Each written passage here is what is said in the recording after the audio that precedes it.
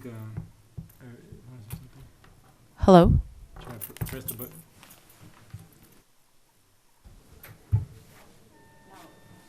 Hello.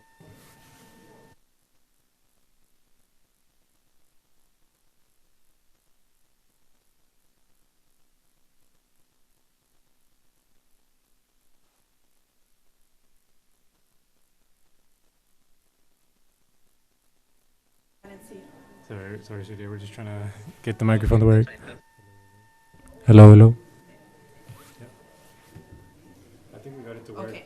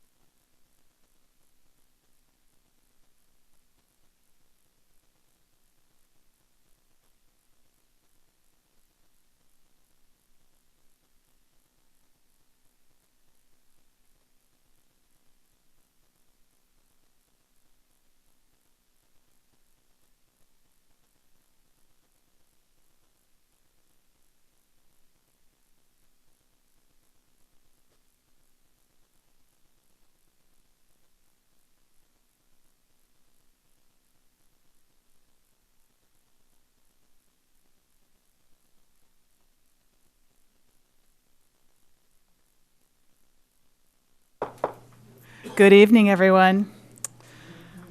So welcome to our PVUSD board meeting. We do have translation in Spanish. Please, if you need that support, please see Urania Lopez. She's in the little room over there. So tenemos traducción en español. Si necesita de este servicio, por favor, pase con Urania Lopez. If someone would like to speak on an item on the agenda, please complete a speaker card and put it in the basket. Or, okay, so it'll be over here near Julian, and then Julian will bring it to Eva. Each item will have, but it needs to be completed before the item begins, and each speaker will have 2 minutes.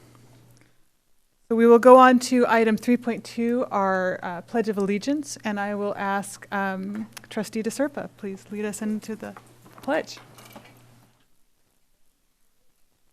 Pledge allegiance to the flag of the United States of America and to the republic for which it stands, one nation, under God, indivisible, with liberty and justice for all.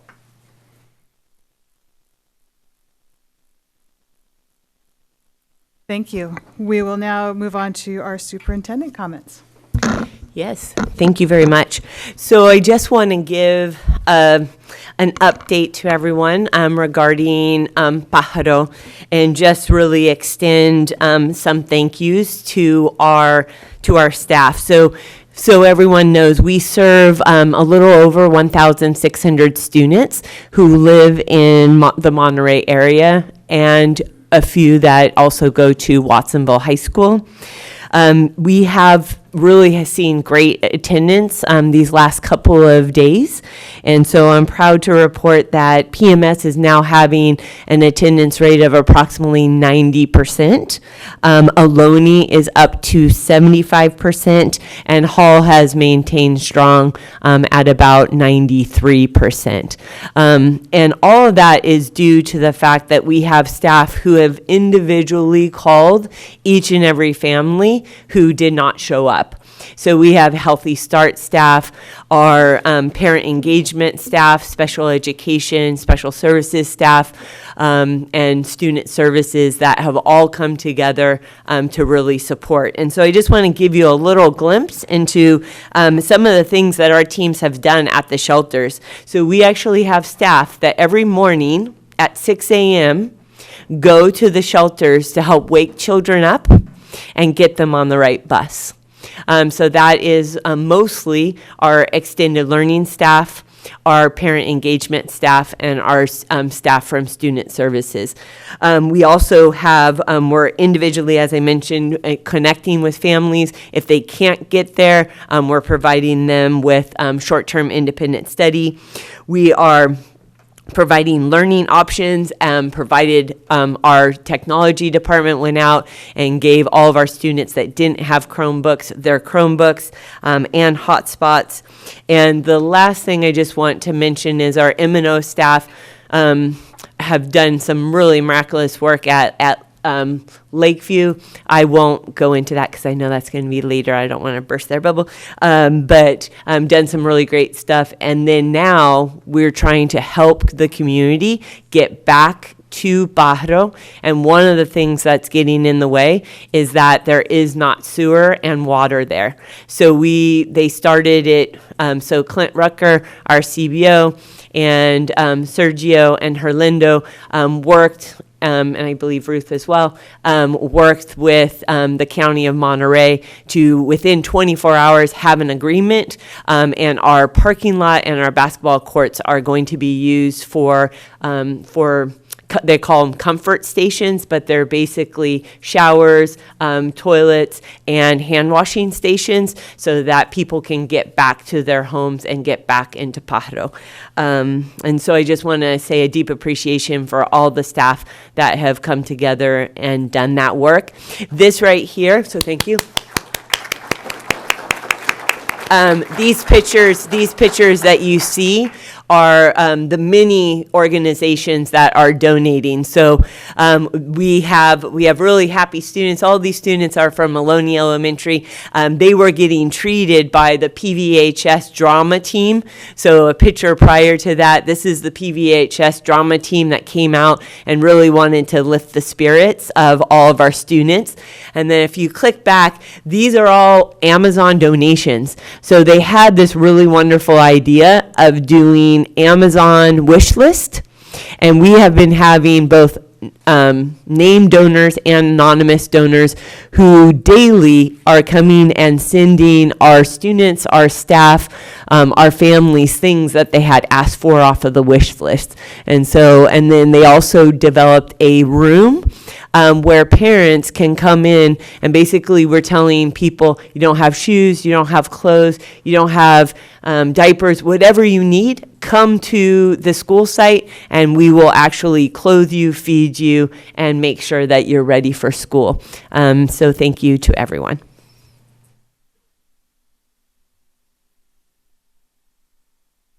Thank you.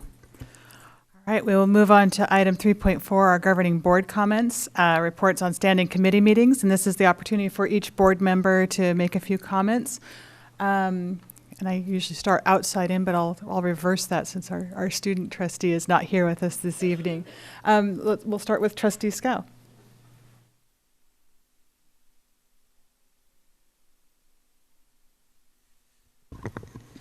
Good evening, everybody, and to everybody watching on YouTube. We have a lot of people who watch our meetings on YouTube, and so thank you for doing that. Thank you for staying in touch with the district. These are obviously very difficult times for our community. It's been very heartening to see a lot of generosity, people caring, putting in their own time, their own money into helping with the tragedy in Pajaro. And I've been really heartened to see a lot of good connections between leaders, elected leaders from both Santa Cruz County, Monterey County. Those connections have been getting stronger. Thank you to our superintendent for the work you've been doing. I know you've been putting in extra hours and helping out with the difficult transitions that you just described. I want to thank our teachers at Lakeview and Pajaro Middle School who have had to absorb another school and had to adjust on the fly. And it's not going to be a perfect without incident, but hats off to their work, their effort, and adjusting on the fly. And I know your work is appreciated. Something that struck me is, and I know there's a lot of uncertainty about the rebuild and how long that's going to take and who's going to pay for it. And I think it's just important to remember this happened amidst an already a cost of living crisis in our region. And this is going to hurt some of the most low-income folks in our region. But we've already had a cost of living crisis in our region. And as our district grapples with salaries and raises and all these things, I do feel personally that those of us and those who make less money, frankly, have a harder time. And so it's a collective responsibility. It's something that, as a board trustee, it's a lens I keep on with respect to inequality within our own district, which has long been the case. And I'm not saying that everybody's going to make the same salary, but we have to find a way so that people can actually survive here and stay here and want to stay here. And I know that we have an ongoing staffing challenges with respect to that, whether that's classified teachers and principals as well, to be fair. And so that's a lens I'm looking at, and as we tackle those challenges going forward, and I really want it to be fair and to work for our district. A principal told me the other week, and I'm not going to name the principal, that they were concerned about both principal salaries and teacher salaries, and the principal told me one of his younger teachers, one of the more promising teachers, was concerned about their ability to stay with our district. And to my concern, the principal said, this district doesn't have a history of treating our young teachers well. I don't blame you if you leave. It made me very sad and disconcerted. And I just hope that we can turn this around. This Board of Trustees, working with this administration, can turn this around and figure out a way to maximize our budget so that we can deliver the services we must deliver at our school sites. Thank you very much. Thank you. Vice President Acosta? Good evening. Hello, everyone. Welcome to tonight's meeting. When was it? Last week, I think it was, attended our district safety committee meeting. It was good to hear that the doors at the towers have been updated and that employees who work at the district towers have been given their access cards to the building. It would also be great if we can have an update to the board at a future board meeting about the continued security efforts of the towers and the public's access into the towers. As I recall from when a previous board, a few boards back, we approved the purchase of the towers building, we had discussions about security measures at the towers, and it would be good to have an update on that brought to this board. I also had the opportunity, I attended our intergovernmental committee meeting, which I believe that was also last week.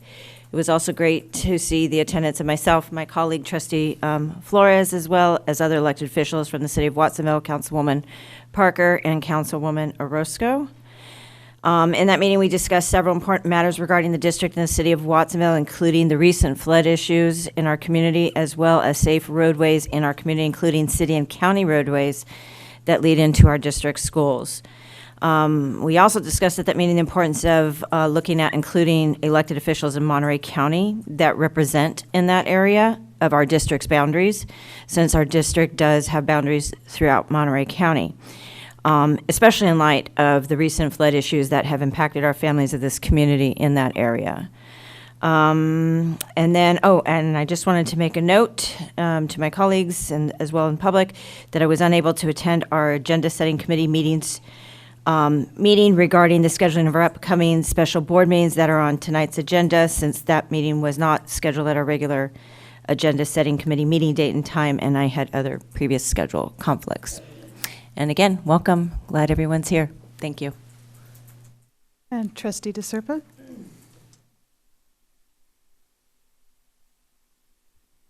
Thank you. Thanks, everyone, for being here tonight. I want to thank our colleagues in Monterey County for their continuing advocacy efforts on behalf of our families in the Pajaro, as well as our colleagues here in Watsonville. Thank you very, very much for advocating for our families. I know there was a town hall meeting last night that was very heated, and people really want to get back into their homes, and we don't blame them. I want to thank, in particular, a retired teacher from Pajaro Valley who had a long and illustrious career with us at Pajaro Middle School, Margie Jennings. She was a PE teacher. She's a wonderful human being, and she's raised $30,000 for the kids and families, particularly for Pajaro Middle School because they are displaced from their school and now sharing a campus with Lakeview. So I'm helping create a very special gift on behalf of the kids there, and we'll be unveiling that soon. So thank you, Margie, for all of your efforts.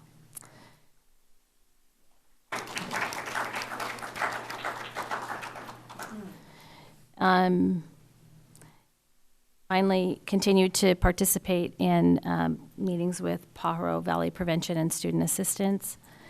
And I was at another board meeting, committee meeting, which I'm forgetting, so I'm sorry. That's it for me tonight. Thank you. Trustee Flores? Hello, everyone. Thank you for being here tonight. This last couple weeks, I also was able to attend the end of the intergovernmental meeting, and that was really nice to see how all of the members of our community are coming together to make our community the best that it can be and talking about how we could help Pajaro. I also want to say how proud I am of our city and how we've all been able to come together and help all those that have been affected by these floodings. Myself and Trustee Dodge Jr. were working together a couple nights out at the fairgrounds, and it was really hard to see, all the people coming in with wet feet. And so I just thank everyone who is doing their part to help anyone who's in need of, shoes, clothing, diapers, food, all of that. There's lots of ways for all of us to help. If you want to know more ways, reach out to anyone up here. We'd gladly let you know how you can help. I did get to do some rather fun things these last couple weeks. I was a judge for the Invention Convention at WCSA. I personally love Invention Convention, and I hope to see, all of our 4th, 5th, and 6th graders participating in that in PVUSD. It's a great time for our children, and I love seeing the excitement in their faces when they're explaining their inventions and how they came up with their ideas. And so that was a really fun event. I was also asked to be a judge for a cupcake contest, which I gladly obliged. That was for Pajaro Valley Little League. And it was nice to see 280 of our PVUSD students out there enjoying the nice weather that we got that one day and ready to have a great season. So it was really exciting to see that. Thank you. Thank you. I wanted to extend Trustee Soto's regrets. Unfortunately, yesterday's high winds took down several trees across the road from his house, and he is unable to leave his home. His road is completely blocked, but he extended his regrets and very much wishes he could be joining us this evening, but is unable to be here. I went out to the fairgrounds on Friday with Trustee Dodge Jr., and it's interesting conversations about, preparedness, about, ways to, streamline processes, about just the chaos of initial responses of, in the face of disaster, and also just what it means to come together as a community, and just talking about the importance of school being a safe place, and just, had an opportunity to talk to our assistant superintendent of elementary, and just the importance. And I just appreciate what we're doing as a district to ensure that our students who are out there, at the fairgrounds right now have a safe place to be and learn and know that they're safe. So thank you to all of our, classified staff, to our certificated staff, to our admin staff who are working tirelessly, especially for those, who are displaced, to ensure that, our Pajaro Middle School students are integrated into the site at Lakeview Middle School. Thank you for all the work that you're doing. And welcoming. Thank you. I also, at the next agenda setting meeting, we have a new board, right? You know, we have 2 new board members. We've had there's a lot to learn in that. So one of the things we will be discussing a couple of special board sessions, but one of the things I'm going to be recommending at the next agenda setting meeting is having a discussion around another special study session, but again, around the Brown Act and around, you know, just to ensure that we are following proper procedures around discussions, just so that we all have a good understanding of how to conduct the business of the board, to ensure we're following proper procedure and everybody's on the same page on how to conduct that business. So we're going to go for that. All right. So that's my comments for the evening. And we'll move on to item 3.5 and our high school student board representatives. And we have a video presentation from Aptos High School. Correct?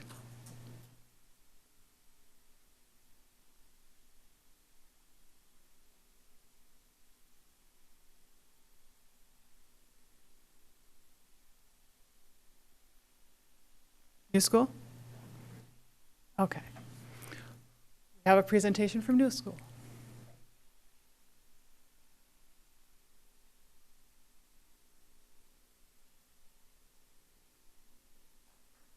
Excellent. Welcome and thank you.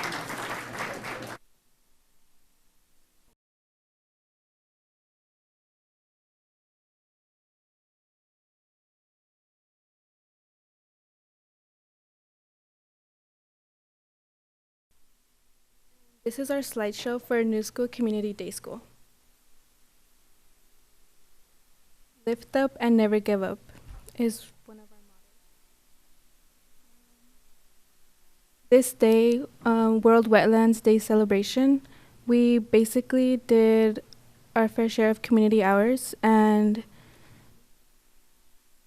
we basically did like garden day, and we just helped out the community.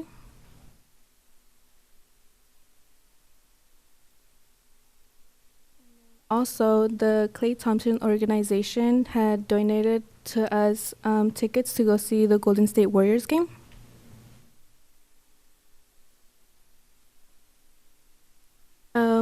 We have also finished the basketball season, where every Friday for sports, we go to the YMCA and we have games on basketball.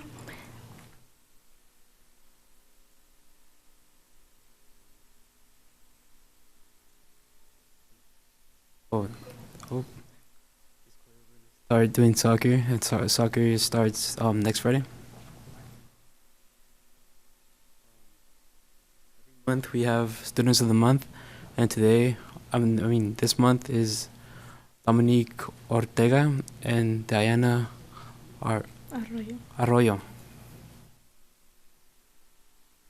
And every Friday, half of the school goes to a science workshop, and last quarter we were doing guitars, and this Friday we're gonna finish making our guitars. And the rest of the other students stay at the school and do music and dance, sometimes art. And then we have Y Tribe, where in the mornings in advisory, we basically work on our self-esteem and basically like our mental health.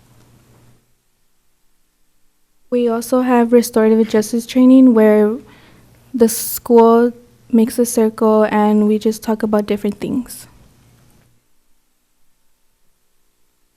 And each Monday and Tuesday in the morning, we also have Santa Cruz County sexual health class, and basically covers like the basic sexual health class.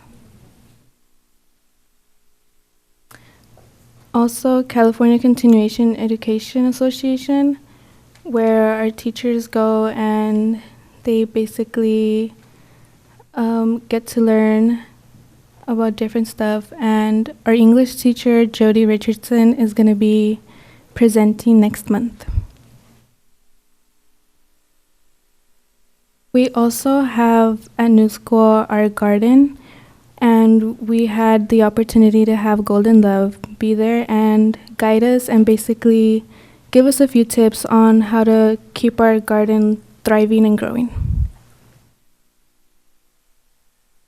And we're looking forward to our 10th outdoor school and character development program, where we basically go on different field trips and we basically work on like our social skills and learn plenty of new stuff.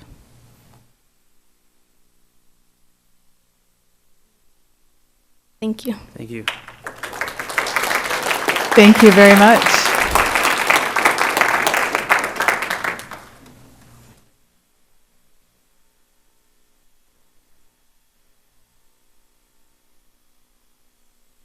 We do have an Aptos hype. Okay.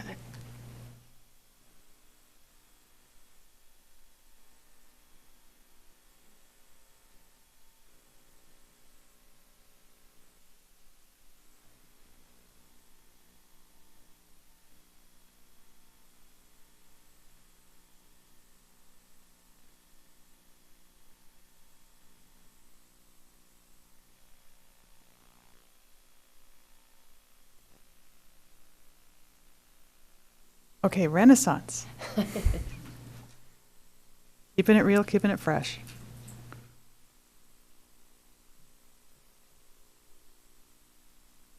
We have Renaissance here?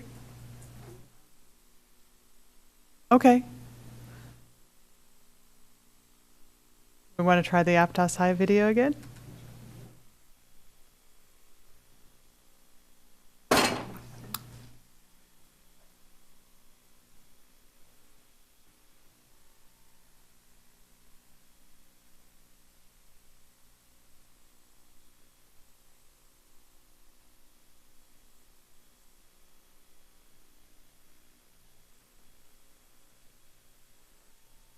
Once more with feeling.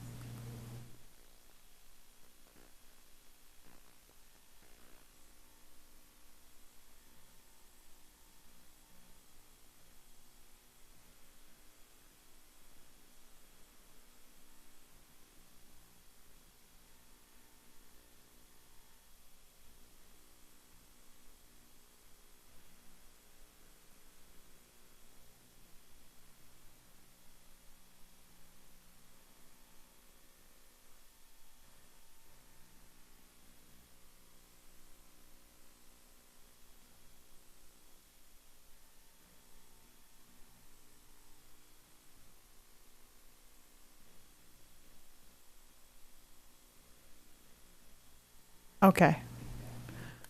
Well, our apologies to the Aptos High students because we're having some technical difficulties, but appreciate the time that you put into the presentation. We will move on to item 4.1 then, and if so, our approval of the agenda. Can I have a motion to approve the agenda? I'll make a motion to approve the agenda. I have a second? Second. I have a first and a second. All those in favor? Aye. Aye. Any opposed? Motion carries 502. Moving on to item 5.1, approval of the minutes. Can I have a motion?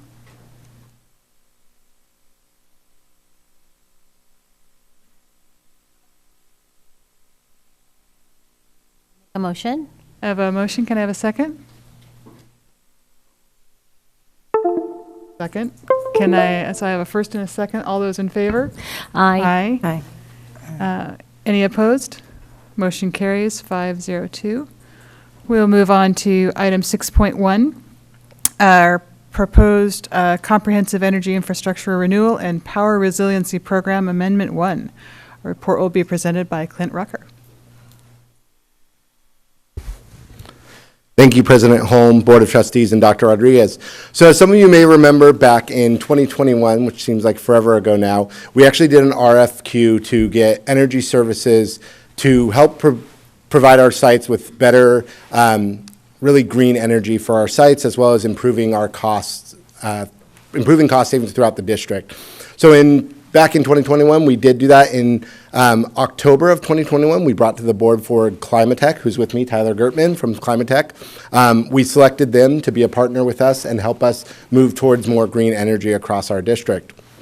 In August of 2022, we brought forward to the board our first phase one, which included solar at Calabasas, as well as energy backups at Calabasas and Bradley, as well as some redoing of our sensors, our controls, and our HVAC at our district office.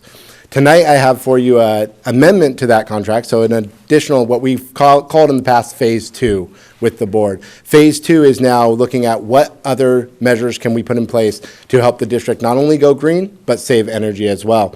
So at this time, we are proposing a few things. One is new solar PV shade structures at our district office. This is actually one of the biggest cost savings we'll see to our district, as our district office is one of our biggest consumers of energy across the district. We're also looking at the potential of adding in EV charging stations at our district office so that the district can pursue purchasing green vehicles in the future for some of our migrant programs as well as some of our delivery vehicles.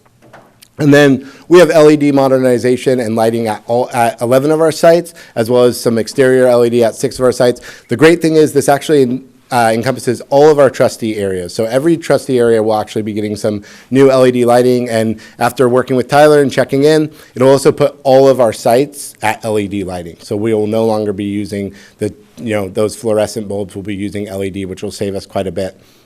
Overall, the life cycle savings is $18 million. In our first year, we should see general fund unrestricted relief of around $380,000. Just so the board knows, the reason we're bringing this back, as we're still working with Calabasas, everything's been going great. We've had a great partnership with Climatech. They actually let us know that recently the state has actually changed the way that we get refunds on energy. So they did what they called net energy metering. They used to have it as 2.0. They're moving to 3.0. So any projects that are actually approved and sent in for completion prior to April 14th will still be on this old 2.0. 3.0 would mean we'd lose about 25 to 30% of the savings. So we'd lose quite a bit of savings from actually moving to solar. So we're recommending to actually move forward this later in the board meeting with an action item so that we can maximize our savings. One of the other great things in working with Climatech, we talked about the Inflation Reduction Act, which is a federal act that in the past did not apply to government agencies. So many of the board members who have been here, you may have heard we did power purchase agreements in the past.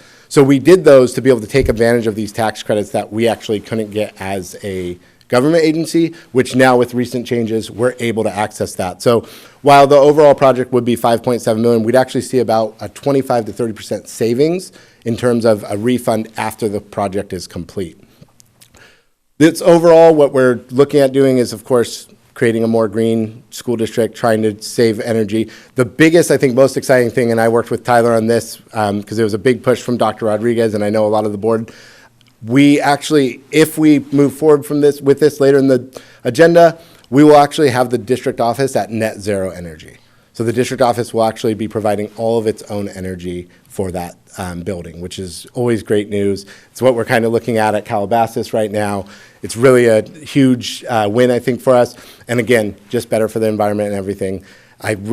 It's been really a pleasure to work with Tyler on this. And again, we're just, for the public hearing, this is just for public to ask any questions or the board to ask any questions about the upcoming resolution. Thank you. Do we have any public speakers to this item? Yes, we do. We have 3. And I'll call up all 3 if you could come up. And also, if I mispronounce anyone's name this evening, please feel free to correct me. Pam Sexton, Chris Webb, and Marilyn, is it Garrett?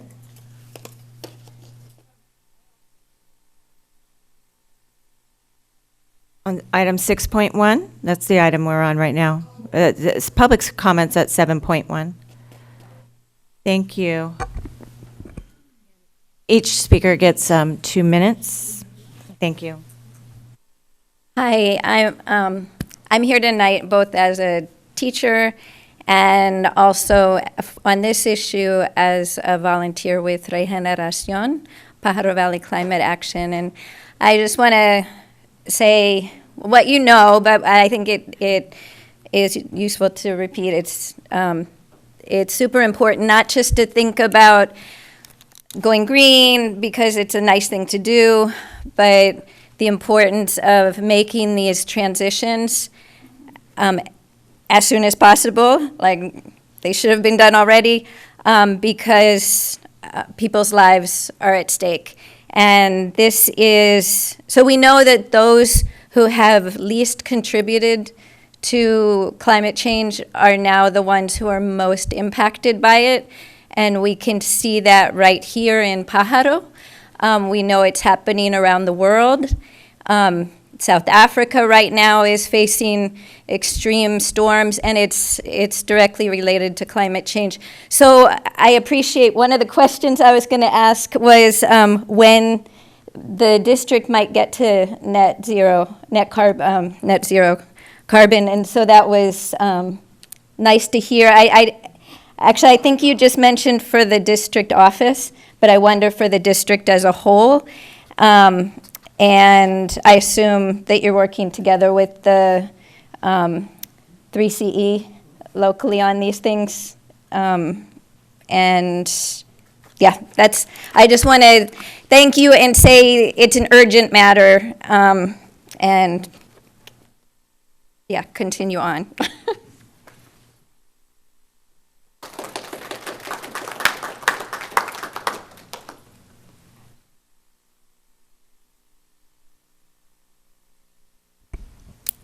Good evening. In light of recent climate, recent weather disasters that I think we could maybe think are possibly climate change enhanced, I think this is great to see as a starting point at the DO, and then later throughout the district. And I want to reiterate something, especially since the Inflation Reduction Act came up. The last time this item came up, I had suggested that we adjust the way we do our superintendent stipend for the vehicle, switch it to a green vehicle.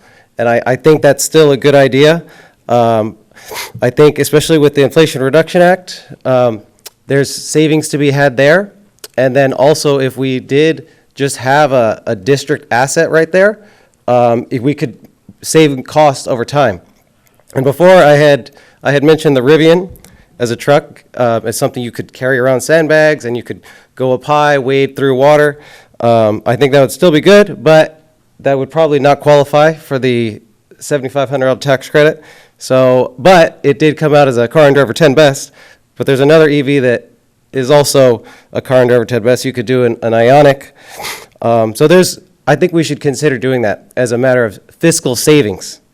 Instead of having that ongoing money of the 600-ish, whatever dollars it is, every month, if we instead invested in a vehicle that would be a district asset, we could probably have some savings over time. So I think this is great to see, and I hope to see the solar and the sustainability push continue throughout the district. And also, I think it's important on the superintendent compensation point because the superintendent's a leader and they are a symbol of the district. So if they are going around in a vehicle of the future, I think that's good for the district. Thank you.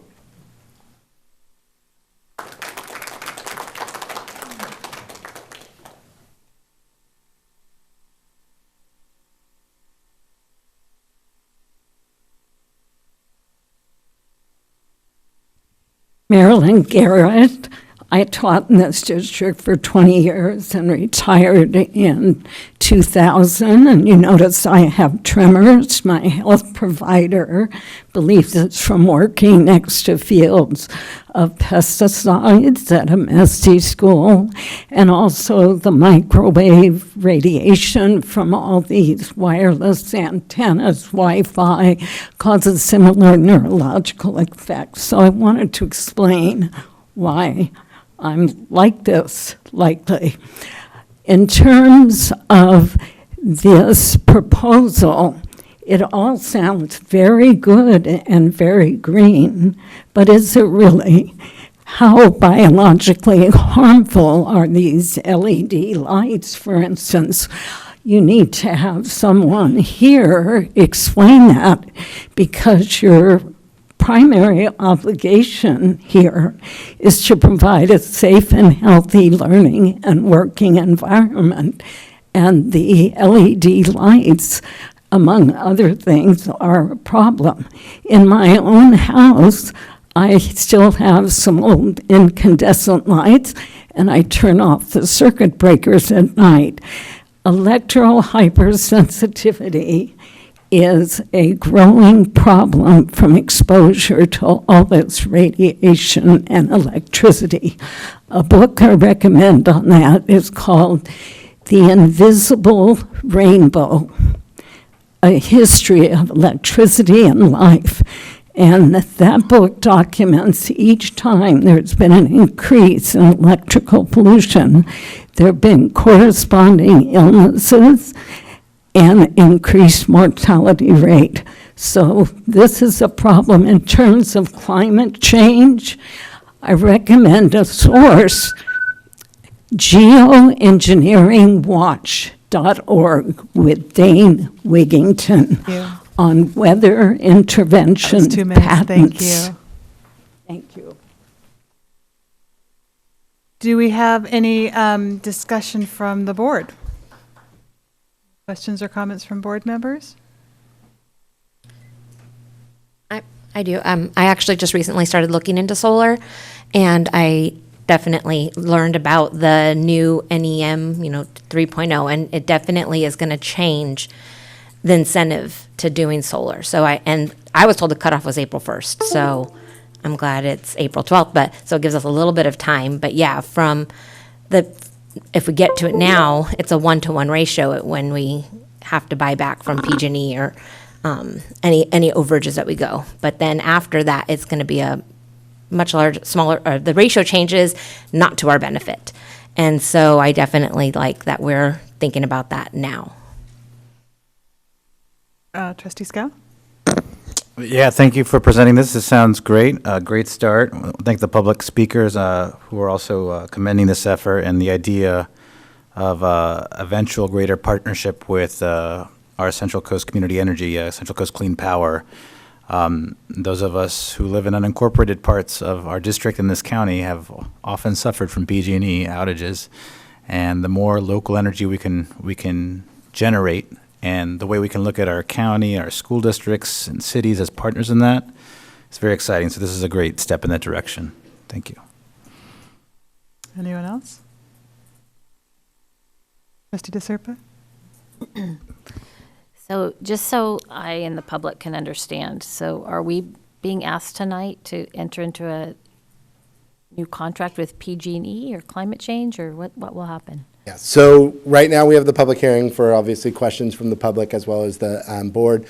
We do have a resolution to continue our work with Climate Tech because we brought a resolution before that was only focused on phase 1. Each time we do this partnership with Climate Tech, we do have to create another resolution saying that we are going into this partnership where they will serve as our, effectively as our liaison and our general contractor for all of our improvements. And again, that's what we did with Calabasas and Bradley and the DO before, and it's been working out great. So it will be in action item 9.2, I believe, what will be actually asked. And so I heard you talking about the DO in particular, but did we look across the district to see other schools that could also benefit from this? Absolutely. So I talked to Tyler actually about that this morning as well as in the past weeks, looking at what about our other sites that don't have solar at this moment. So one of the things that Tyler and his team did for us was actually in this application, they'll include Pajaro Valley High School.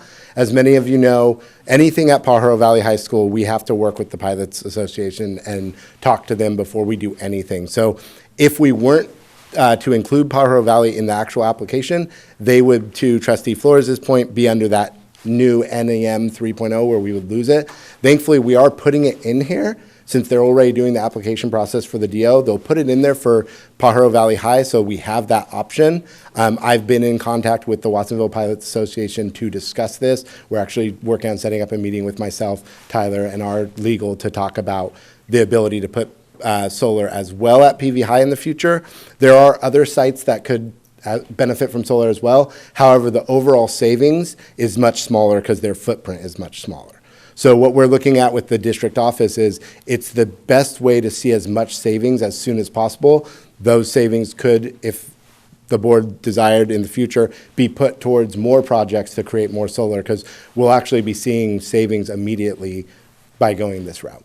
And is the money for the project then coming out of the COPs? So we actually have three sources. One is general fund. It was already budgeted under general fund. And again, we'll see kind of that savings right off the bat to start reimbursing the general fund. We also have Measure L funding for across the district from our Measure L for the entire district. It wasn't for one site, but for our district-wide improvements. And since this is hitting the majority of our sites, we'll be using some of that, as well as some of that OPSC, or the Office of Public School Construction funding. We'll be utilizing some of that funding as well. And so for people's private homes, there's a giant, I heard you talk about this a second ago, there's these big rebates that people could get like up to, I think, 35% back on the cost of the whole project. Is that something similar? Did I hear 25%? I'll let Tyler speak a little bit more to the IRA. Okay. Yeah, on the Inflation Reduction Act, both on a personal level and on a commercial solar, you can gain those benefits from them. And it can range from 6% all the way up to 70% in terms of your incentives. The federal government is still fine-tuning all the little rules and regulations, because this is the first time that public entities will have the direct pay option, which you can get the incentives yourself. But in the range of 25 to 30% is a good estimate. It even could be higher that your district could get on the personal side too, just as a side comment. When the CPUC did make the change to go to what they're calling a net billing tariff, which is also called NEM 3.0, they put quite a bit of funding, hundreds of millions of dollars, into residential battery storage and incentives for that. So on the personal side, definitely good to look at solar in combination with battery. And that was one of the elements that CPUC did politically to help drive more on the residential side for renewable and battery storage. So in terms of the rebate, so we put out a certain dollar amount and then we'll have that rebated in cash? It'll be refunded. Or like refunded over a certain number of years, or all at once, or how does So it there's work? actually two programs that you could go through. It's the ITC, which is more of the investment side. That's more of a lump sum funding right after the project is up and running and you fill in all the paperwork, which we would assist with. Then there's also another program that's the production tax credit, which means that you would get paid over 10 years for the production of the system. They both kind of work out very similar, but you get more capital up front with the investment tax credit versus over a 10-year period of time. So you guys will have those options once the details are set in stone by the federal government and the federal treasury, and then you guys can deem which refund you want to go after. Great, thank you. Anyone else? All right. Thank you very much. And I've got a procedural motion I'm going to make real quick. I was just informed that our Renaissance High student is actually here, and that our tech issues with Aptos High, the presentation was worked out. So I would like to make a motion that we briefly return to 3.5 so we can hear those presentations. Can I have a second for that? I have a second, first and second. All those in favor? Aye. Any opposed? Okay, motion carries 502. So could I have our Renaissance High student come up, and can we have that presentation for Renaissance?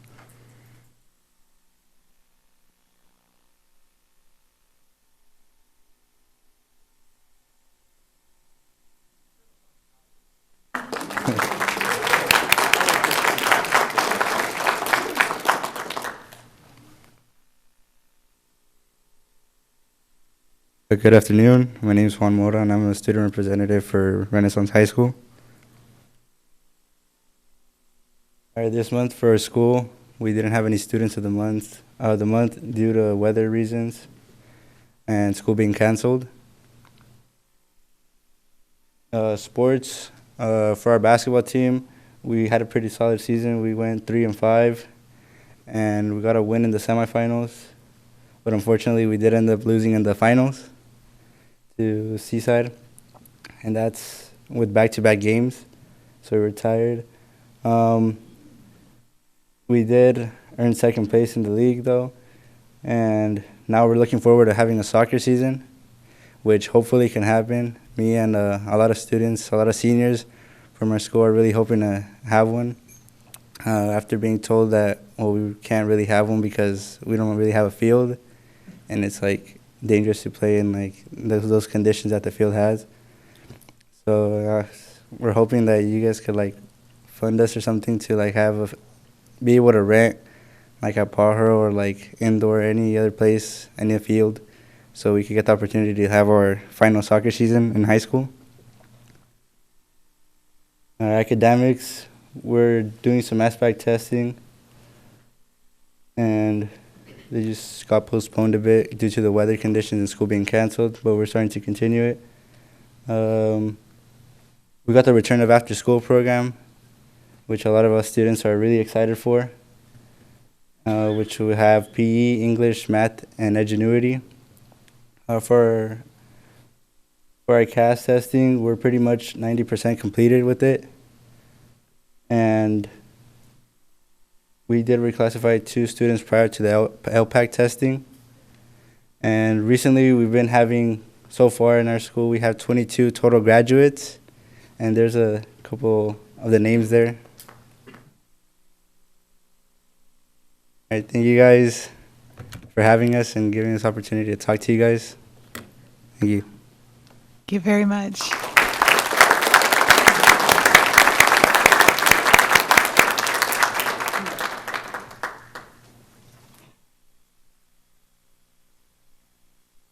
Got our Aptos High working now.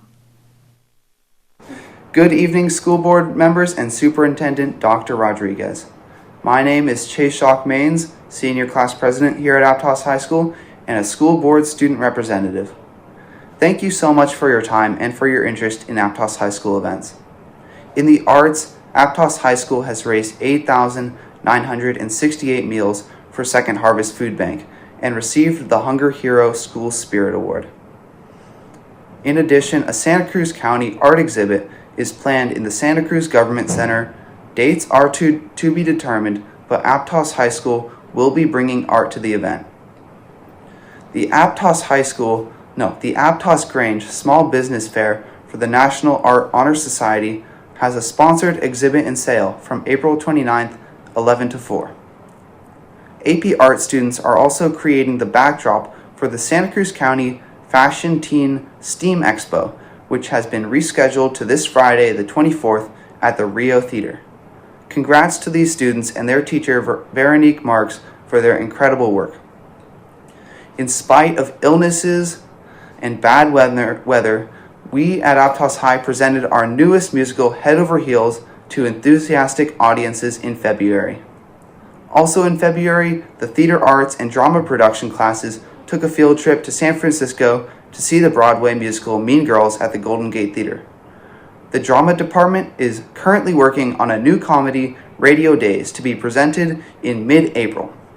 This comedy is set at a radio soap opera in New York City during World War II and has plenty of comedy, action, and funny scenes. Be sure to check it out. Additionally, we are very proud to announce that some amazing Aptos High students have won a local video contest put on by Your Future is Our Business.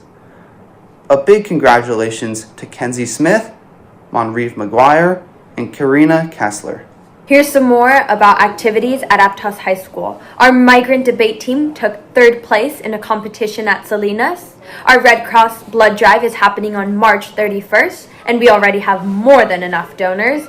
And 5-Star Tuesdays are coming once a month on March 28th. Spring Fever Spirit Week ended successfully. There was no dance or cheer team at our rally, but we had a beautiful performance by Ballet Folklorico, led by Nancy Lejes, and a performance by Spanish teacher Martel Mora and Synergy specialist Albert Lambert. We also held our first ever Noche de Baile last Friday. The Roaring 20s prom tickets are selling. Currently, over 300 tickets have been sold for the April 21st dance at Coconut Grove. Hi, board representatives. My name is Emma Lane, and I'm a student board rep for Aptos High School, and I'm going to talk to you a little bit about our athletics currently going on. So after a very fun and exciting fall and winter sports season, spring sports are now in full swing all over campus, and every facility is in use every day after school. Our spring sport offerings include baseball, beach volleyball, boys golf, boys and girls lacrosse, softball, boys tennis, boys and girls track and field, and boys indoor volleyball. We have almost 400 students competing in our 10 spring sports programs, which brings us to over 800 students involved in athletics this year alone. This helps provide a positive energy on campus after school for games and practices in what we like to call the last class of the day. We are also very proud to announce that we have officially added 3 new girls sports at Aptos over the last 2 years. Last year, beach volleyball and this year girls lacrosse have each officially started competitions in the Central Coast section and have nearly 70 girls participating between the 2 sports. Additionally, in the fall of 2023, along with the CIF and CCS, Aptos will be adding girls flag football both at the varsity and JV levels as an additional opportunity for students on campus. Thank you. Thank you, Aptos High students. All right, returning to our regularly scheduled programming. Item 6.2, Resolution 222339, temporary borrowing between funds for fiscal year 2023-2024. Report will be presented by Clint Rucker, our Chief Business Officer. Thank you, President Holm, Board of Trustees, and Dr. Rodriguez. So every year, we bring forward 3 different resolutions for borrowing. This is one of them. This resolution actually does require a public hearing. So this is the public hearing for the public to be able to see the resolution being presented to the board and for approval later this evening. This resolution is to allow borrowing between our own funds. Specifically for us, that typically is our bond fund and then our general fund. To be clear, just as this often comes up of the question of, is this a sign of financial distress? Is this a sign of that we don't have the capital cover expenditures? It's not the case. This has more to do with cash timing than necessarily do we have the cash. So for the board members who know, I know you're aware of how we receive most of our allocations. For the new board members, the majority of our funding comes at 2 times. And those 2 times you can probably guess, which is property tax time. So we see a large amount of cash in December and a large amount of cash in April. So between the months of April and December, as well as December and April, going through a fiscal year, we tend to see dips in our cash only because of the fact that we haven't got those large allocations from the state. Once we get those allocations, we're typically fine and don't need to borrow. In the past few years, due to the fact that we had some additional ESSER funding, we actually didn't need to always utilize these actual resolutions. However, they're more of just safety that every district puts in place so that when the state does have delays in allocations, we have a way to continue to pay the bills and continue to pay our employees. So again, this is not anything that's abnormal. We do this every year. It is just to allow us to continue business and be able to work and have the flexibility of where we can draw cash from. Thank you. Do we have any public speakers to this item? We do not. Do we have any discussion from the board?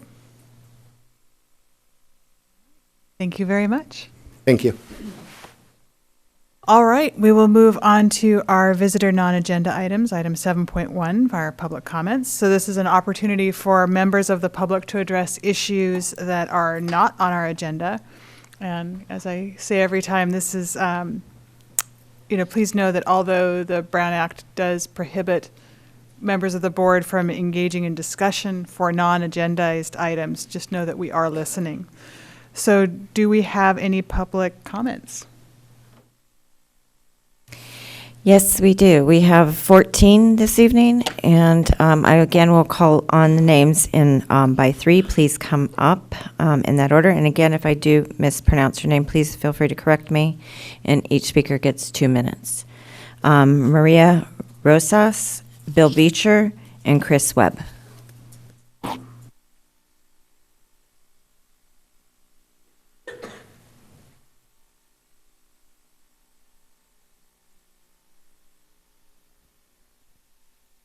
Okay, it's on. Good evening, members of the board and Superintendent Rodriguez. My name is Maria Rosas, and I am here today as a teacher, PVSD parent, and alumni. I am here today to speak regarding the recent denial of a 4.5% wage increase to our administrators. I have been witness to their work ethic, passion, and perseverance. During the past 2 years, at least one of my administrators at the site that I work on has had to teach a class and do their administrative duties. If I was in their shoes, I don't know if I would be a PVUSD employee next year, since you've essentially given them a pay cut given the current inflation rate. Food prices alone have risen 7.8% over the past year, as well as basically all other essential needs. You may be surprised that I am speaking on behalf of administration while our teacher contract is being negotiated. I will not, and urge others not to, play into your divisive rhetoric. It will not be them versus us when it comes to having a livable wage. Education is a very demanding job, regardless of the area that you specialize in. Administrators deserve a raise, as well as teachers and classified employees do. I know you are aware of the current teacher shortage. In fact, today there were 35 credential and 2 admin positions posted on a joint. Administrators have had to lead schools that are not fully staffed, often taken on the tasks of vacant positions. How are you going to attract employees when your actions are showing them that you do not value them? In fact, on September 9, 2022, this very board passed resolution number 22-23-11 proclaiming Week of the School Administrator. In which you stated that the average administrator has served in public education for more than a decade, and that such experience is beneficial in their work to effectively lead public education and improve student achievement. You also stated that school leaders depend on a network of support from school communities, which include the Board of Trustees, to promote ongoing student achievement and school success. Finally, you stated that the future of California's public education system depends upon the quality of its leadership. Was this resolution just for show? If you actually meant what you wrote, then do what is right by our administrators, who do the very hard job and demanding job of leading our schools, and approve their very much deserved pay raise. Thank you.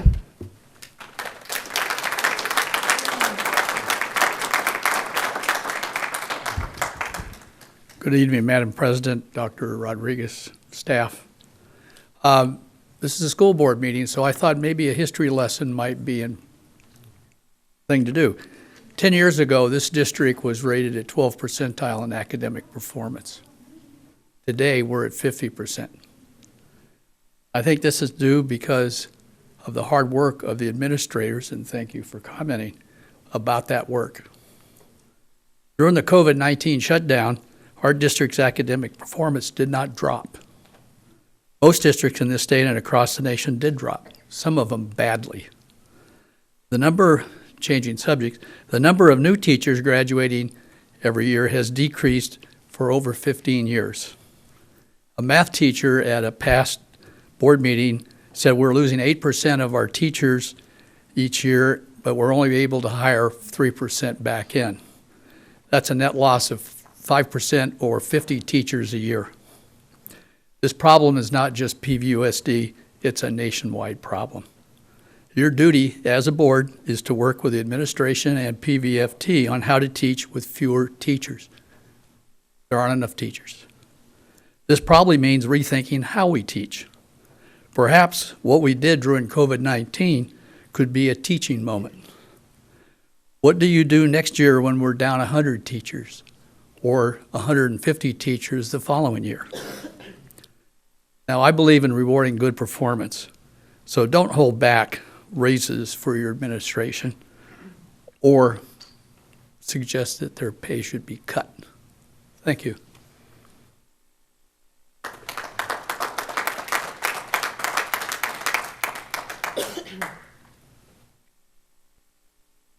I actually want to commend the board for their decision at that last board meeting.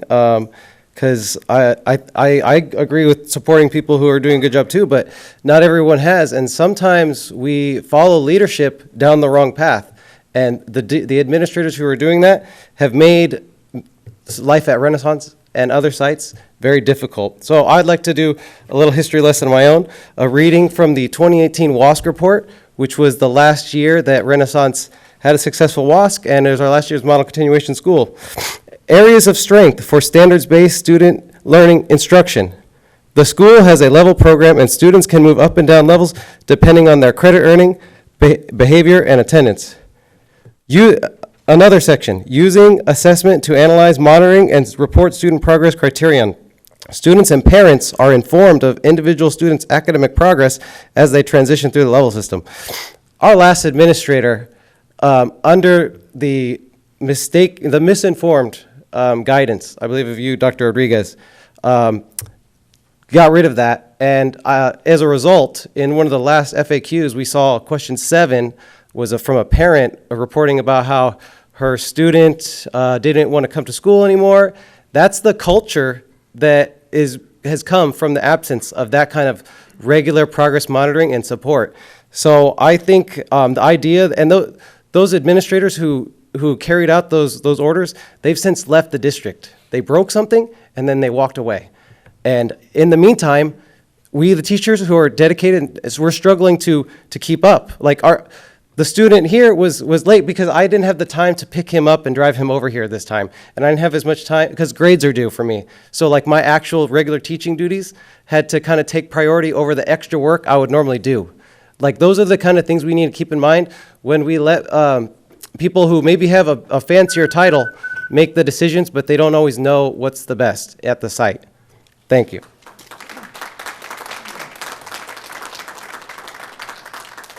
And our next 3, it's Diana Nickel, Pam Sexton, and Manuel Serrano.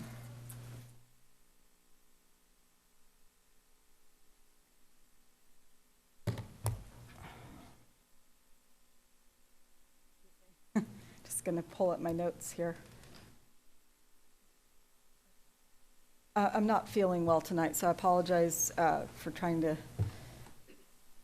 Really wanted to talk a little bit about. Diana, can you speak into the microphone, please? Oh, thank you. Hi, Diana. Can you hear me now? Okay. It's cutting out. An ability to last until Action 9.16, which is about the rate Category 2 network installation projects. But I do want to comment about related items to that. You know, as you know, that's to put in wireless network in Aptos High to be a hub for many wireless activities. So I want to talk to you tonight about a recent landmark court ruling in a case brought by Children's Health Defense against the Federal Communications Commission. This is August, I have the court opinion here. This is a Court of Appeal opinion in the United States Court of Appeals for the District of Columbia Circuit. And they basically ruled that the FCC, the Federal Communications Commission, which has been the regulator for wireless for decades, this court ruled, it's a 40-page decision, but I'm just going to cut to the chase here if I can find it. Excuse me. The commissioner's failure, the FCC commissioner's failure to provide a reasoned explanation for its determination that exposure to RF radiation at levels below its current limits does not cause negative health effects renders the order arbitrary and capricious in 3 additional respects. And one of those I'm going to read right now.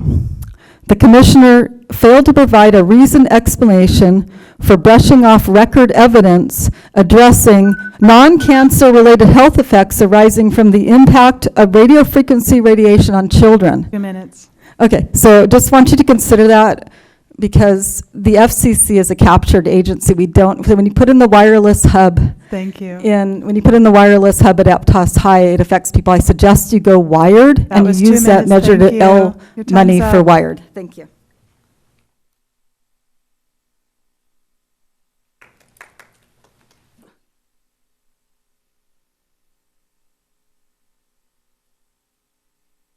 Hi, sorry, I'm back, and I don't mean to speak too much, but I wanted to thank you for at the last, I think it was at the last school board meeting, which I did not attend. I know that you passed a resolution that this week is Adult Education Week, and I am an adult education teacher, and let's hear it for adult ed.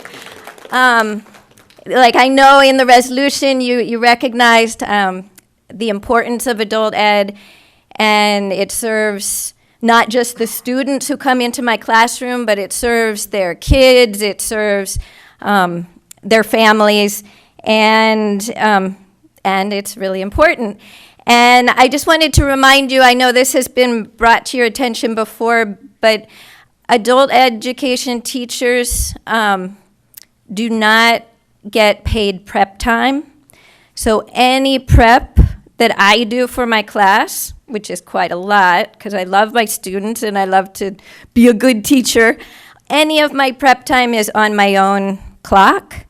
We're dedicated, but it's been a long time that we've had no prep time, so that's one of the things that we're looking for in the current negotiations. And I also wanted to speak on one other issue in my time, lifelong learning, ECE to adult ed in this district. And I've written to you, and thank you, I heard back from a few. I really want to give my strong solidarity to our ECE workers who are living basically at minimum wage, and just make it, emphasize how critical what they give is. There's this archaic idea that early childhood educators are babysitters. They're not. They're doing the frontline core work that helps all of the grades that follow them. Lifelong learning.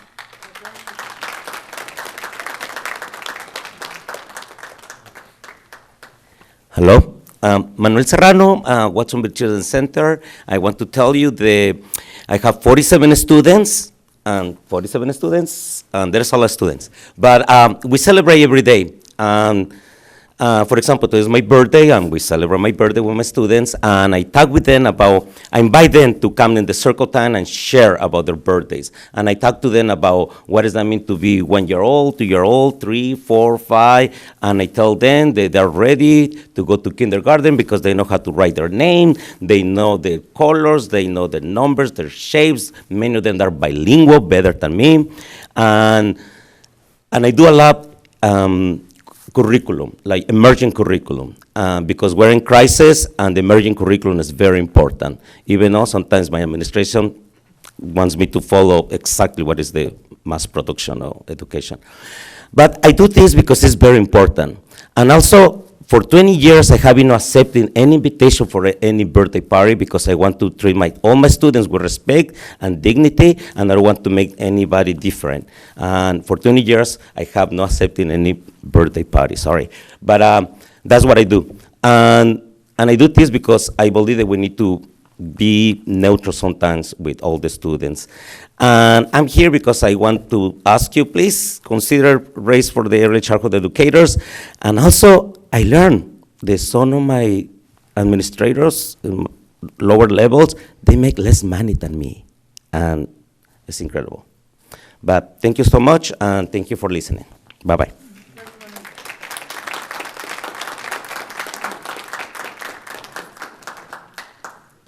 Our next three are Marta Balayich, Bridget Felder, and Megan Scott. Good evening, members of the board. My name is Marta Balayich.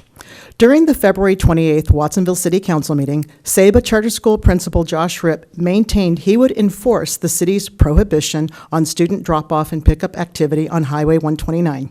However, Saba wasted no time in violating this policy and another policy. The very next day, Saba used both Highway 129 and its highway access driveway for student loading. 2 Monterey County Office of Education buses were chartered by Saba for a field trip, transporting 80 students. At approximately 3 p.m., the 2 buses dropped off students along the shoulder of Highway 129 in a 45-mile-an-hour zone in front of the Golden Brands building located at 270 West Riverside Drive. There were no flashing red lights on the bus, nor did there appear to be a bus driver directing student traffic. Saba students disembarked and entered the Saba campus on the Highway 129 access driveway. In the February 28, 2023 City Council agenda packet, city staff set forth conditions 27 and 29 forbidding the use of Highway 129 for student drop-off and pickup and Saba Highway access driveway for student use. Both of these conditions of approval were ignored and violated. Although the Monterey County Office of Education provided the buses for the hazardous drop-off and pickup procedure, that office has thus far stonewalled on providing the designated drop-off and pickup addresses for that day. SABA's reckless student drop-off and pickup protocols pose ongoing threats to students, neighborhood stakeholders, and all drivers using public roadways. The dangers posed to the community are unprecedented for any school in Watsonville. SABA continues to be a detriment to the neighborhood. Here is a copy of my letter to the Watsonville City Council detailing SABA's ongoing safety violations. Thank you.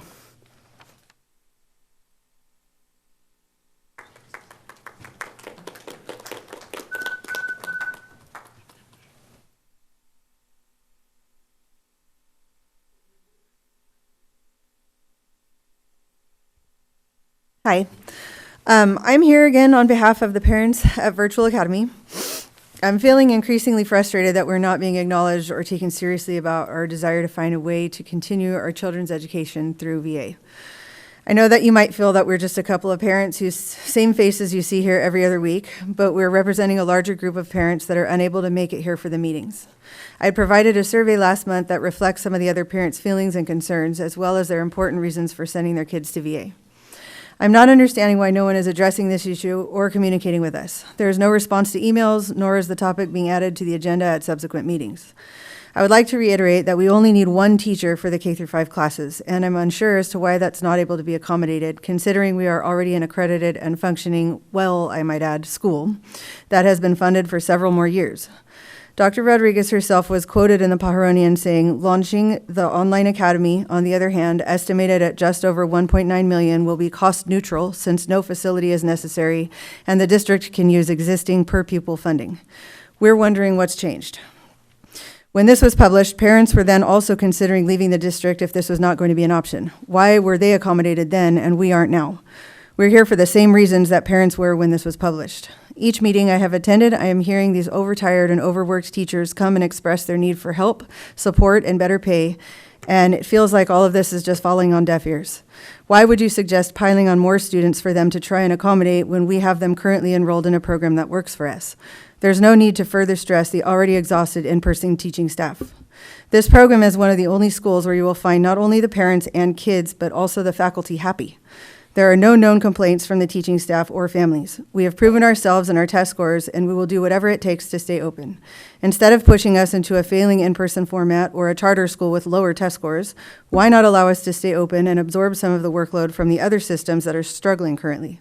We have shown that our children are succeeding. Please, please don't take this away.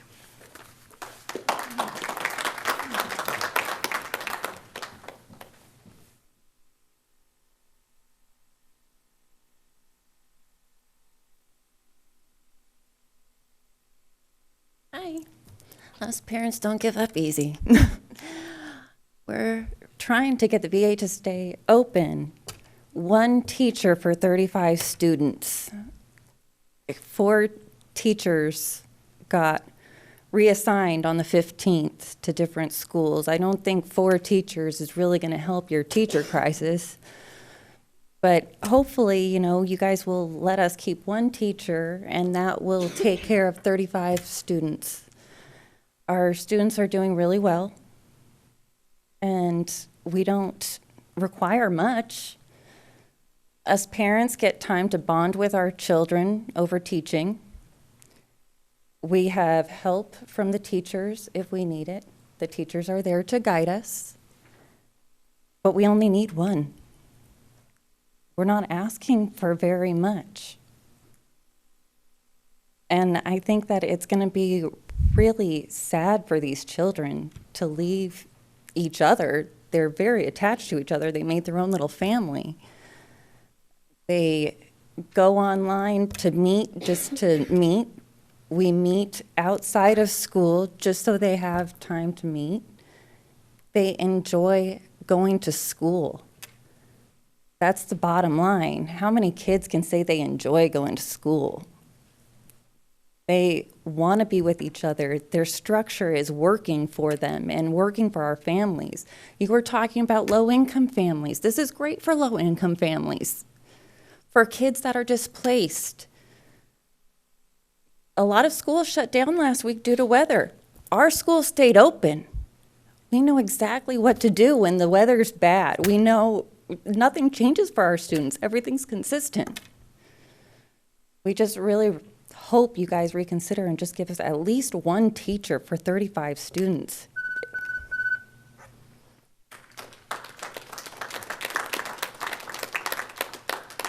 Our next three speakers, Anthony Felder,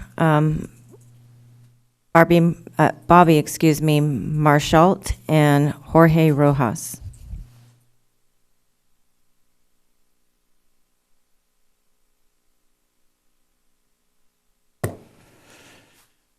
Good evening, board members.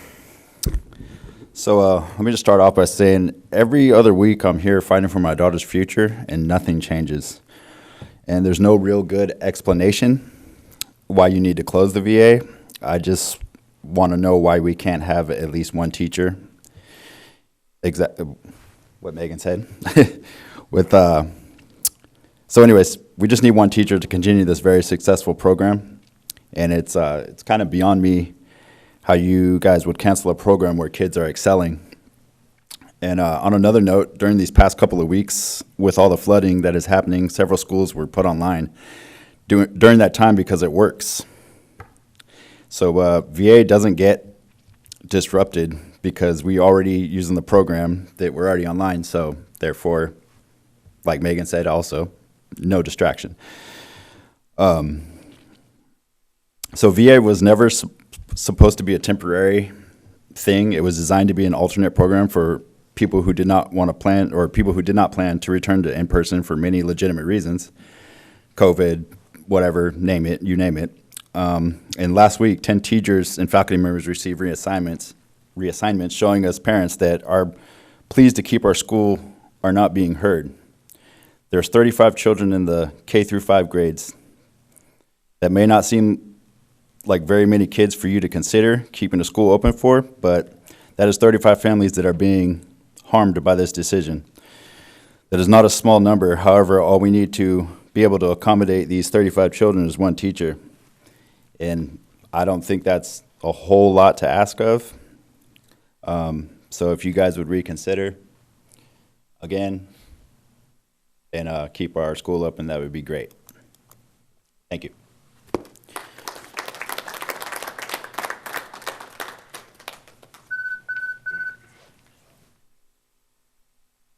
Hello, everyone.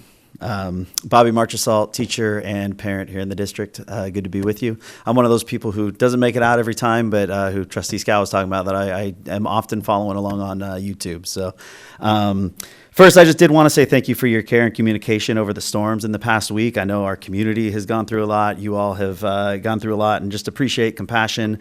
And also, I think the communication from our office has been is one of the strengths. Knowing what's going to be happening, what's coming. So I appreciate it. Thank you.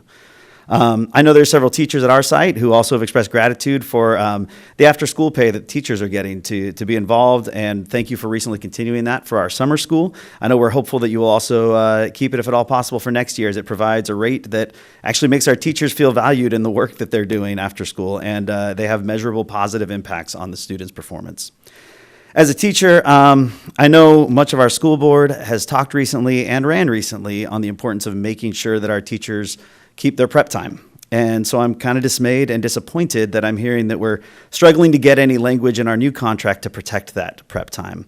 I sit and listen, and last week I'm like, maybe I should have come, but I was tired. I was at home, had stuff I wanted to say, and then the next day I went to school, and many of us had to sub on our prep time the next day. It's happened since, and we already know it's happening again tomorrow because the teacher's gone. And I know the morale killer that is on our teachers. And honestly, I know that there's other campuses that have it much worse than our site, because I've talked to friends, and so I can't imagine what it's like across the district. So just really want to advocate for that. Some of the passion that I heard defending people a couple weeks ago in the meeting, I would love to hear that for our teachers, even just to hear, hey, I don't know how we're going to do it, but we're going to find a way to keep your prep time. Even with the raises on the table, our salary rates will still struggle to attract and retain teachers, and that's part of why the whole package is so important. What will improve teacher retention is teachers knowing that they will have prep time, that they'll be honored for bilingual skills, which they use regularly to help staff and families, and they have a district that recognizes that class size does have an effect on student outcome and teacher satisfaction. Thank you.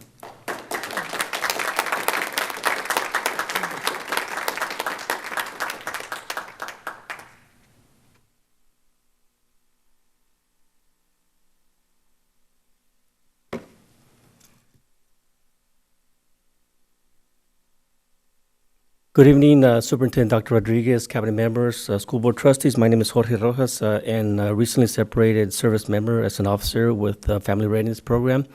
And I come before you because I'm following the chain of command. I have made several calls, requested a meeting, phone call to discuss an MOU that was made between the Pajaro Valley Unified School District and a nonprofit organization known as Activities for All, which is run by one of your employees. And so I looked at this MOU and I found a lot of ambiguity. For example, it said that they are supposed to be using the facility, which is a turf at EA Hall, on Sundays, every other Sunday. And it's right now, from my understanding, it's being reserved till May 28th. And the reason why I come before you is because I'm representing the community of Watsonville, which is about 600 displaced children that belong to your district. They have no place to play. Why? Because this organization has a lock on it without allowing anyone to get on the field because of this MOU. So I wanted to change that because it doesn't make any sense why it's not being used for our kids that should be there for practice and on the games. And then on Section 5, it says that this term shall not commence more than 5 years. But the MOU has it that the organization shall have it from January 1, 2022 to December 31, 2027. So that really is more than 5 years. It talked about a termination clause that any act by A4A unreasonable exposing the district to liability to others for personal injury can be a cause for termination. A person placed the lock on his own on a Saturday, causing their kids to jump over the fence, which posed a liability for the district.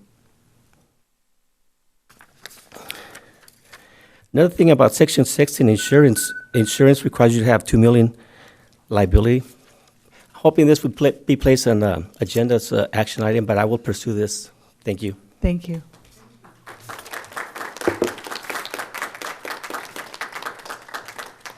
And our last two speakers under public comment, Marilyn Garrett and Donna Lefevre. And I'd just like to note that we did receive another card, but it was after item 7.1 had started, and speaker cards do need to be in before that item is started. So that one won't be asked to come up. That's a rule that discourages and censors people from speaking. Every other city council meeting or school board meeting I've been to, people get up and they address the item, including the Board of Supervisors. That's a discouraging rule you should remove. It's outrageous.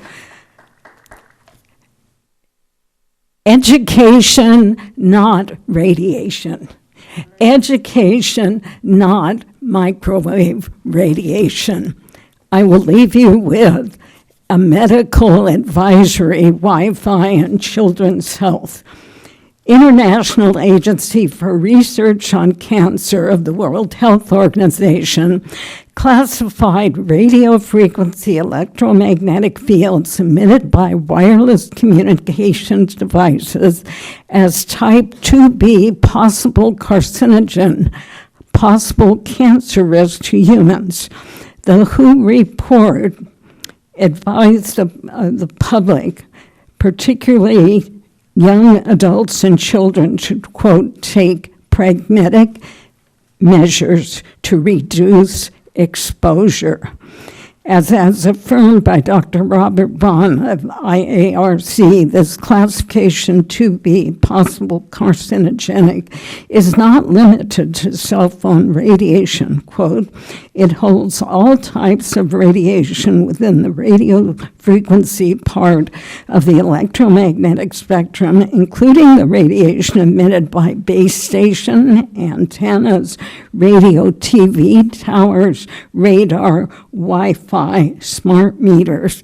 Other commonly known carcinogens under 2B classification include lead, DDT, mercury, etc. And I will also leave you with this: attention, all parents.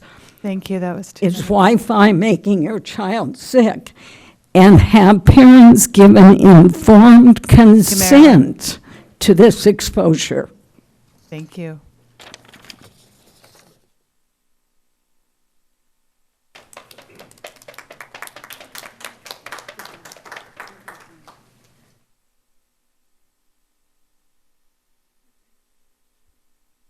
Hello, my name is Donna Lefevre. I'm a math teacher at Watsonville High School. As a trained professional, I know that when you notice that the information hasn't really gotten through, it's important to revisit. So we're looking at a visual that I provided with the board last time. We have some new people, so you get to see my visual again. Or you get to see my visual for the first time. This is a breakdown of why prep is important. And so there's some basic things of what's required for us to do to have a successful lesson to provide the kids with the learning that they deserve. It's also absurd that adult education teachers aren't paid for their prep time. Teachers are required to have prep time. So that's just something that we really need to consider. Also, I've already lost my prep this week. On our little sub-rotation list, it looks like I'm probably going to lose it again tomorrow, and we have grades due. So how am I supposed to get this done? Already we don't have enough time. How am I supposed to get this done? So it's really, really important that you take this seriously, that you stop taking away the time that teachers need to provide this learning that the kids are craving. They're in there, they want to be there. They want to be there in person with us. They want to have engaging lessons, and we cannot do it if you do not give us the time. And this is just, I'm saying 5 minutes to do all of these things. It doesn't take 5 minutes. Come on. Even we can agree that in the district office, when you're making copies, it's not going to take you 5 minutes to make copies. If you've worked with a copy machine, those things always break. So come on. We need the prep time. You cannot take it away. The other piece is we have to be paying for these day-to-day subs so that people will come and be substitutes in our district. If we're not paying that money, then it's not, we're going to be stuck losing our prep time all the time, and that's having huge impacts on the learning in the classroom. So I just really want to urge you to look at that language. We shouldn't be required to sub in any capacity, but if we're looking at the language that's in there, it says reasonable basis, and this is not reasonable. Losing my prep in the same week on when grades are due is not reasonable. Thank you.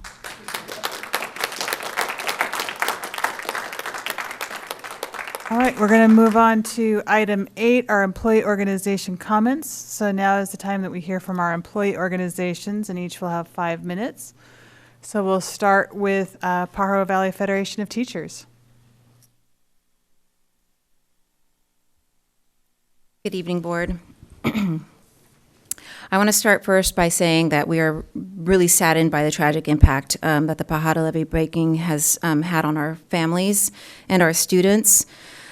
And I want to say that thanks to all the organizations that rushed to help, and to some of our teachers who also immediately rallied and volunteered. I got to see the we have a couple of teachers that speak Mixteco, and they were such a valuable asset to the fairgrounds evacuation site when they showed up and helped many families with translations. We also want to thank Lakeview for welcoming Pajaro staff and students to their site. I've been out there several times, and things are going well.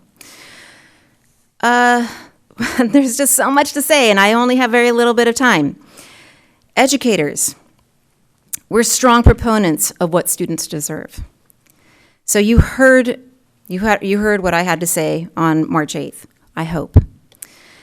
But we rally for what students deserve. They deserve a fully staffed school site with certificated educators and supports to guide them through their learning journey.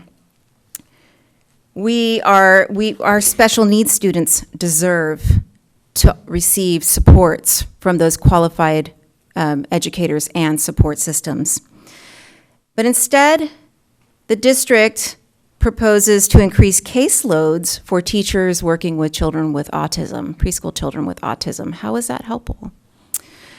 IEPs, individual education plans for the public, those are legal documents. And so our families with special needs children, I hope you're listening.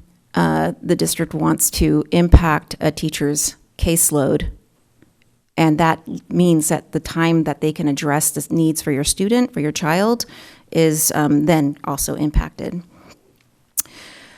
We're asking for an 11% increase. It's a 1% difference from what the district has offered, is willing to go. They keep telling us that the County Office of Education has told them that they cannot offer us more than 10%. So that's what we have been told at the table. The County Office of Education has stated that they will not approve a greater than 10% increase to our unit. We also know that what we negotiate, our CSEA brothers and sisters will also benefit from. So this is all important to us because we believe that what we fight for is for the good of our students. And our students feel it when teachers and administrators are not at school. I stepped into the classroom last week to help out when teachers were stuck in traffic for many hours due to the roads being closed and only having one roadway in.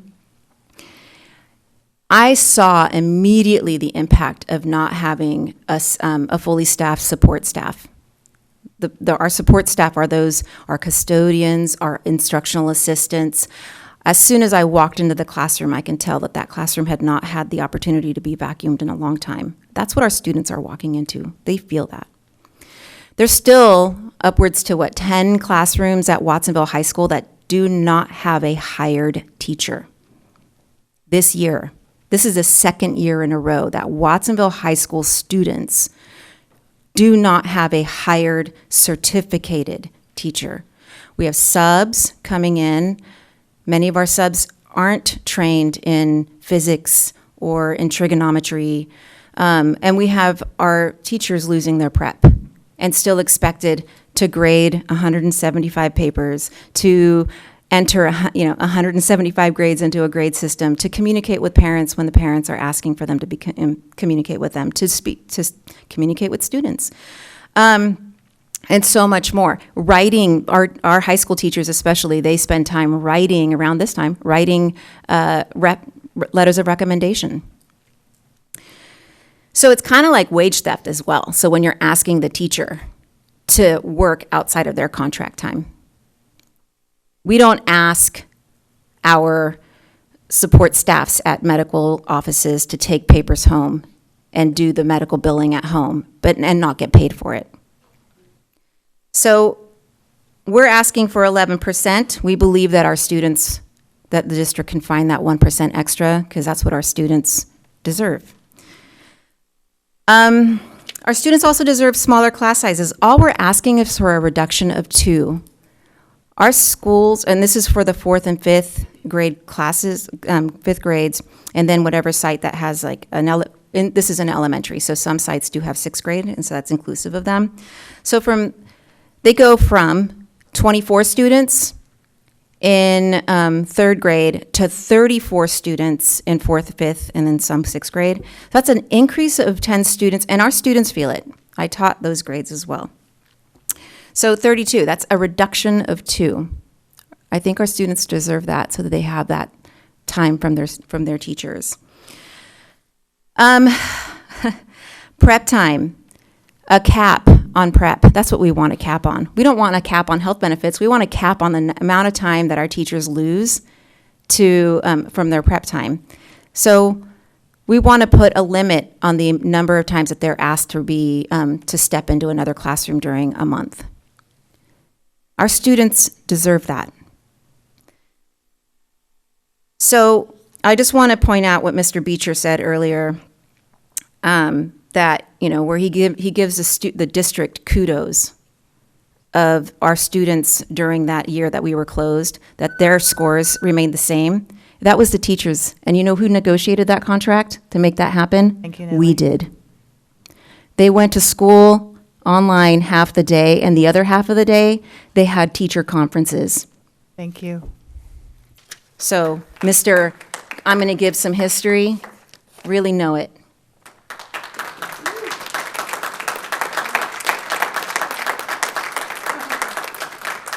Do we have any public speakers for that? We do. We have three: Bill Beecher, Roddy Kirkman, and Martha Vega.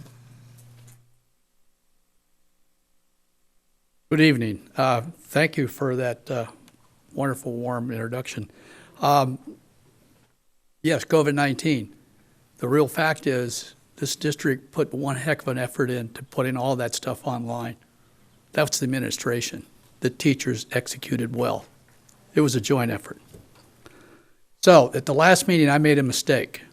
I told you that CalPERS had raised to 28%. I was wrong. Nellie was right. It was 19% plus.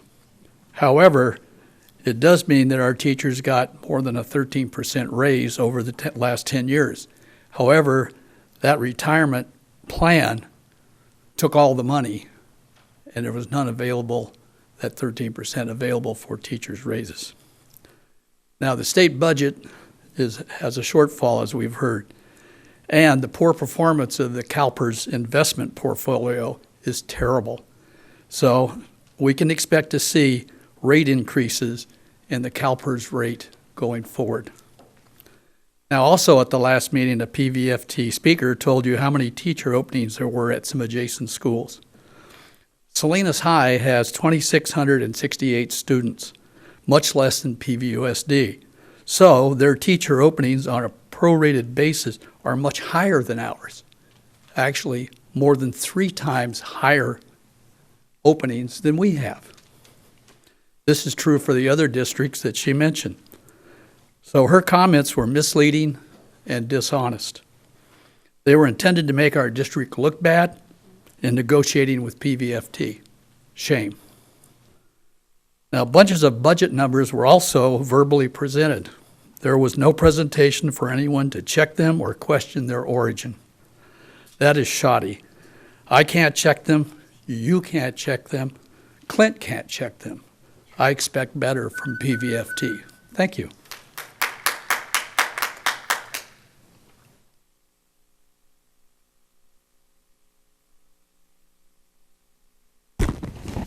Good evening, Board of Trustees, Dr. Rodriguez.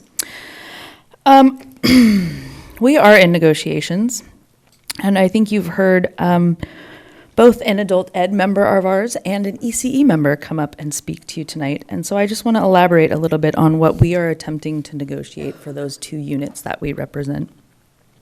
You've heard me speak to this item before, but our ECE folks work on a poverty wage. Currently, our assistant teachers are making minimum wage. We actually had to adjust the salary schedule to meet minimum wage on January 1st. It is incredibly disheartening to hear that their own source of funding won't provide them a sufficient raise, and our district cannot work to do that with our general fund to lift up those members of our community, because they are members of our community. Our adult ed unit serves the entire county. As we heard Pam speak to, they do that without any compensated prep time. That is one of the biggest asks that we have gone forward with in their contract. Mr. Beecher up here talked about Salinas Union High School District. They also have an adult ed unit. They serve about roughly 2,000 students, which I believe, and I don't have the exact numbers off the top of my head, but I believe that's similar to what our district serves in our adult ed unit. Salinas Union High actually provides prep time to their teachers. We were told that our adult ed unit could not afford to do so. So I ask, why not? Why not?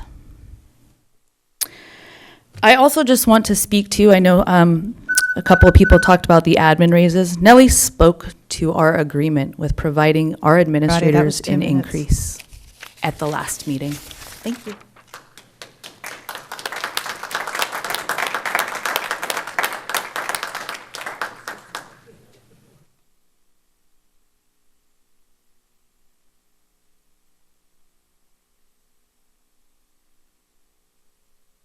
Hi, 2 minutes, right?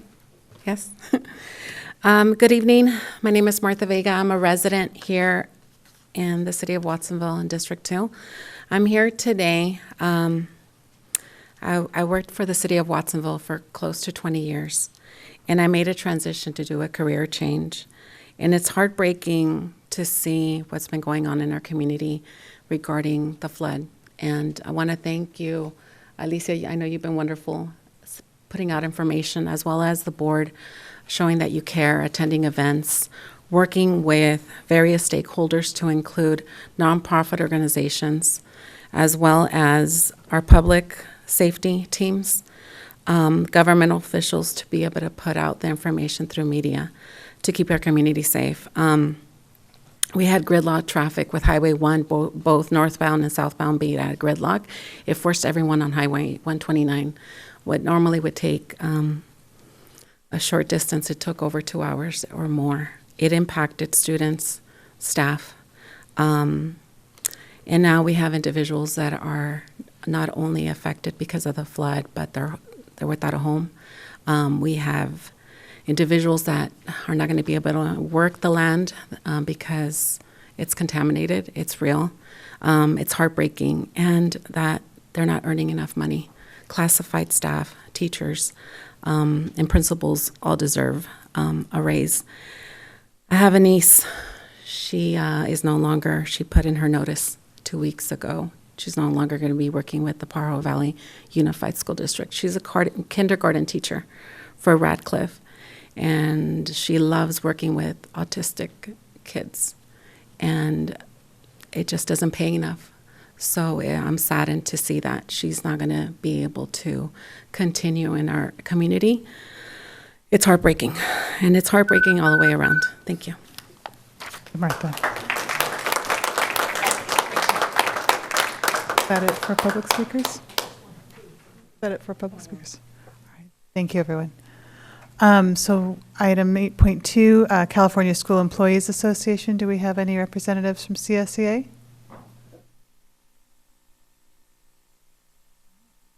Do we have anyone from Pajaro Valley Association of Managers?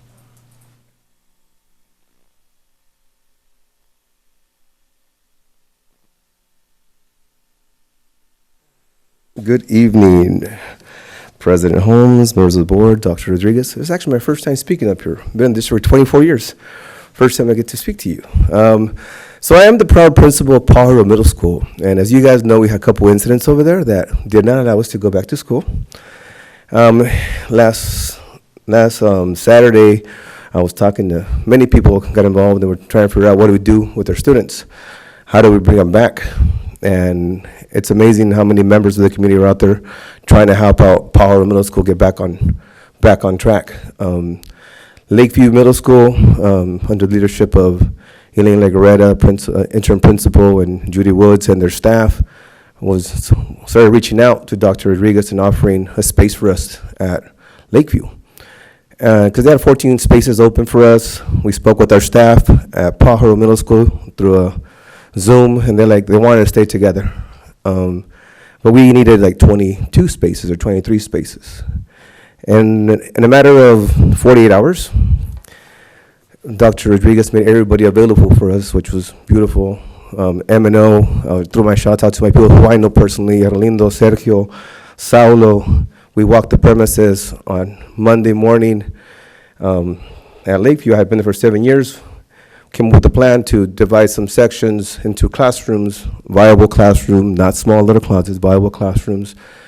And within 48 hours, we had 23 classrooms. We had everybody on board, curriculum, instruction. Led under Claudia and Tosas, walked the classrooms, made sure that we had enough materials and curriculum for our teachers to come and be ready to teach. Our teachers showed up on Monday to try to organize their classrooms, have it ready for their students. Everyone was on board, and we turned walls that looked like walls into classrooms.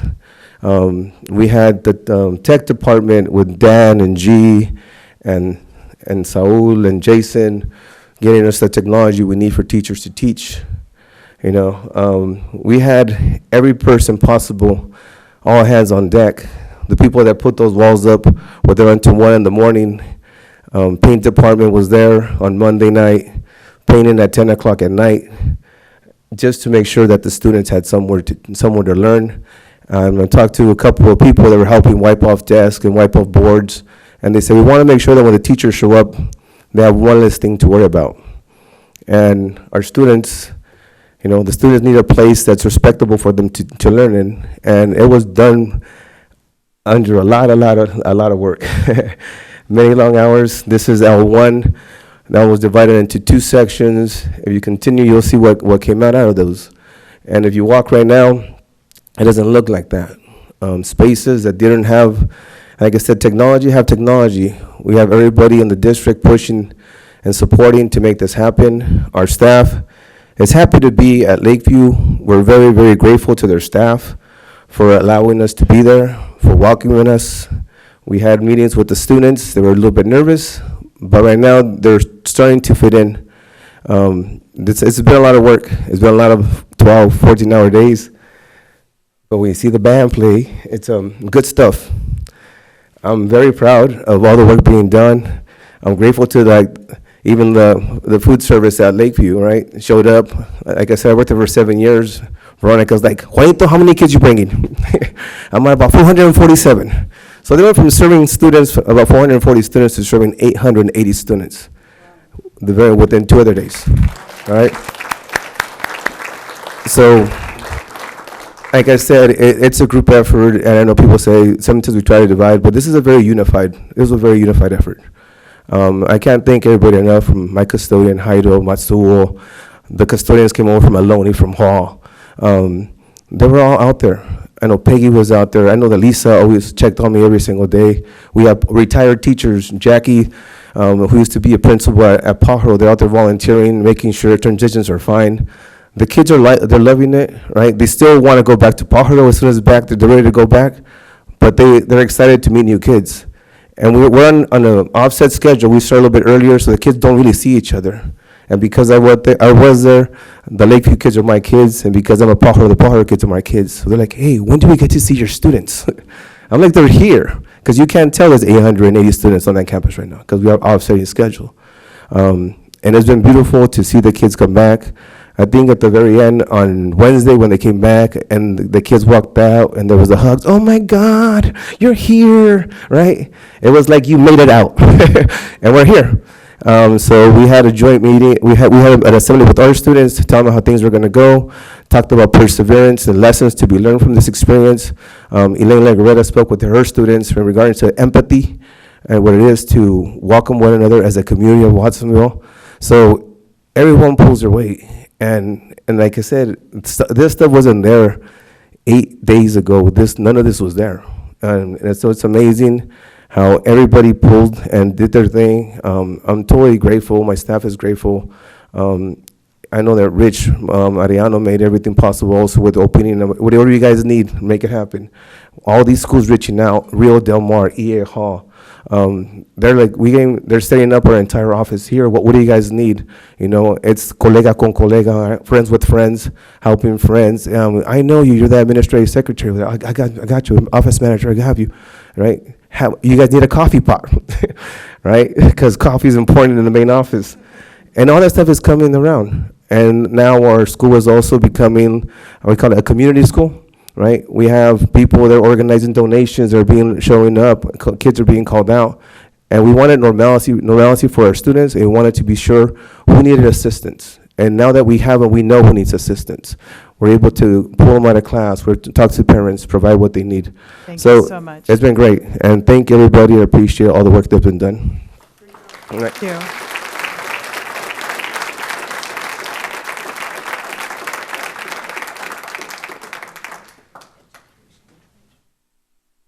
Do we have anyone from Communication Workers of America? Not today. Okay. Thank you to all our employee organizations for your comments and your work. All right, we're moving on to our action items. Item 9.1, our mental health clinician and school resource officer program. The report will be presented by Dr. Ivan Alcaraz, our Director of Student Services. Good evening, President Holm, Board of Trustees, and Dr. Rodriguez. I am Dr. Alcaraz, the Director of Student Services, and I get the privilege of giving you an update on our SRO mental health clinician program, as well as some data that we've been collecting this school year. Just to get us started, a little bit about the history from previous board approval. This was a board meeting in May that was held and approved the continuation of our pairing of the school resource officer and the mental health clinician with some recommendations for the team. These recommendations included data collection, so continuing to log all of the interactions that our mental health clinician as well as our SRO were having as part of this program, as well as surveying our families and students that had those interactions as well. In that recommendation, there is also progress monitoring, giving opportunities for students, families, and staff to give input as part of the process, as well as some cross-collaboration between the teams that were already in place. And that at that time, it was Aptos High School and Watsonville High School for SRO mental health clinician. We also wanted to document the process and procedures that our mental health clinician and our SRO were following in the event that we did need to hire a new mental health clinician or SRO, so that there was some fundamental understanding of what that looked like at our sites. Some training opportunities to include restorative practices and school-based interventions as we were embarking on our MTSS framework, as well as our PBIS initiatives. And then lastly, to do some cross-collaboration with the Watsonville Police Department and the Sheriff's Department in Santa Cruz County with our SRO assignments. So just so that we note that these were the recommendations that the team has been following this school year in trying to guide our practice and the things that we're doing at the site. So what I'm about to share with you, it's the interaction logs. This is the data that was collected from August 15 to March 12. This is families and students that we actually had some level of interaction at Aptos High School and Watsonville High School. So look here at the data. Aptos High School recorded total of 76 referrals, while Watsonville High School recorded 145 referrals. When you look at the per capita kind of percentage, it's kind of very similar, 5.7 for Aptos High School and 6.7 for Watsonville High. Something to note, our resource officer for Watsonville High School has been assisting other sites. Oftentimes they do assist PV High School as well as other local schools like Renaissance, as well as some of our middle schools in the event that we do need that support and assistance, as well as Aptos High School. I know that they've been supporting our Aptos Junior High School in some types of events. Those were not recorded on these on this data report. These were more of just the support that was provided outside of Watsonville High School and Aptos High. A quick look at the referral source. So we wanted to track where these referrals were coming from. Out of the 76 total referrals, 54.5 of the referrals were initiated by the school administrator, while 33.8 were referred by others. These are typically staff members like our teachers, our counselors, perhaps some of our support staff at the site that may have encountered something to make that referral. You might ask yourself why is more than half of the referrals are coming from administration. Typically are the first line of response. So if there's some type of event happening or incident at the school campus, your administrators are typically the ones who have that first encounter. That's not very different than for Watsonville High School because of that first response. Is our administration, 62.5% of the referrals are coming from school administrators, while 33.6% are coming from other staff. So very similar data trends on this one. In terms of the grade level, this is very common, and at the secondary level, at the high school level, 70.2% were from 9th and 10th grade. If you look at the population, it is a little over 50% on Aptos High School, 54.9% of Aptos student population, right? So we try to figure out why. We want to try to make sure that those kind of align with each other, those percentages. But typically, traditionally, we do have a lot more referrals coming from 9th and 10th grade. Typically is the adjustment to a change of a new environment, right? So they're transitioning from 8th grade to 9th grade, vice versa. There's some changes in their academics with more rigorous coursework in 10th grade as well. So there's lots of factors that contribute to that heightened behaviors on campuses. Similarly, at Watsonville High School, 57.9% with 9th and 10th grade, more than half, and then more than half is the population at their site for 9th and 10th grade as well. In terms, one of the data points that we're looking at, and we wanted to continue to look at, is whether the referrals were coming in from students who had a special circumstance, whether they have a 504 plan or receive special services through an IEP. Aptos High School, 50.7% of the referrals that came in did have or were students that had a 504 plan and or an IEP. Just to note, the 19% of Aptos student population has a 504 plan or an IEP. Again, you might ask yourself why, the response time in here, the referrals are about half the referrals are from students with the 504 plan or IEP.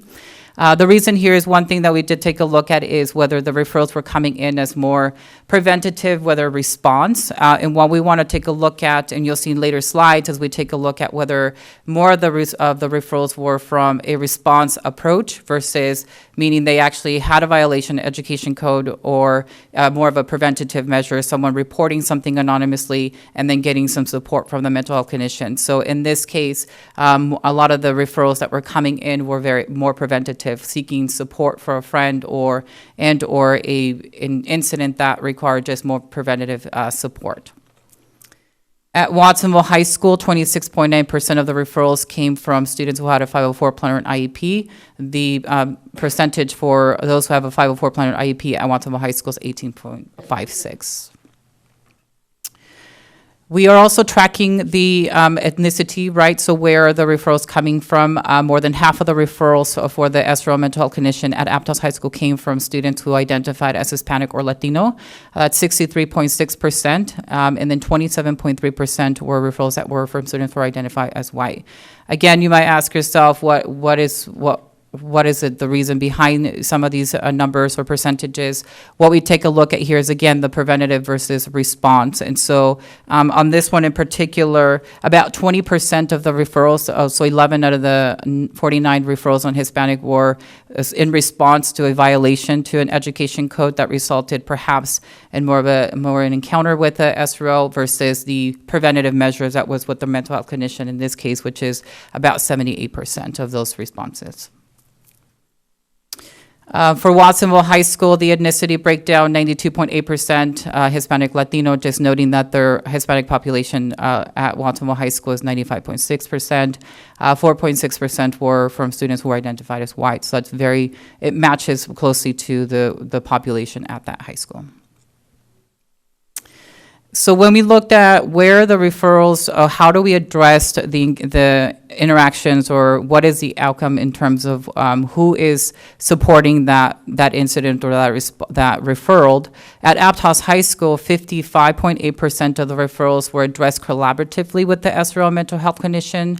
41.6% of the referrals were actually just addressed by the mental health clinician, and 2.6% of the referrals were addressed only by the SRO.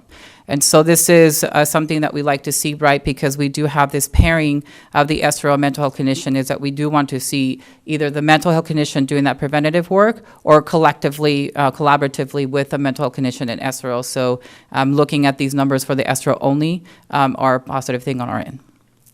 Similarly, at Watsonville High School, 73% were collaboratively addressed by the SRO mental health clinician, 25% only by the mental health clinician, and then 2% only by the SRO.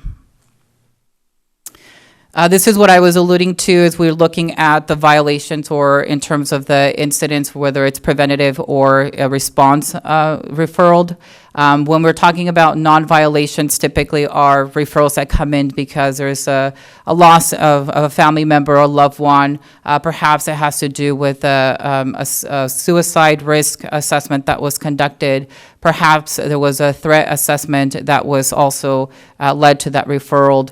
Peer conflict was one of the top one referrals for Aptos High School. So 75% of the referrals were intended to be more preventative rather than a response to something that was immediately happening at that moment in time that violated one of the education codes. The top three referrals for Aptos High School that were non-violations, more preventative, were peer conflict, victim of a crime, or social anxiety. For those that were violations that are actually more response in terms of actually involving an education code, were 25% of the referrals, with mostly coming into the 48900A1 or A2, which is physical altercations or physical fights in that regard. Similarly, for Watsonville High School, 62.2% were intended to be more preventative rather than response, with the top 3 referrals coming for pure conflict, victim of crime, or social anxiety. You'll see in there, there's a big one for mental health needs. So there's more of that. Either peer referral system, self-referral, and or others, staff members referring to the mental health clinician and the SRO for some help and support. For Watsonville High School, in terms of the response, there was about 33.8% of the referrals were students who actually violated an education code or penal code. Again, very similar to the Apto High School trend. It's the 48900A1 or A2, which are addressing our physical altercations or fights. For interventions provided, so we're not only looking at what are the referrals coming to us, who's actually initiating the referrals, but we're also taking a look at what happens after the referrals and what are some of the common kind of supports or additional interventions that are provided post the assessment from the mental health clinician and the SRO. For Aptos High School, the top 3 interventions included safety plan development, student parent conferencing, and repairing harm. The safety plan is a very common step when there is, for instance, a threat assessment that's conducted at the site, leading to need a safety plan. It could also look more like a peer-to-peer conflict that leads into creating a safety plan for both students, and so that typically is the top one for Aptos High School. For Watsonville High School, the top 3 interventions included the student parent conferencing, repairing harm, and referral to additional support. So the difference here, Watsonville High School, is the referral for additional support. We do know that Watsonville High School does have a PVPSA case manager that was assigned to them that is also supporting this process as well. So that's an additional support that is available, for instance, at Watsonville High School that may be as a referral mechanism for this program. So in addition to just looking at the referral system, the recommendations was to survey the families and students that actually had an interaction to kind of understand a little bit about their interaction with the SRO mental health clinician and kind of figure out if there was any changes that we needed to make quickly. This was done by every Aptos High School and Watsonville High School identified a staff member who was reaching out to these families post the interaction and or encounter with the SRO mental health clinician. And we actually had 84 total responses. In here, you'll see that 23.2% were of family members of a guardian of Aptos High, 23.2% were a family member of a guardian of Watsonville High School student, 23.2% of student at Watsonville High School, and then 30.5% were student at Aptos High School.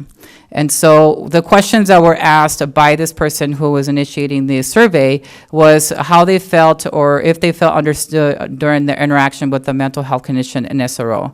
What we're looking is either strongly agree or agree, right? In this case, for that particular survey question, 73.8% of the responses indicated that they felt heard and understood during the interaction with the mental health clinician and the SRO. Only 3.6% disagree or strongly disagree. For the question, I know what resources and or options are available to me to assist in my situation. One thing that we want to make sure is our families and students are actually knowing how to proceed post the interaction with the mental health clinician and SRO. And so we want to make sure that they understand the resources available to them. 60.7% strongly agree, while 9.6% strongly disagree that they did not know the resources available to them. We also asked just their overall feeling about the interaction, whether it was respectful and positive. We did get an 82.2% of the response indicating that they strongly agree to be respectful and positive, while only 4.8% disagree and strongly disagree. So that kind of is our first recommendation as part of the approval for this year's programming that included the interaction log and the experience survey. We also did put out a survey for our students. We put out a family survey as well as surveyed our staff in terms of their thoughts and opinions about our mental health clinician and SRO pairing. I do want to report that this year we actually had more engagement in responses than we previously had the previous years. So we actually had more parents responding to our survey, more students responding to our survey, and then our staff also more responses. So kudos to our teams that were out there trying to push the survey so that we get a good comprehensive understanding of the thoughts and opinions of our family, students, and staff. In addition to that, I did have two focus groups, one at each site, that was more open-ended questions. What we try to do is we did try to kind of put themes around the questions and try to encapsulate what the responses would look like for us. So for the student survey, we were looking at safety perceptions, experience with the SRO mental health clinician, as well as the relationship with the SRO mental health clinician. We had 369 surveys. The survey's not closed, so we continue to accept surveys from our students so that we can continue to get more and look at this as well as the end of the year again. Parent survey, we had 444 total surveys. We looked at safety perceptions and importance of the SRO mental health clinician team. For staff, we had 141 total surveys looking at the perceptions around safety, the relationship with the SRO mental health clinician, as well as the importance of the SRO mental health clinician on that campus. And then finally, with the focus groups, we're looking at the three, again, from the first one, safety perceptions, experiences with the SRO mental health clinician, and the relationship that they had with the SRO mental health clinician. Looking at the first survey for our students, we asked first question whether our students that were surveyed or responded to our survey ever had contact with the SRO mental health clinician. And so 84.7% indicated that they have not had an interaction with the SRO mental health clinician, and only 15.3% did indicate some contact with the SRO mental health clinician. I look at this as a good thing because we were surveying already those that had interactions with the with the SRO mental health clinician. So we're also looking at those that have not to encapsulate both populations that are in our student representation as well. So in terms of whether the perception of the SRO making their school feel safer, we had 37.7% of our responses indicated that yes, they agree with the statement that they made them feel safer, while only 5.2% disagreed. When we looked at whether they were distracted from their schoolwork because there was a presence of a mental health clinician SRO team at their campus, 68.8% disagree that the SRO mental health clinician team was a distraction to them, and 3.9% agree that their team was a distraction to them at school. When we're looking at the relationship and whether they feel comfortable speaking to or with the presence of the mental health clinician, 49.3% indicated that they feel comfortable with the presence, and 3.8% indicated not feeling comfortable. In terms of reaching out to the mental health clinician and the SRO about safety concerns involving themselves and all their friends, 38.1% responded that they do feel comfortable talking to the SRO mental health clinician about their safety concerns, and 12.7% indicated not feeling comfortable speaking to the SRO mental health clinician about their safety concerns.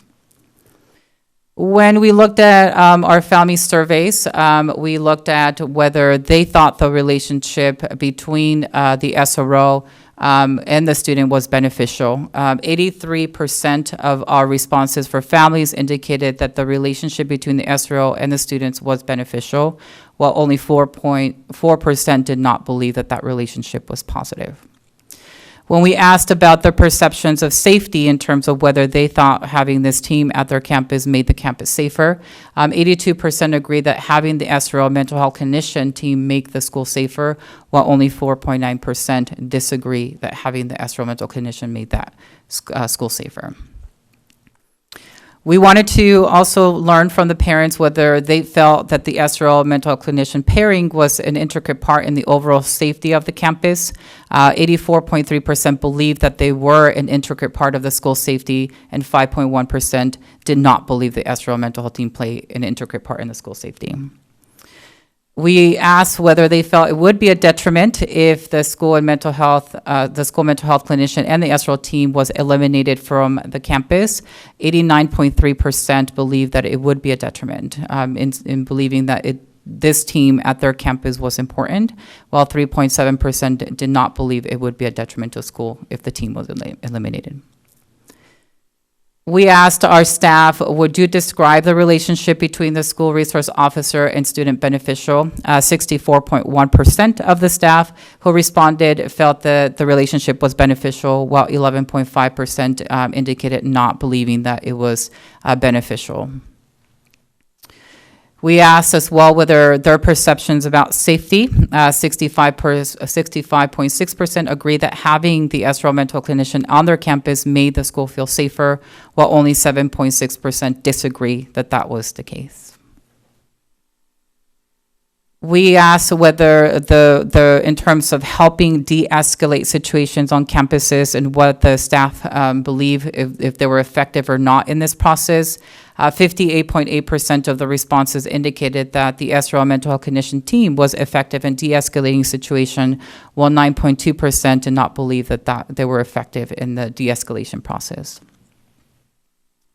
When we asked staff if they felt that the team played an intricate part in the overall safety of the campus, 67.4% believe that it was intricate part of the school safety, while 7% believe that it was not an intricate part in the school safety. When we asked about whether they felt that it would be a detriment if the school eliminated the team from their site, 68.5% believe that it would be a detriment to the school if the team was eliminated. 8.5% did not believe it would be a detriment to the school if the team was eliminated. The fun part for me was meeting with the groups out at the site, because that's typically where I get to engage in more open-ended questions. I get to elicit more feedback from them, and it just sometimes becomes a very kind of fun process to really get in their thought process and figuring out what their wishes are and or what their thoughts are about the team. These were some of the quotes that were recorded as part of the notes in the interview process. We followed a same basic model in terms of the questionings that we were asking our students. So we asked about whether they felt that the SRO mental condition was an integral part in the safety of their campus. We also asked whether they felt that they were comfortable speaking to an SRO mental clinician about their safety concerns. There was questions around any incident in which they witnessed a student having an interaction or not with the SRO mental health clinician, and what did that look like for them as just a bystander from the situation. There's lots of positive remarks from the student focus group. I'll read just a couple, and I'll provide some context to one of them that it needs context. I feel it definitely helps, and I feel they're not having a negative impact. When I see an officer, I feel more protected. Makes the campus safer, because if they're in an emergency, it makes their response faster. Security do a good job, but sometimes we need police. And I'll provide a little bit of a context on the one that it says it was scary because there were so many cops. At the same time, it was reassuring that things would be handled. This was a student who, from Watsonville High School, who was witnessing an officer responding to a community incident, and while she was in PE. And so she recognized that there was an SRO on campus that could have close communication. They made comments about how that communication between Watsonville Police Department and having radios, and they said they have radios, right? So they can easily communicate if something's happening. There was actually an incident that occurred near the neighborhood of Watsonville High School the day prior to me visiting for the focus group, and the students actually made some positive comments of how quickly the SRO was able to, provide assistance to WPD in addressing that, so that it didn't become a bigger issue for the campus. So in terms of our training and cross-site collaboration, we continue to work with Deputy Lopez and Officer Johnson in our threat assessment protocols. There is going to be some changes in our threat assessment protocol assessment in the future as laws are changing. And so they're going to be even more of an integral part in our threat assessment process. So we'll definitely continue to work with them on threat assessments. Safety care training, these are often used to intervene for de-escalations and supporting students. ALICE training certification, they're becoming an integral part in our trainings, as well as understanding how to respond from their end and integrating them in our ALICE protocols. Safe Schools Conference, so Deputy Lopez had an opportunity to attend a Safe Schools Conference last summer. We have plans to attend a Safe Schools Conference this summer, hopefully, with the team so that we can all learn together. Team Shadow Days, these were super successful. So we had the Aptos High School SRO Mental Health Clinician coming over to Watsonville High School, shadowing our SROs there, and then learning how their process is at that school, and then vice versa, Watsonville High School's team going over to Aptos High School and kind of cross-sharing best practices and aligning our practices. Our site progress monitoring, I do meet regularly with the teams to just kind of figure out how things are going. We also, our sites presented a progress update to our school site councils this year and provided an opportunity for input through there as well. And then our team collaborations that help kind of review our data and look at our next steps if we needed to adjust or make some changes. Some additional supports that or community engagement that our SROs are involved in, they're typically, since now they've become a part of the school, they're providing some coverage and or supervision and support our athletic and activity events. Oftentimes the students even ask themselves whether they are coming to their dance and or if they're coming to their games. I'll have to share, because I did tell one of the students in my focus group that I would relay this message, was very concerned about whether they would be losing the partnership that they have at Watsonville High School. And I said I'd be sure that I would relay that message to the community, that they were very concerned about that program being eliminated, because they felt that both that team were very strong and were concerned that either one of them would not be there. Providing a safe space for students when needed. If you have not gotten a chance to visit the space that the SRO Mental Health Clinician has at Watsonville High School, I highly recommend that you do so. They've converted that space to be a very safe space for students. Maria has done an awesome job out there to create, this space where students are feeling comfortable going to them. Support SEL learning through conferencing, connecting students to resources, and delivering SEL lesson plans in the classroom. This is what we've been talking about, making sure that they're integrated in our processes. So at Watsonville High School, our SRO mental health clinician participating in our wellness teams, as well as supporting the site with the delivery of lessons in the classroom. Responding to after-hours stop-its and other tools that we have in place to support us in tracking incidents. So they're always available to support us in responding to anonymous reports through Stop-It or gaggle alerts, and any other reports that are coming through after hours as well. Collaborated with school administration on comprehensive safety plan. This was huge this year round. We met with both of the SROs as a review of our safety plans. They offered great feedback to us, which helped us, adjust and make some adjustments to our comprehensive safety plan. So they become a very important piece of our comprehensive safety plans. And then, they're members of the Watsonville and Aptos community, so they're always looking for volunteer opportunities, mentoring students, as well as just participating in any school activity that they may have. I think you saw some photos of some of our officers participating in some of our ASB activities and just being a part of that. In terms of the cost, I wanted to just share with the board in terms of what the program it's costing us and what the implications of finance if the board approves the continuation of the pairing. Our mental health clinician for 3 mental health clinicians, assuming that this would be at PV High School, Watsonville High School, and Apto High School, would cost about $507,487, while only 2 mental health clinicians would be a cost of $343,833. I will share with you that we have yet not been successful at hiring our SRO for PB High School. We're actively working with our Watsonville Police Department to support in that, as well as our mental health clinician for PB High.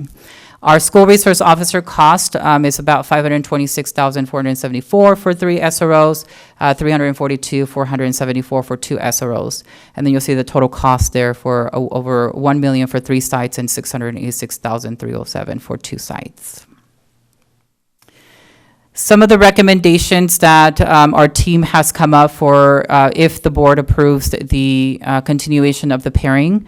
We do believe that it is important to continue to log the interactions that our students are having with the SRO mental health clinician and continuing to survey those students who are actually having those interactions. We would also like to take a look at the questions that were previously developed as part of that survey, maybe to adjust and make some adjustments to them, but we do feel that it is important to continue to survey those students. We want to continue the cross collaboration with the team meetings, the shadow days, and then alignment of the best practices. So this year, the shadow days revealed great opportunities for us to align practices between the sites. Collaboration with Watsonville Police Department and our Sheriff's Department in terms of hiring and assignment details. This year we did participate in the hiring of the SRO at Watsonville High School, so we're very fortunate, and we want to continue that with Watsonville Police Department. Continue with the threat assessments, as I mentioned before. They've been instrumental in assessing our threats that have come away, whether, most of them turn out to be non-credible, but still it's reassuring that we do have some support with our SROs.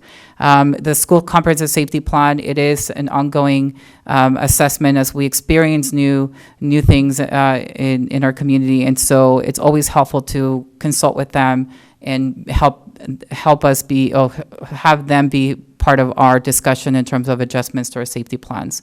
And then the alignment of incident response, this was more in terms of the team felt that both SROs have been embedded long enough in our school systems to understand our system in the education, and sometimes it became challenging when either Officer Johnson or Deputy Lopez was not on campus and having to call an officer from Watsonville Police Department. So we're wanting to collaborate with the department so that they also understand our SRO mental health clinician programming, so that whenever another officer that is not embedded in our school can also have the same level of response as they do, or knowledge and notion of the program.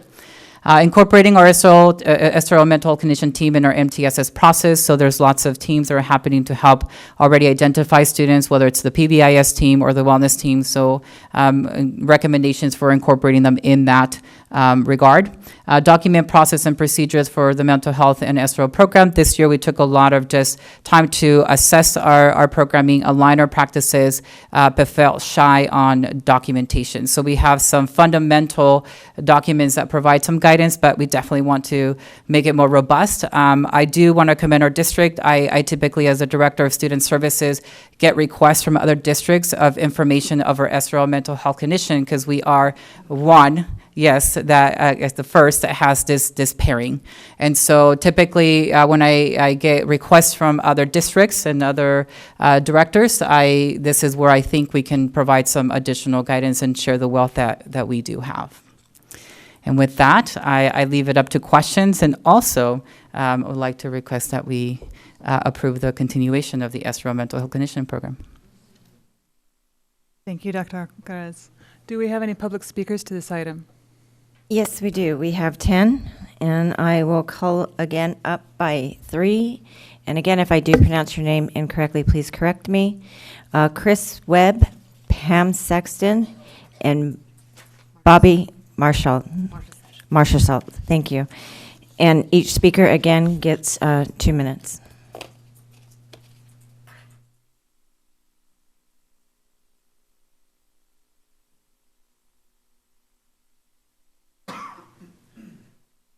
Good evening. I would request we not squander scarce education dollars on what could be a free service. Also, part of the problem here is I've seen from some of the meetings related to this consistent lack of any transparency on use of force data. Also, I'm not hearing anything about protections of teachers who might have to intervene if we have some kind of situation where an SRO is violating student rights. And I don't bring that up lightly. If you've been paying attention to the news, you know that there's been some major incidences in our country, and the people who are surrounding cops acting badly are being brought up on charges. So I want to know how you're going to protect teachers. I also don't bring that up lightly because a Renaissance student from Watsonville reported to my class at one time saying that they watched a fight, another kid who wasn't a part of the fight got dragged by the SRO by their hoodie.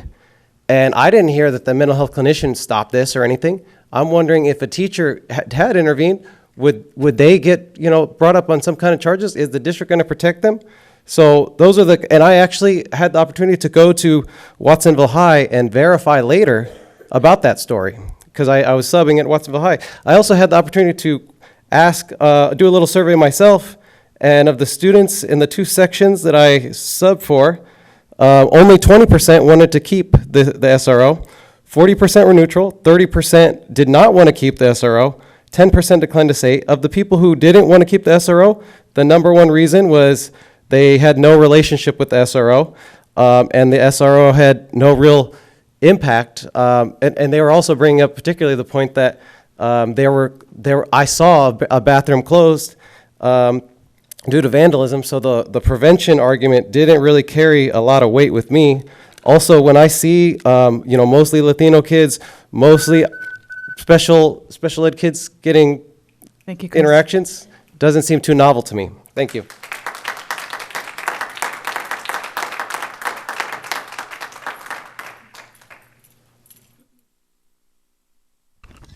Hi, Pam Sexton, and here I'm also coming to you to urge you not to continue.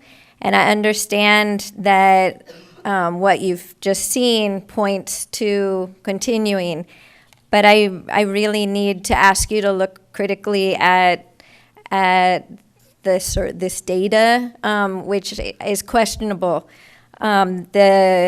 So I've also been at Watsonville High many times since the May decision, and in the conversations I've had with students, it is not 100% positive comments as was given from the focus groups. I'm not sure how the focus group makeup was decided or how the surveys were distributed, but from my personal experience, I can't jive with what I just saw.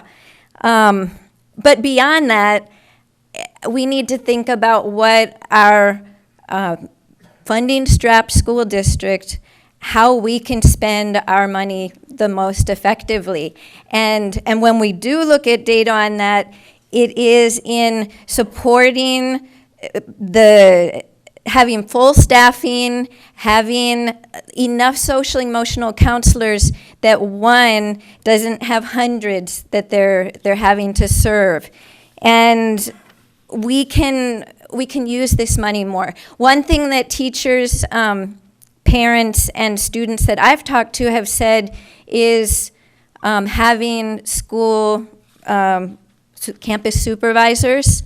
Campus supervisors have been there a long time, and there's that developed relationship. Now there is a relationship developing, and this is not against the individual SROs who are there. This is about normalizing having armed police in our educational facilities.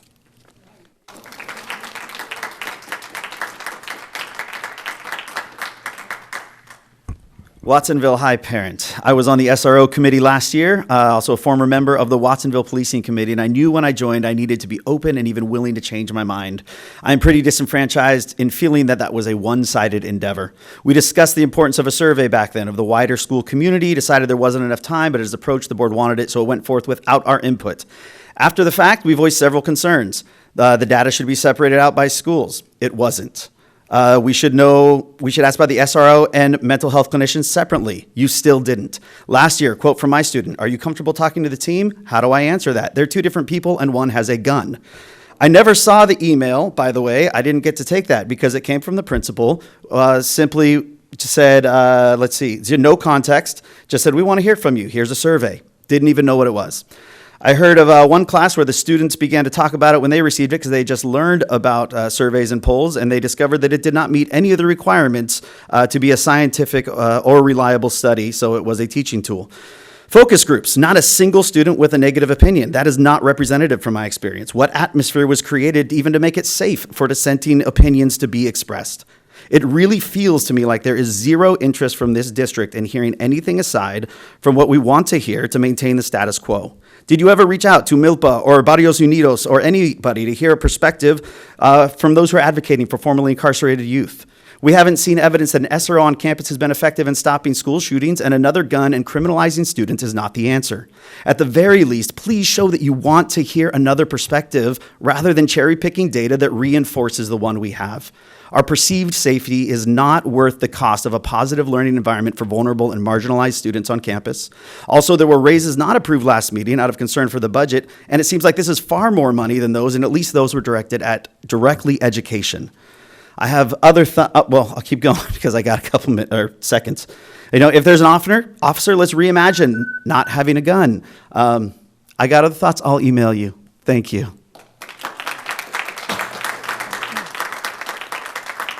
Our next three, Roddy Kirkman, Providence Martinez, and Martha Vega.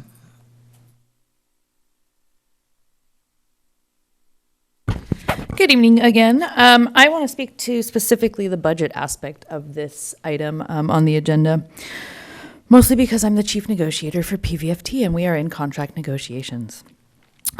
Police account for 40% of the Watsonville city budget. We're a public school district, so why are we contributing to an already inflated budget? The Watsonville Police Department can supply that out of their own funding. We are always talking about what we cannot afford in this district. What are the more important things that we need to spend that money on? The cost of 3 SROs would actually fund a 2-student reduction from 34 students to 32, which is what we've been advocating for in 4th through 6th grades. Just wanted to point that out.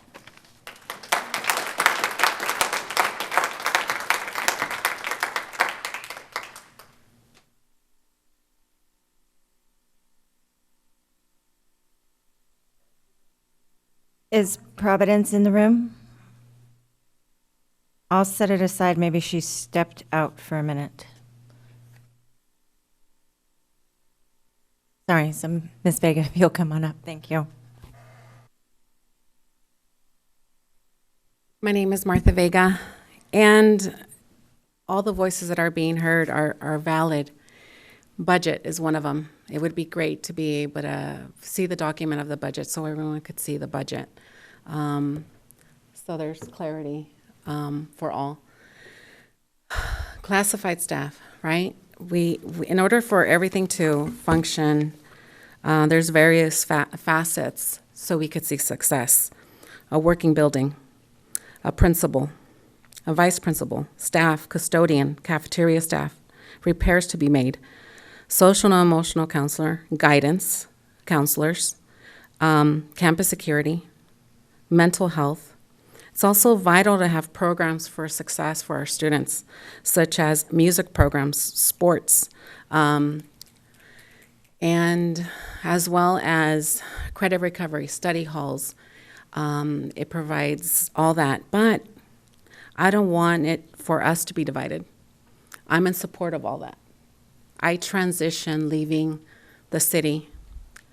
I used to work at the courthouse. I used to work at the district attorney's office. I used to respond, going to autopsies and processing crime scenes. I did a career change, and I'm a teacher. I live here, work here, and I am in support of the SRO and the mental health. So I don't want us to be divided. Thank you so much for the report. I hope you're in favor, but we need to be in favor of supporting all.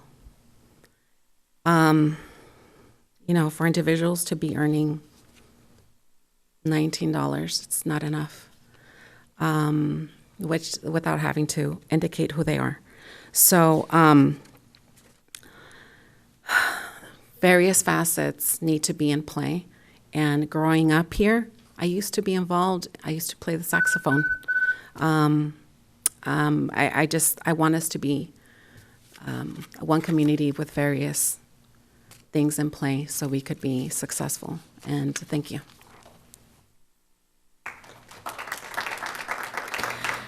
Our next three, Donna Lefevre, Karina Moreno, and Bernie Gomez.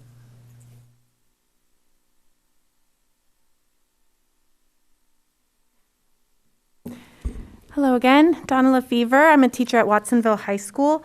I just want to first point out the questions in the survey. I just finished a unit with my math students earlier this semester about bias in statistical questions, and the questions were extremely biased. So just to point out, do you feel that the SRO mental health clinician contribute to safety, or do you feel that it would be a detriment if they left? I mean, yeah, we want more adults on campus, and if we took them away, that would be a detriment to safety, sure. What if the question instead said, how should the district prioritize funding to ensure safety at our site? And then we could maybe have a better picture of, would we fund mental health support, or would we fund having a police officer on campus? So that question already, you should be really concerned at the data that we're seeing in that whole presentation. Second, I recently had an incident that occurred in my class where I had to step outside. I normally handle everything in my class, but there was something that came up, I had to reach out. Unfortunately, when I was needing support, over several days, the mental health staff at our site were not there for a variety of reasons. So the SRO was not paired with a mental health clinician, and so there weren't those supports brought in to the incident. The students came right back into my class without having interacted with any kind of mental health support. I had to push for it actively all the time, and barely. I was so horrified at the lack of restorative practices that are implemented at our site. And then to see that most of the referrals are happening with grade 9 and grade 10, and it's on preventative measures. I mean, if you had smaller class sizes, or you had instructional assistants pushing into the classes to support those kids, the needs of those kids, and building those relationships, which we know is key to help support the well-being, the safety, and the learning community of our school. Like, we need those relationships. And so if we invest our funding into the teachers and making sure we have people in class supporting those kids, then that's going to be how we keep our schools safe.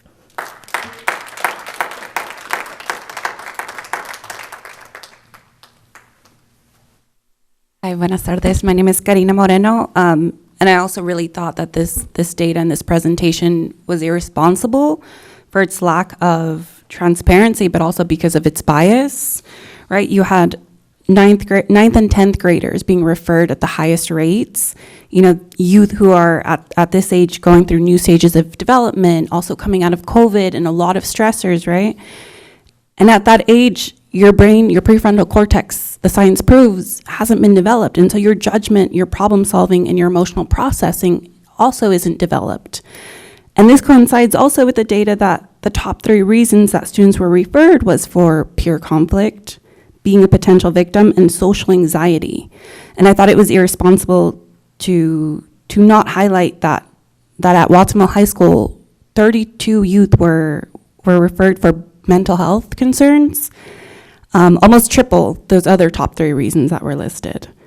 But this also coincides, right, with what happened last year. It was students with these issues being referred, and also students with disabilities and special needs. Last year it was 9 students. This year it's 4 times that, just at Watsonville High School alone. And that scares me, right? Because it's everything that we see data, right? That SROs are targeting students of color, or people of color, people with disabilities, and LGBTQ students, and yet none of that makeup was identified in the students. But you had 84.6% of students that didn't even have an interaction with the SROs, and whose makeup we don't know, talking about how they're comfortable with SROs on campus and mental health clinicians.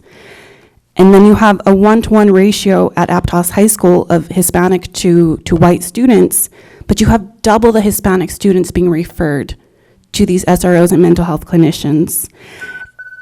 And so, I mean, yeah, if we can support, mental health and also the additional supports, I think that's worth the money. Thank you.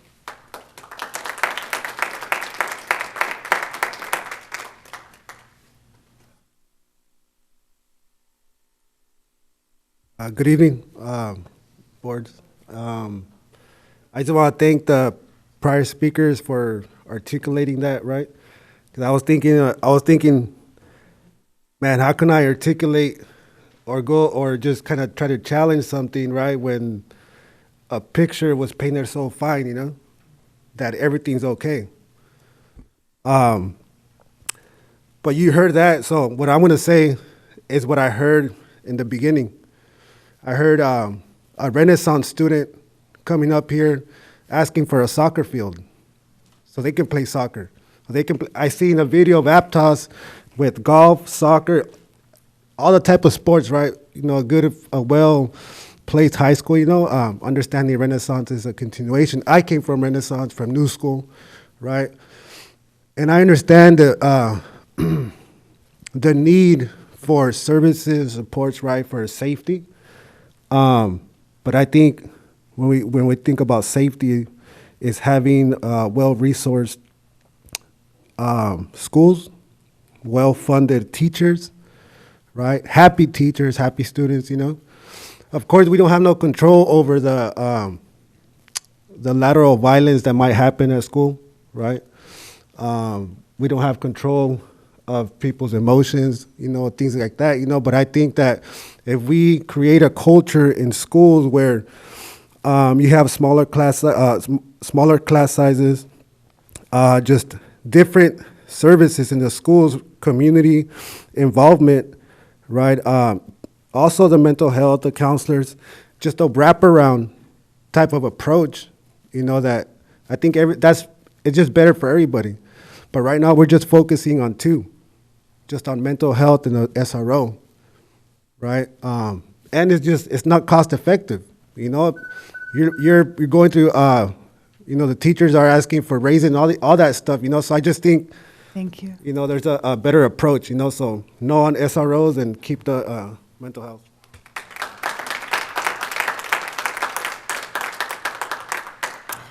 And Susan Cohen, and I'll make another call for Providence Martinez if she's still here.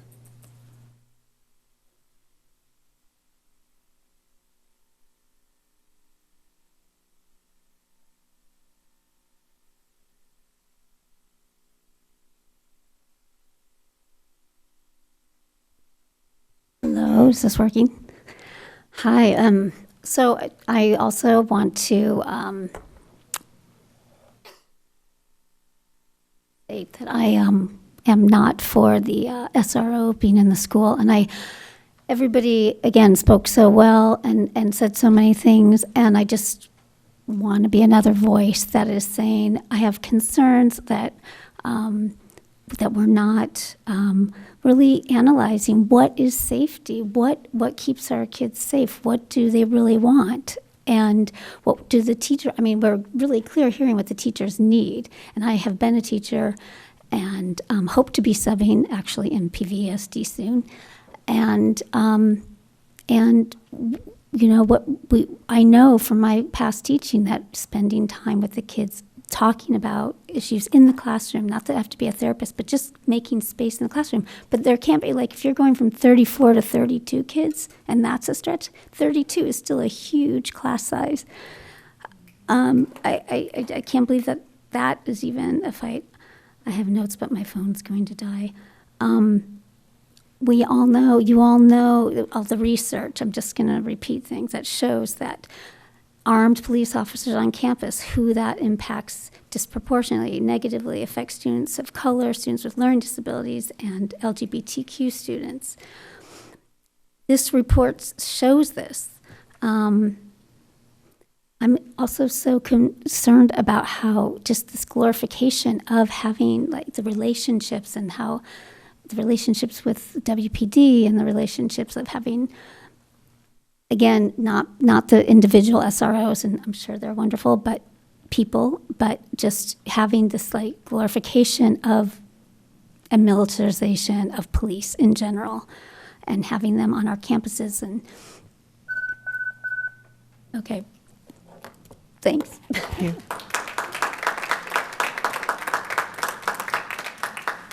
Do we have any discussion from the board? Trustee Dodge Jr.? I would just like to say thank you, Mr. Alacraz, for the research that you've done.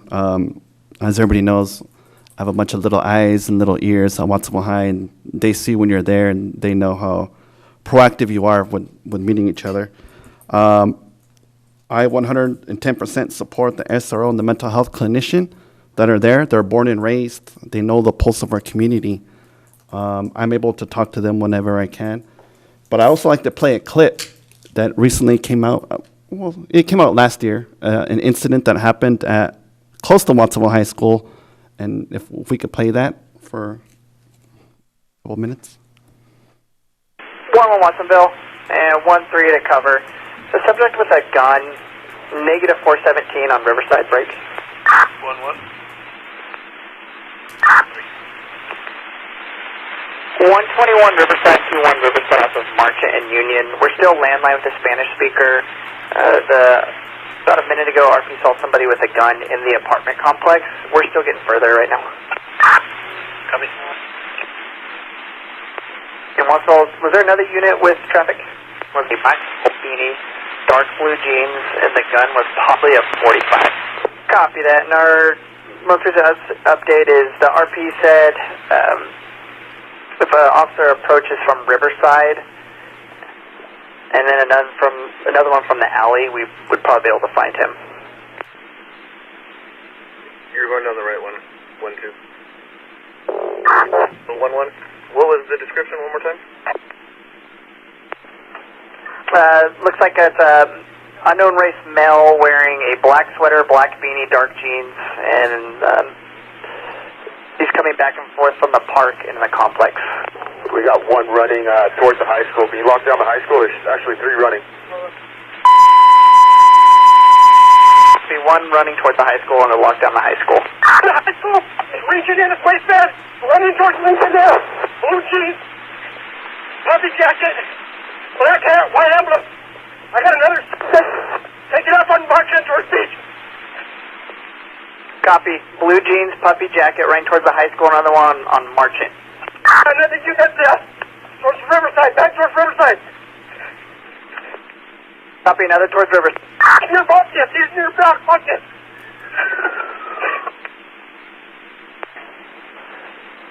Bring down Bucket. Down Bucket towards Marchant. Copy. Running down Bucket towards Marchant. We got one detained and traffic. Copy. One detained. Further Bucket. I need somebody to continue on Marchant towards beach. The third subject. Copy. You got him in front of Sam 1 Marchant to beach. Sam 1, copy. And you got him in front of 240 Blockius. Clothing. So I have one at Marchant and Maple. I'm code 4.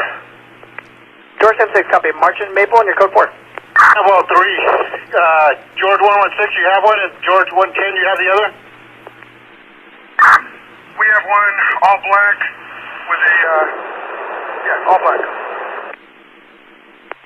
Lots of George 116. I got one for the 240 Bacchus. George 110 has another one. George 76 has the third. We have 3. We got all of them detained. Copy. Running towards Watsonville High School on Bacchus. Suspects caught on Bacchus. Bacchus is not even a block away from Watsonville High School. A call had to be made to an SRO to lock down Watsonville High School. And I support this program. Thank you. Trustee Scow?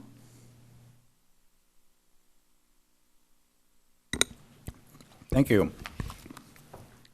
Piece of chocolate. Keep me going. Thank you for all the public comment. Thank you for the presentation.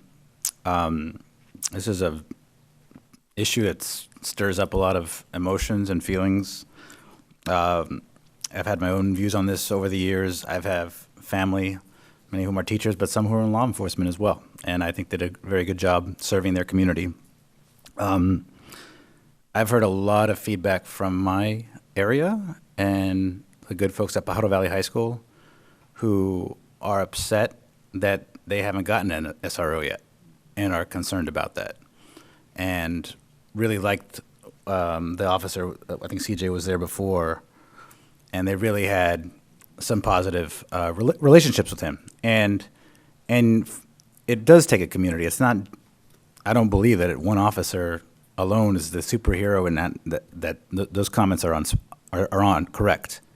When you go to PV High, you'll find the classified staff, counselors, the principal, everybody's out there creating a very positive vibe.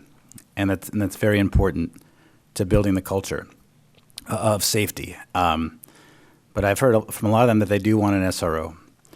I want to say something else about special ed and for those who are concerned about the school-to-prison pipeline. The school-to-prison pipeline, a lot of the data shows around the country that originates in problems with special education. And we have problems with our special education program in this district, if we're just going to be honest about it. And that's why we need more resources. We need to have the prep time honored. We need to have the classified staff there. If we want to think about prevention, we need to make sure our kids are getting the services they need from early on. And so that's how everything's connected. And I know some of you see the connections, and I feel your frustration because you're like, well, look, you guys are going to want to fund this, but we're not adequately funding that. And you're right. But I reject that everything's an either-or proposition. And in my previous comments, with whether it's administration, I reject either-or propositions. I know things get framed that way. But if we're going to be a successful district, we have to find a way. This is the business of the district, to fund the people who are serving our kids at all levels. I do want to say that, and this is the last thing, but it's important. I feel our community, I've had a lot of conversations with people about Watsonville PD, and I got to say, most of them, people respect Watsonville PD. They feel they're local people who serve us, treat us fairly well relative to other police stories that we hear. And I've also heard negative stories as well, as you would expect in any other community. I do think there is something to fairness going forward about how we pay for this program should we vote to continue it. Because our community has voted to fund Watsonville PD. Some of you feel at a too high of a rate. Some people feel at just the right amount. Our community also votes to fund the sheriff, the Santa Cruz County Sheriff. And I think there is something to knowing that we're primarily in the business of providing good education and everything that goes with that. So I just wonder, in moving this forward, can we find a way to negotiate fairly? I know our board and our leadership has great relationships with the Watsonville City Council, the mayor, and with the county leaders. I would like to support this, but I would like to support it understanding that we can work with them to negotiate in good faith to find a way to pay for this in a way, I'm not saying it's 50-50 necessarily, but that it would be nice if they could cover it, because the people who are funding those, it's all the same people, right? It's the public. The public is PVUSD, the public is Watsonville, the public is Santa Cruz County. So if those people are already funding those departments, and we have 4,000 kids in Watsonville at both Pajaro Valley High School and Watsonville High School every day, certainly it's the purview of the police department to protect, should be already in the mission to help provide the coverage. We're asking for a little more with the SRI, I understand that. So there's a fairness thing, but I would like to support that. If we continue this, could we negotiate some kind of cost sharing agreement with these agencies in good faith? And I understand we can't do that right now, but I would be supportive of a motion that could include that type of language, and also reviewing it with the public. There should be accountability. Law enforcement are public servants as well. They also, accountability, we need to have a feedback mechanism within our district that include people on campus to ensure that the SROs are truly being productive and helping. And I believe they are for the most part, but there's always going to be, there's always more feedback is a good thing. So if we can kind of institute some kind of feedback mechanism, maybe it already exists, but I'm not sure if it does, beyond the survey, to actually have a committee where we are getting back from, the board is hearing ongoing and yearly about how it's going. I think that would be helpful as well. Thank you. Did you want to clarify on that? So last year, the board made that request, so we did engage in conversations. Doesn't mean that we can't re-engage in conversations. I did just want to make a point, if this was approved tonight, we are planning on going after the Department of Justice grant, which would pay $125,000 per each one of the pairings. And so we have not gone after that grant at this point, but we would do so upon the approval of the board. And that would help support a portion of that cost. Any other questions or comments? Just what, before I want to, I have a trustee. Flores? Yes, thank you. Thank you everyone who did come forward and speak. I definitely am hearing your concerns. And I'd like to echo what Trustee Scott also said, as far as it doesn't have to be just because we would fund this, we're not wanting to fund anything else. I firmly agree that class sizes is something we need to address. I feel like there's a lot we need to address. We are going to, if I would like to, take it one step at a time. Right now, my focus at least, our teacher crisis is one, but also, when I was running for this position, safety was a huge concern of mine. As a parent and speaking to other parents, it's a huge concern for a lot of parents. And so I feel like, we definitely have to make sure our children are protected. I grew up on Bacchius, so to hear that was a little frightening. It brought back some memories. I saw some things when I lived there. My father grew up on Bacchius. We call ourselves Bacchius Bruisers. It's a big community, but I feel that the program that we've created is very unique, and I feel like it's working. I've talked to several students at Watsonville High School, particularly, that said that they do, in fact, feel better knowing that there is an officer there, and they do have a good relationship with that officer. I had a great relationship with the SRO that was on campus when I was at Watsonville High School. I also, like Trustee Scow, have had several people from Pajaro Valley High School ask, why were we left out? We would like to have this as well. So I just want to say that I did definitely listen and hear all the comments tonight, but I will be voting in support of this.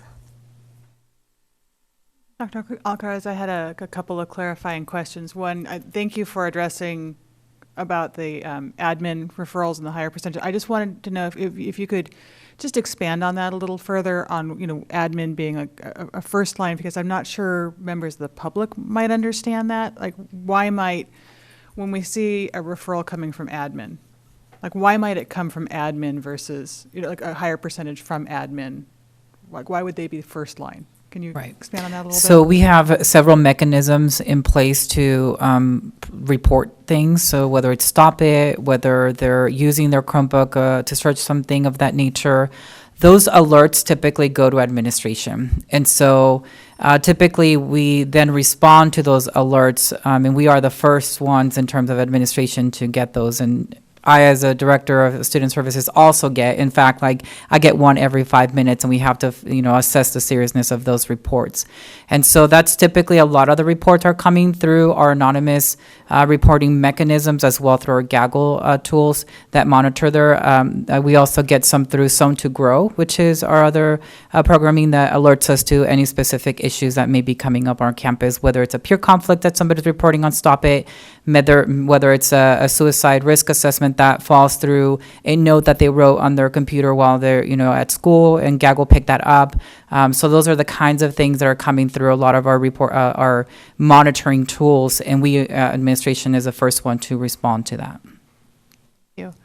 And just to, on slides 9 and 10, kind of with our special education, students, with getting that data broken down further, to the types of referrals that they're getting, because of those percentages, we're seeing that difference at Aptos High and the difference, at Watsonville High, but then also seeing that difference, at Aptos High where, we were seeing like 41.8%, were getting covered by the mental health clinician, whereas, there was that higher percentage there.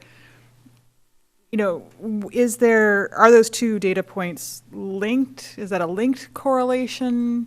Because you were talking about it being, preventative versus response, but are we seeing, with that higher percentage of our special ed students, are we seeing it, more special ed referrals on the mental health side, or, is it SRO side?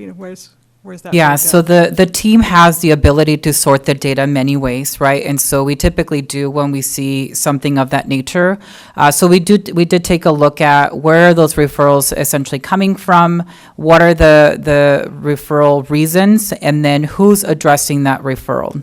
And so to your point, many of the referrals with both of these groups are being addressed solely by the mental health clinician and or with the collaboration of the SRO. But I think I saw one that was just strictly from the SRO, which is what we typically don't want to see. So there wasn't like a huge alert on our end when we reviewed that data and sorted in that regard as something concerning that the SRO was the only person assisting these events or referrals that were coming in.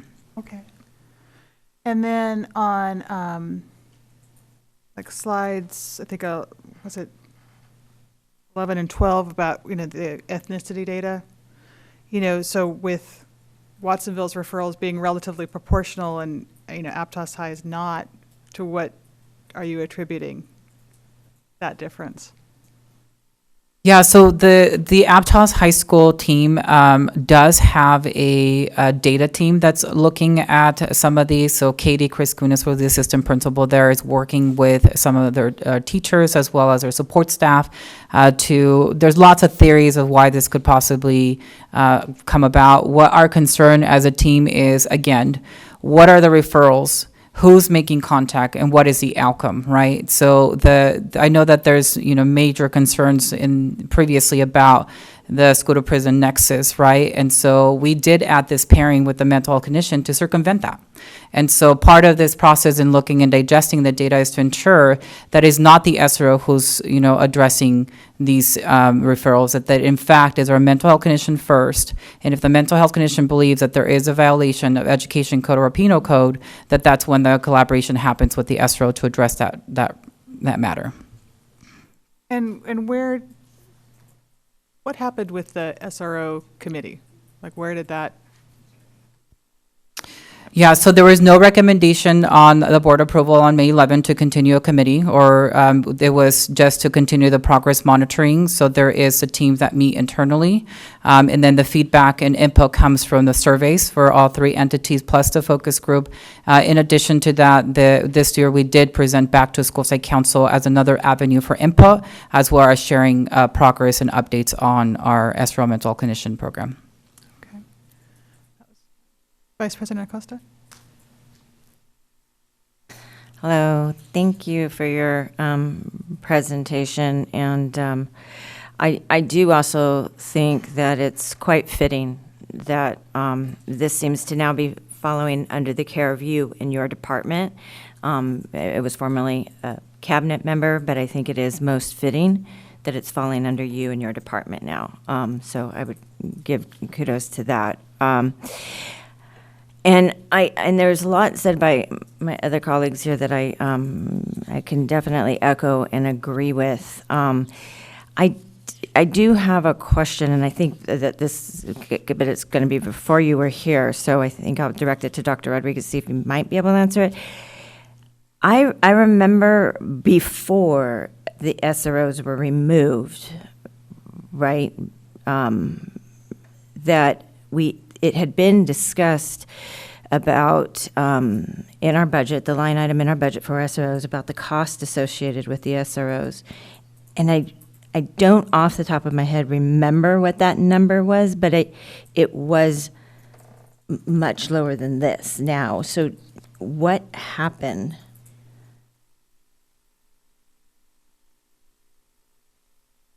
So I think two things. One, prior, we didn't have the pairing, so we did select to do the pairing. So when we were going through COVID, there was, as I should have been, there was a lot of significant concern about the social emotional needs of our students. So during the times of COVID, we actually decided to take the money because at that point we didn't have all the one-time monies that we currently have. But we decided to take that money and not use it on an SRO and use it instead on a mental health clinician. After we returned back to in-person, there was a decision to bring back that, but we really wanted to, and I was the one that presented much of the data on it, or much of the research on it. I mean, there is significant research about disproportionality of impact. And so we decided that kind of why do we have to have an either or proposition? And so we decided on this pairing. So it is fairly unique. People have followed suit with us, but we were the first that I'm aware of actually doing this pairing.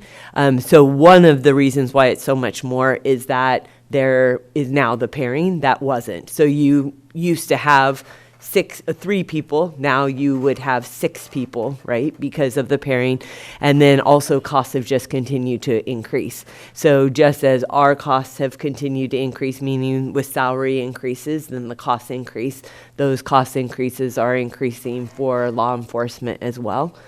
And so that would be the reason for the increase. And so there's no other reason other than those 2 factors that I can think of. Well, yeah, and I appreciate the way you all broke this out so we could see the cost for the mental health clinician and the cost for the school resource officer. And I'm just looking at that one cost because, right, we didn't have the pairing.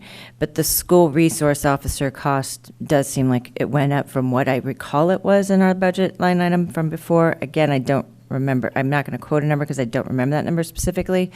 But just looking at that cost, I'm saying. Yeah, if I didn't look at the mental health clinician, that seems like it's just gone up. There's also a lot of logic behind what you just said, also about cost of salaries and things that have gone up. So I appreciate it. And also, thank you for informing us that if this is approved tonight, that about the grant. I think that's. We will definitely, our grant writer will go after it in conjunction with Dacaracas. Yes, I think that's great. And I again, in agreeing with, I agree with the point that Trustee Scow-Bolanos brought up about maybe having a conversation with these other agencies about just at least having a conversation about what we could do with potentially a shared cost. And I think maybe a good place to start to possibly bring that up might be in the intergovernmental committee, since we are meeting with city officials, city staff, and county officials are requested to be there with their staff, that might be a good place for us to start that conversation there. So if when you're asked what to put on the agenda next time, maybe if we could get that on there, that would be great, I think. Yeah, I agree. And the only thing I'd recommend is, and I'm sure they'll ask him, is it would just be to have Jorge Zamora there if we're making those conversations so that the chief is able to provide input as well. Yes, and probably Sheriff Hart, and also if we could get our county elected leaders there as well. Yeah. Thank you for the elaboration. I'm just going to interrupt the discussion for one moment to make a procedural motion to extend the meeting till 1 a.m. Is that what you said? You know what? It's 10:15 and we're on action item number 1. Okay, I'll second. First and a second, all those in favor? Aye. Any opposed? Motion carries 601. Okay, so. So we've got, do I have, Trustee DeSerpa, did you? I was just going to say, so again, thank you. I just wanted to end it with a thank you. So most of you out there might know I'm a mental health professional. I'm a licensed clinical social worker. I work now in a hospital, but as a manager. But in my career, I worked at child welfare, otherwise known as CPS, in this county and others. And I have had the sad job of conducting investigations, including sexual abuse investigations, alongside law enforcement. So just so you know, that's where I come from. I have a very healthy respect for law enforcement colleagues because with them I have seen and experienced the worst of humanity, the harming of young children and youth.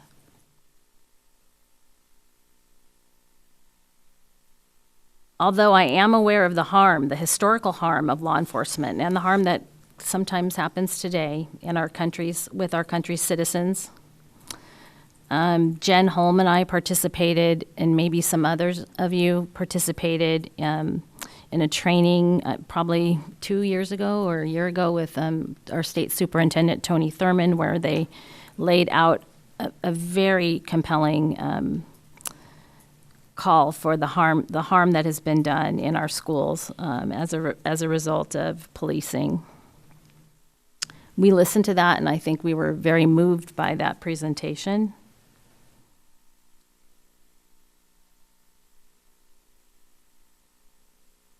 So I sit in an interesting spot because on one hand, I have a respect for law enforcement. On the other hand, I know the harm that it can cause. And that's why I think as a country, we've called for reform. And in this community, we've called for reform. And in building the program where we're pairing a licensed mental health professional alongside of a police officer or a sheriff's deputy, we're trying to make reforms so that service can be helpful, so that we can intervene on things before violence happens, before kids take their own lives, that we can get kids the help that they need. After one of the horrible things that's happened at Aptos High, the stabbing where the child lost his life, a young man lost his life, I spoke to principals in our 3 comprehensive high schools and assistant principals all together, and I asked what they thought of having an SRO back on campus. And in every instance, they're in favor of having an SRO on campus and welcomed a mental health professional to that dyad. I also have the very unpleasant chore and job of serving on the Child Death Review Committee. I don't know if you guys know that these are committees that every county has to have, where we review every single death of young people under the age of 21 to try to find out if there was anything that we could have done to prevent those deaths. And that is infants, neonates, all the way up through young people. And oftentimes we have findings or conclusions about what could have been done to prevent those deaths. I sat on the board the year that 3 students took their lives through suicide at Aptos High, and I think often, could we have done anything to intervene on those kids? Because we did not have a lot of mental health professionals in our schools at that time because our budgets could not afford those. I think about the young man who lost his life at the stabbing. And then in the community in Aptos, a youth was beat up with pipes. I mean, there's just one thing after another that I think about, like, what could we have done to intervene earlier? So having said everything I think that I just said, I'm in support of having a pairing. I know it's very expensive. Sheriff Hart, in one of his statements on camera, told us that his budget, he has a giant budget, it's not a problem. If he would potentially pay for this position. And then I know we've asked him more than once. I've asked the superintendent to go back to him again and again to ask him to put his money where his mouth is. And he has not offered a cent to help pay for this. program.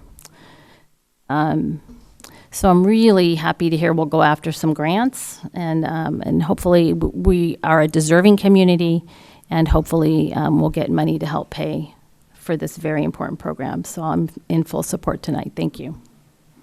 Trustee Dodge Jr. I just wanted to ask if, instead of making this a yearly thing, we can make it every 2 years. Trustee Scow.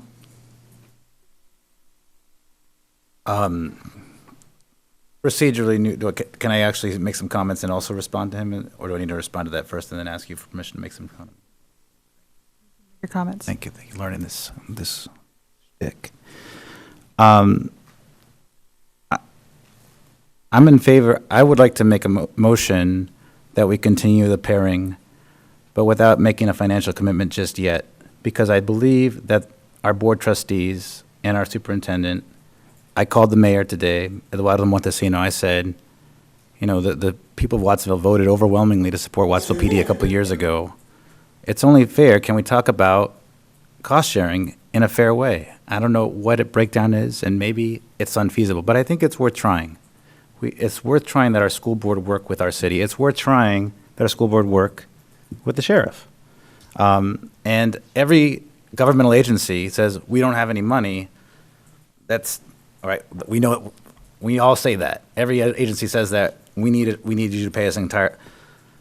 But I think there is a fairness thing there where our community, our public, we are supporting the sheriff and Watsonville PD. And if the mayor and I think other council members we have good relationships with, if we can have constructive conversations about exploring cost sharing. So I guess I would like to make a. I don't know about 2. I don't know about 2 years at this point. But maybe if we can explore cost sharing first, that would make me more comfortable. Dr. Rodriguez, did you want to speak to that? So I want us to caution of not having a Brown Act violation by doing some of the things that you're suggesting due to just having serial meetings. If you do that. So staff, that is the job of staff, to have those conversations. And so if you do so, you need to tread very lightly because you will be creating a serial meeting by doing exactly what you're talking about and then voting on it. You just need to be cautious and use staff to have those conversations and trust staff to do the work. Because there is a reason why you can't have quorum, discuss action items, even if it's individuals that wind up having those conversations. If you create a nexus, then and a hub, then you will wind up having a Brown Act violation, which we would learn if we wind up having the special board study session. I appreciate that, but I don't think I did that.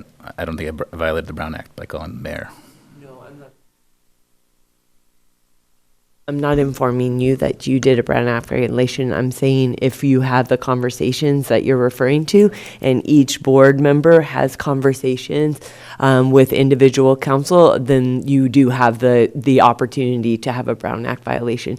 You, of course, as an individual, talking to one person, not, but suggesting that other board members have conversations, Okay. No, you do have the opportunity to create a Brown Act violation. Point taken. Trustee Costa.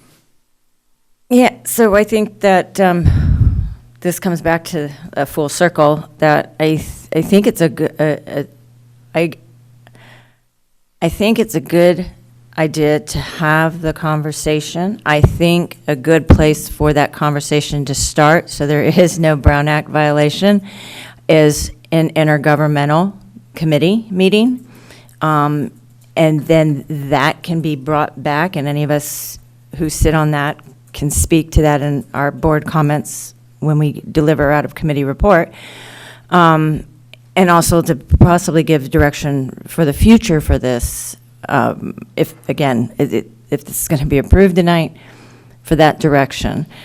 To Trustee Dodge Jr.'s point, I think that unless there's some significant change with the cost and a cost sharing agreed upon potentially between the district and the city and the district and the county.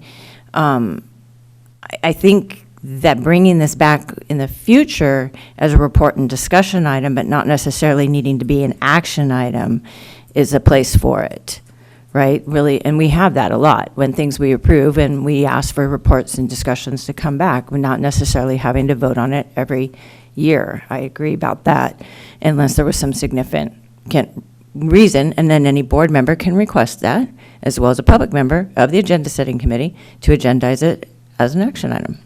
To clarify, am I, because we, you know, Trustee Scow did make a motion, am I understanding that you would prefer? I'm concerned of what we will do to the district administration's team to be able to move forward in are they contracts, MOUs that we have with PD and the sheriff. If we vote on it and we vote yes, but we hold back the money and restrict it, I think then that's holding it back and not allowing it to go forward. And I'm all for going forward with the conversation. Again, I think we should start that conversation at an intergovernmental committee meeting. That's what part that meeting's there for, is to have some of these discussions. And that's where I feel we should go. I don't see how the district administration can move forward with the contracts and the MOUs with these other agencies if we hold back the money. Do you wish to amend that motion, or do you? Well, let me, if I can respond and maybe clarify. My motion is to direct our administration to, with the policy of continuing the program, first of all, the SRO and the pairing of the mental health clinician, to continue the policy of that program, and to direct our administration to enter into contract negotiations with Watsonville PD and the city of Watsonville, rather, or Watsonville PD and Santa Cruz County Sheriff's Office, in hopes of finding some cost sharing that we haven't had in the previous contract, because we do need to have a lot of things to pay for, and that the administration negotiate that and bring that back to us whenever it's feasible. And if it's nothing there, I think it's worth trying. That's my motion. And you might disagree, but that's my motion. I'm just not sure if I understand. So you're not voting, in your motion, you're not suggesting that we hold back money. You're saying let's move forward, but also you're wanting to direct the administration to start the negotiate the conversation. money. Yeah, to negotiate the money and then bring it back to us for a final, here's what the money is, here's exactly our financial commitment from PVUSD, and then we'll approve it then. I don't know if that's. So point of order, a motion's on the table. If no one seconds it, it just goes away, and then someone else can make a new motion. So why don't we entertain the motion that's on I the think floor? it was just trying to understand his motion. Yeah, I get it. I really Thank you. am. I appreciate that. And if that motion is to move forward and to give the district administration the ability to move forward with it as it is, but to start those conversations, I'm fine with seconding that motion, if that's what the motion is. I'm just not sure I'm clear on that.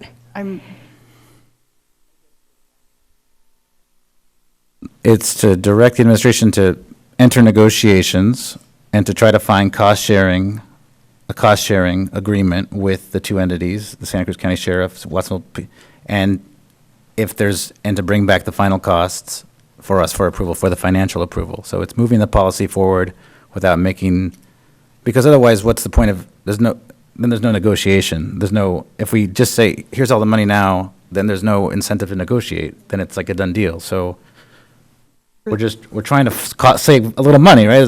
That's my thinking. But we've already done that. We've been trying to do that. And Yeah. respectfully, I understand the intent behind the motion. I would be voting no on that, not because but because it's a directive for a negotiation that we've already agreed to talk about in the intergovernmental, but it says that we have to enter into a negotiation and bring it back, but it's like work that we're already doing.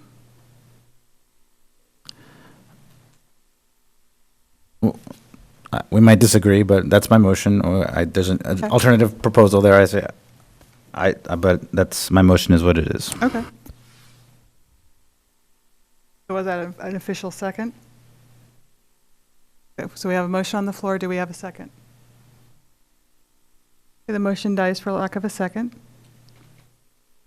I'd like try to make a meeting in the middle of the road on this. I'd like to make a motion that we move forward and approve action item 9.1, the pairing of our mental health clinician with our school resource officer program, but also to give the district administration the direction to move forward with the City of Watsonville when creating the agenda for Intergovernmental Relation Committee to have this be an agendized item and to have all the important people that would be key players in that, the Chief of Police, Sheriff Hart, our 2 county supervisors, as well as the elected city officials and the school board trustees and staff and administration. So that's my motion. Do we have a second? I'm confused, Georgia. Can you I I made a motion to approve it as it is. It's not that hard, I'm sorry. It was a lot of words, I'll clean it up. I made a motion to approve 9.1, move forward on it, right, as is, as was presented, and I don't know, also, were we getting clarification on that do you need clarification on the direction of 3 versus 2? Because for me, that's a huge equity issue for folks at PB High, not having this. Yeah, we've always wanted 3. Watsonville PD has tried significantly this year to provide PVHS 1. Unfortunately, they also are experiencing staffing challenges, so it's expensive for everyone to live here. And Michelle. so because of that, they haven't had enough staff to be able to do that. I'll say my cousin was the sheriff in Monterey County, and I even reached out to the sheriff's department to see if they could staff it. They didn't have enough staff either.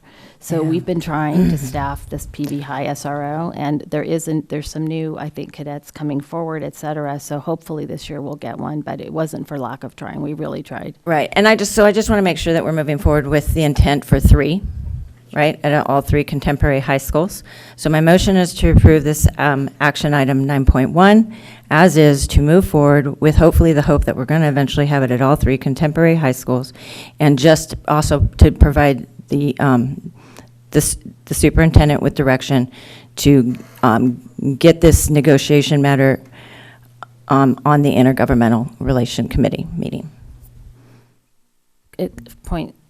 Before we second that, does that sound appropriate to give that type of a direction in this particular item? Yes, I think it's fine. Okay. I would just encourage us to be cautious with other communication for the Brown Act violation that I mentioned. I'm just trying to safeguard everyone. Okay, I'll second. Thank you. All right, so I have a first and a second. All those in favor? Aye. Any opposed? Motion carries 601. Thank you. All right, moving on to item 9.2, approve resolution number 222347, Energy Services Contract for Amendment 1 of Comprehensive Energy Infrastructure Renewal and Power Resiliency Program. Clint Rucker, it's you. Thank you, President Holm, Board of Trustees, and Dr. Rodriguez. So as I presented at the public hearing earlier, this is the actual resolution that we will adopt to allow us to move forward with the amendment to Climatech's original Phase 1 commitment that we made. For Trustee Dodge, I know you came in a little late, so I'll just briefly remind the board what this is regarding. It's regarding providing solar as well as new LED lighting to sites across our district. The solar will be at the district office and actually will result in savings to the district. And the LED lighting will actually be at sites across our district that actually sit in all of our trustees' boundaries. So each site will be getting LED lighting. It'll bring us to full LED lighting across our district, as well as bring the district office to net zero energy. And before I ask the board to approve this resolution, I also just want to say a thank you to Tyler, who sat here waiting for it to make sure that he was here for any questions, and as well as Rob Reading, who joined us from Climatech as well. He was at Santa Cruz City board meeting, but wanted to come here as soon as he finished to support. So appreciate both of them being here, and just request the board approve this resolution. Thank you, and thank you for the endurance. Do we have any public speakers to this item?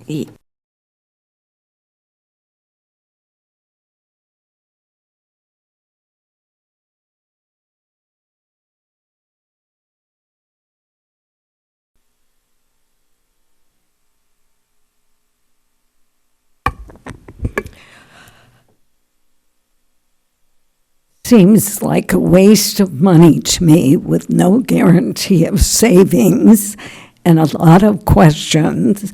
And I'm reminded of a statement by a public relations firm talking about, get this, the role of our communication is to motivate behavior, to create certain perceptions, to create business results. That's close to the quote. So what business interests are benefiting from this? I want to refer you to a couple of sources of information that have made me rethink about solar because it sounds so good. One is a documentary called The Dimming, and it's on Dane Wigington's site, geoengineeringwatch.org. And he lives up in the Shasta area where they used to get a lot of sunlight. With what is coming out of the plains now and the atmosphere, he is not getting the sunlight they used to get. So that questions the solar, in part, functioning. Planet of the Humans is another one to see. Solar arrays at Cabrillo College, where I know someone who works just recently, they cut down 100 trees by the technology lab and the children's center there to put these solar arrays over the parking lot. That's very, very destructive. Another place where they changed lighting, all this asbestos came down. That was 2 minutes. Big problems. Thank you. If I were there, I would vote no, but I'm not. Any discussion from the board? Trustee Dodge Jr.? Thank you for being here. You know, I've known we've had this conversation before, and I appreciate you being here so we could see you. You know, I remember when I first came here, you know, consultant this and that, and like, where are they at? Why are we handing out these contracts if they can't even show up? So I just like to say thank you for always showing up to the meetings. And if it's appropriate, is this the same thing as Watsonville High? Is this, if I could ask that question, if it's not going too far off, is this something related to that? So, in what way, just to clarify? Like, you know, we have solar at Watsonville High in the parking lot, but, you know, is this like the same type of program where cost savings? And Yeah, so I'll dip in a little bit to what we talked about during the public hearing. What we did with Watsonville High was a power purchase agreement. Laws have now changed where we're actually able to directly receive those savings. Mm-hmm. So on top of the fact that we'll be saving, as you see in the item, about $380,000 in the first year, we also have the potential of receiving about 25 to 30% back from installing the solar at the district office. So similar process in terms of installing the solar at the DO, a little bit different of a rebate the way we'll receive it. And for the LED lighting, Watsonville High actually will receive new LED lighting as one of the sites to now fully be LED lit. Thank you. And thank you for being a lot of, you know, we have long meetings, but I know you stay the whole time, so I'd just like to say thank you. Anyone else? Trustee Flores? Quickly, I'll make a little comment. So for the solar panels, I know the initial cost can be quite a lot, and it takes, you know, a good amount of years to recoup those costs. And then after that is savings, which is great. I just recently learned, though, that because of this change that's happening in a month, would there be the opportunity to get solar panel, like in additional sites, if we have sites available, get somewhere where not leasing them, it's kind of like so the program that I was looking at, they come put them on, they own the solar panels, but there's always that option to buy them out in later years. But the reason that we're doing it now is because we can lock it in now without having the upfront costs. We are locking in that other thing. Great question. In the future, yes, under NEM 3.0 or net billing tariff, you can definitely look at renewable energy at other sites, and there's multiple different ways that you could fund that. You could fund that through what is traditionally called a municipal lease. You can do a power purchase agreement where somebody else owns it, maintains it, and you get a benefit of it, or you can buy them out.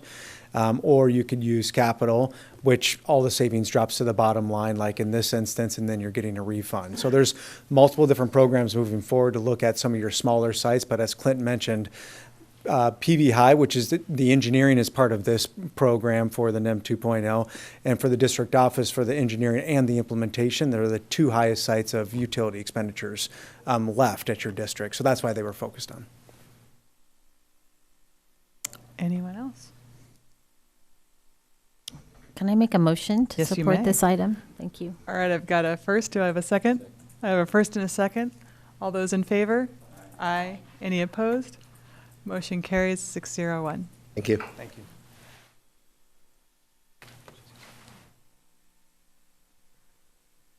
All right, moving on to item 9.3, Resolution 22-2339, temporary borrowing between funds for fiscal year 2023-2024. Clint, still you. Thank you so much, President Holm, Dr. Rodriguez, and Board of Trustees. So as I presented during the public hearing, this is a resolution to be able to transfer cash between funds. Again, our own funds, typically our bond fund, Fund 21. As I noted before, this is not anything abnormal for a district. This does not show any signs of fiscal distress. It's simply a way that we can continue to ensure that when we receive those large payments of property tax in December and April, if we ever have a cash shortage in between those 2 months, we're able to borrow from other funds to ensure that we're able to make all of our payments. Do we have any public speakers to this item? We do not. Any discussion from the board? I'll entertain a motion. The motion to approve. I have a first. Do I have a second? I have a first and a second. All those in favor? Aye. Aye. Any opposed? Motion carries 403. On to item 9.4, Resolution 22-2338, temporary cash borrowing from the Santa Cruz County Office of Education fiscal year 2023-24. Still you. Thank you, President Holm, Dr. Rodriguez, and Board of Trustees. This resolution is one more of our borrowing resolutions of the three. This one is actually borrowing from our County Office of Education. And the reason we do this one is, as you'll see in the upcoming one, from the county treasury, we're only able to actually borrow from the county office versus the county treasury during certain times. So this one actually allows us to kind of, with the County Office of Education, to be able to cover the time that the treasury will not allow us to actually borrow from the treasury, which is between April and June 30th. Any public speakers to this item? No, we do not. Any discussion from the board? Trustee Dodge Jr.? To throw you a curveball. When we pull these kind of loans, does the county ever ask, why are you doing this? No, so as I mentioned before, with school districts, we get two very large allocations after property tax. So December and April is when we see those big, large payments. So in between those months, all school districts across the county, across the state, can tend to see some cash deficiencies in those months. We actually haven't had to borrow from the county office in years because of the fact that we have that bond fund. But typically we pay it back before there's, again, it's not really a loan where we're paying interest. It's simply borrowing cash until our cash comes in. The county office is aware when our cash comes in, so they're always willing to support us, and they understand really it's just the nature of doing business in a school district. Just throwing you a curveball. Of course, appreciate it. Can I have a motion? All right, got a motion. Can I have a second? Second. I have a first and a second. All those in favor? Aye. Aye. Any opposed? Okay. Yeah. All right. Okay, motion carries 502. Going on to item 9.5, Resolution 22-2348, temporary cash borrowing from Santa Cruz County Treasurer for fiscal year 2023-24. Thank you once again, President Holm, Board of Trustees, and Dr. Rodriguez. So the last of the three borrowing resolutions, this one, as I noted in the prior one, this is actually the one from the Treasury, so the Santa Cruz Treasury. This one allows us to do borrowing up until the end of April. Again, So when we do need to borrow, typically our stance is we start with our funds, then we go to the treasury, then we go to the county office as our last resort if it's in that last month. As I noted before, we typically do not have to borrow from any of these or utilize these resolutions. They are just typical resolutions we have in place just in case cash flow becomes an issue in the future. As I noted, we haven't had that problem in the past few years. Any public speakers to this item? And we do not. Any discussion from the board? And I have a motion. Motion to approve? All right.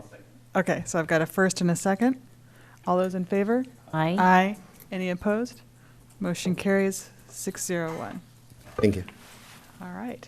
Moving on to item 9.6, Resolution 222343, our After-School Professionals Appreciation Week, April 25th through April 29th. Report will be presented by Jennifer Littleton-Bruno, our Director of Expanded Learning.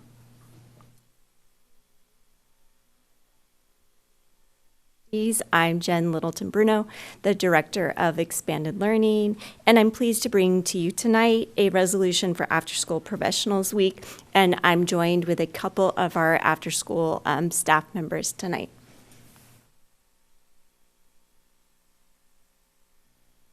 Whereas from April 25th through April 29th, after-school programs across the nation will observe After School Professionals Appreciation Week.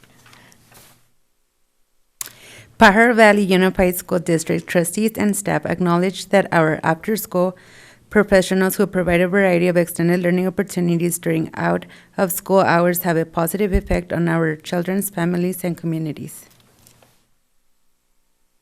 Whereas the after-school professionals of the Pajaro Valley Unified School District are fully committed to providing meaningful academic and enrichment opportunities for our students. We ask that you approve this resolution to honor the work that after-school program providers are providing across our district daily to over 4,000 students at 30 different school sites from the hours of 6:50 a.m. until 6 p.m. daily. Thank you. Thank you. Do we have any public speakers to this item? We do not. Do we have any discussion from the board? Trustee Dodge Jr.? I would just like to say thank you for many years, not just this year, but many years. I used to go to the after-school program at Minnie White, me and my brothers, and we were always well-fed and taken care of. But I also see, too, when I pass by Minnie White currently, and I happen to pass by Radcliffe and see the children after school, and I see the children playing, 4 or 5 o'clock, and thank you for feeding. I like to say us because I was a product of that myself. So just thank you for all you guys, hard work, all the people that are teaching and cooking the food. It's an important role. So I'd just like to say thank you very much, and I'd like to make a motion to support this agenda item. All right, first and second, but do we have any other comments? Just in great, amazing support for the work that you do to help keep kids safe. A lot of kids used to go home to empty homes and have bad things happen to them or get into trouble or be bored or whatever. And the enrichment that you provide across the district for families and children is amazing. So thank you very, very much. And I just wanted to add, I've had 3 kids who have benefited from the after-school programs, and like they come home and they're like, "Mom, I know how to make tortillas," and they're like making these like flour tortillas, and we had burritos from the tortillas for many nights in a row, but they were really excited, so it was great, but the love of that, and them enjoying that, and then the art and the just that expanded opportunity, for them to learn and love learning. And Lego Club, and just like all sorts, just that opportunity to kind of explore interests, and to get help if they were struggling, with homework and things like that. So, so thank you. So we have a first and a second. All those in favor? Aye. Any opposed? Motion carries 601. Thank you. All right, Resolution 222344, National Child Abuse Prevention Month. Clint, it's back to you. Thank you, President Holm, Board of Trustees, and Dr. Rodriguez. Yes, I have the honor of presenting the resolution for for a resolution for the board to approve April as the month for National Child Abuse Awareness and Prevention Month. I thought of coming up and reading the whereases. I think what really stuck out to me is last year when we did this resolution, there were 391,470 reported cases in 2020. This year we're up to 416,970. So it's about 25,000 more cases reported this year. So I think that alone speaks impacts of why this is so important and why the work we do to ensure that our children's safety is so important. I could speak about this resolution and speak more, but I think after hearing Trustee DeSerpa speak about her experiences, and I'm sure all of your experiences, I would like to just open it up to the board to make comments, because I'm sure all of you have a lot to say about this amazing resolution, and I would ask that you approve it. Thank you. Do we have any public speakers to this item? We do. We have one. Marilyn?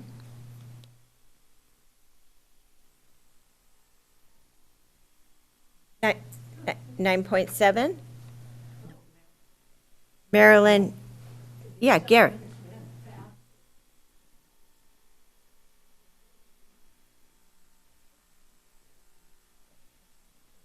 Okay.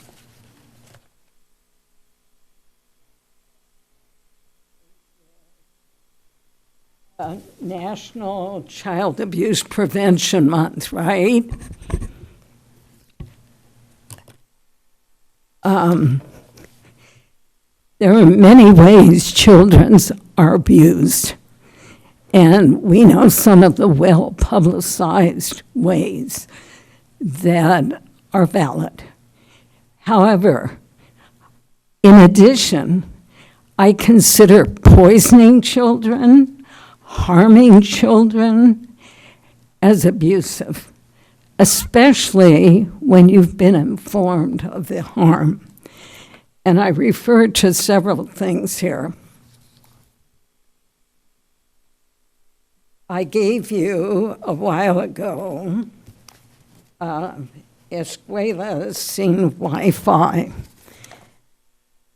in Spanish, and it's Wi-Fi in school making your child sick. That's the last thing I would want to do, is to make children sick in any way with pesticides or anything. When I was teaching at Calabasas, I remember going out the door, standing there as the groundsperson is spraying an herbicide, and I had to stop him and go into the principal's office. It was considered routine. Here, this non-ionizing radiation has been confirmed through thousands of scientific studies to cause a whole list of symptoms. You've been repeatedly provided documentation over 20 years of the harm by me. All of the above symptoms and chronic cumulative exposure can lead to serious life-threatening health problems such as cancer, leukemia, brain tumors, and diabetes. There's a real easy way you can prevent this kind of abuse. Remove the Wi-Fi, replace it with wired internet. Thank you. I'm very serious. Do we have any discussion from the board?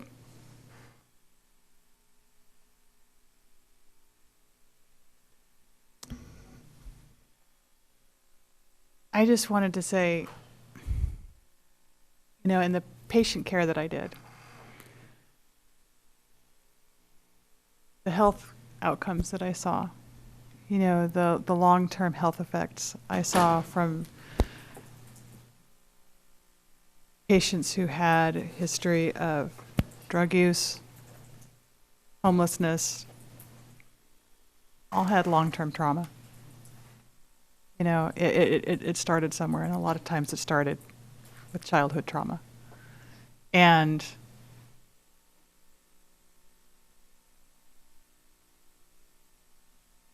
if passing a resolution is a little tiny step, a little tiny drop in the bucket that can help, of course.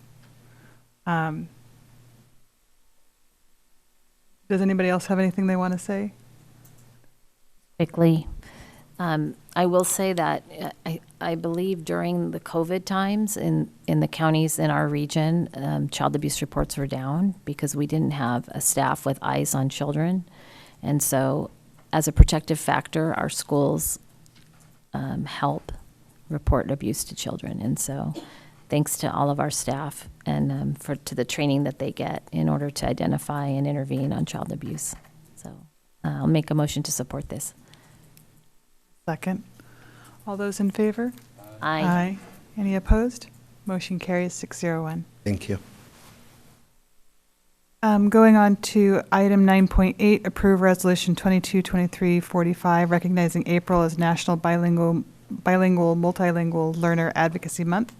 And a report will be presented by Michael Berman, our Director of Equity, State and Federal Program and Accountability. Good evening, President Holm, members of the board, Dr. Rodriguez.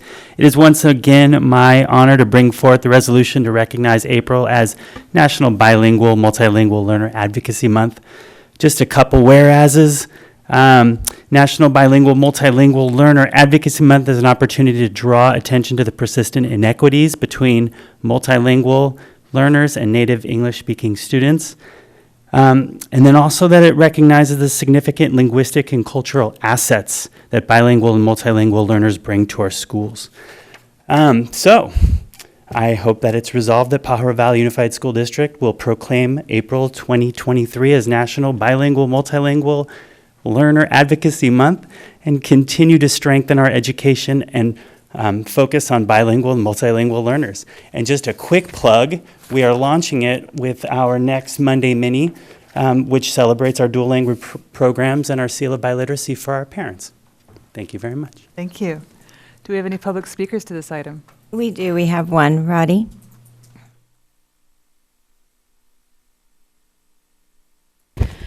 Good evening again. So I would love to stand up here and wholeheartedly support this resolution. Unfortunately, it just seems like it is empty words at this point. So PVFT has been proposing for many, many, many years, long before I was part of the negotiations team or in this role as chief negotiator, a bilingual stipend for our bilingual educators. Currently, we have a stipend in contract where if you have a BCLAD, meaning a bilingual credential, and you are in a designated bilingual program, you receive a very small stipend for that amount of extra work. However, this does not provide any stipend to the numerous positions that we have that utilize their bilingual skills.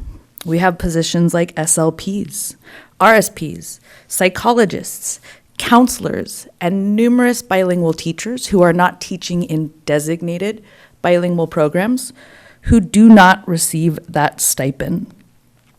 So hearing that we are designating this month as bilingual educators and in the support of bilingual learners, while we have been refuted a stipend for those people who are providing a valuable contribution to our schools and communities, seems like empty words and ways for you to pat yourselves on the back without really doing anything about creating an actual bilingual community that's respected and supported. Do we have any discussion from the board? Dodge Jr.? First of all, that's a great point. You know, maybe that's something we could look into, bilingual stipend. But also I'd like to say, you know, thank you, Michael Berman, you know, for recognizing, you know, the biliteracy seal. You know, I haven't been here that long, but when I get to go to the graduations at Watsonville High, how proud students, you know, are to have their seal. And I also too like, you know, to go along with the district. I know when the floods first happened, I know Spanish teachers that wanted to go to their fairgrounds and volunteer with translation services, and I believe we sent staff, didn't we, to speak. And I have a lot of issues of what happened with the fairground, but we'll just keep it positive. But I just wanted to thank PVSD for sending translation staff and a teacher at Watsonville High who after the levy busted, I believe it was Friday night or Saturday night, the next day, there was a Spanish teacher who emailed me and said, Danny, I want to go. We have lots of students who want to go translate. And so I just wanted to say thank you for our program and for the teacher and the students who wanted to go volunteer. Like I said, Monterey County and the shelter, frustrating, but I'll just keep it positive and thank you, PVUSD and students and teachers. Thank you.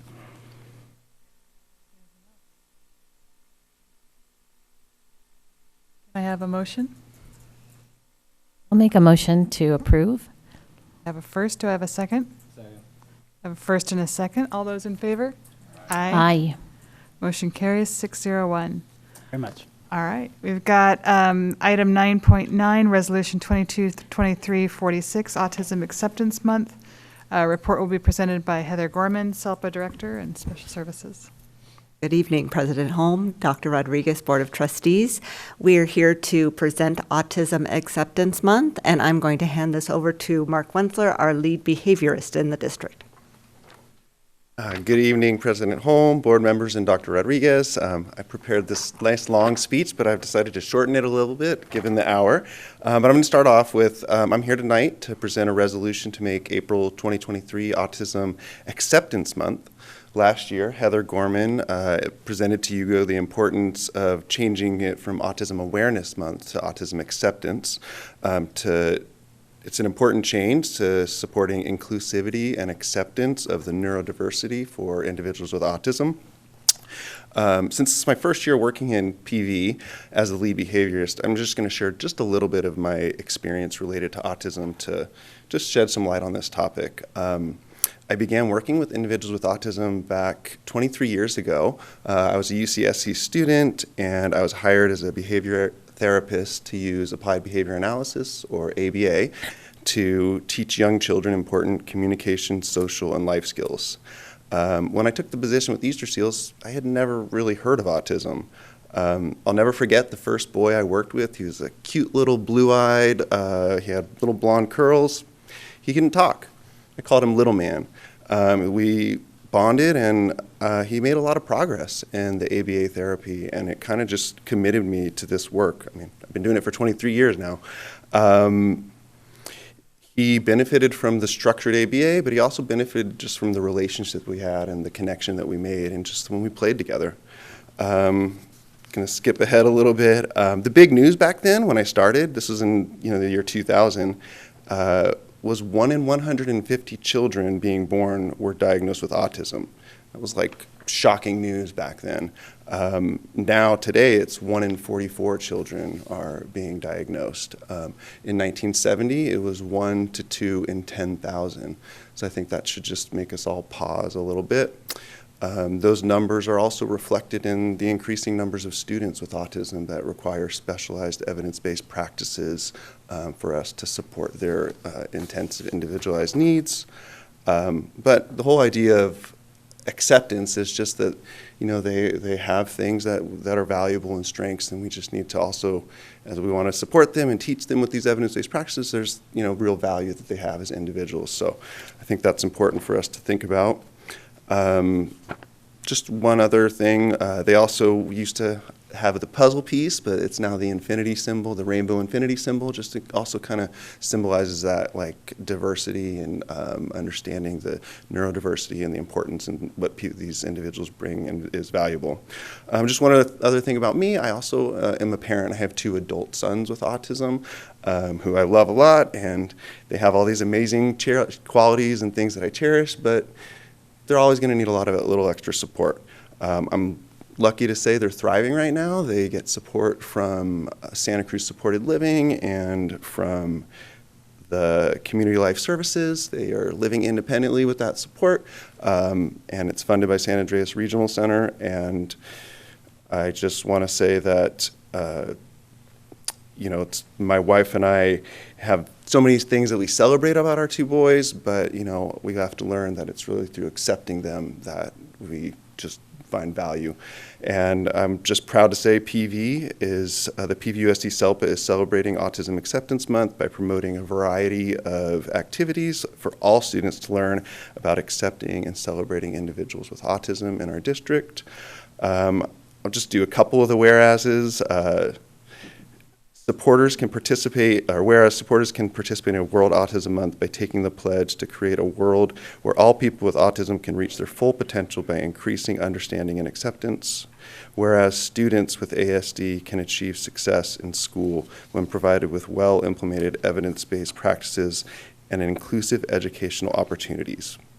So I propose that the PVUSD Board of Education declares the month of April 2023 as Autism Acceptance Month. Thank you. Do we have any public speakers to this item? We do. We have one. Marilyn.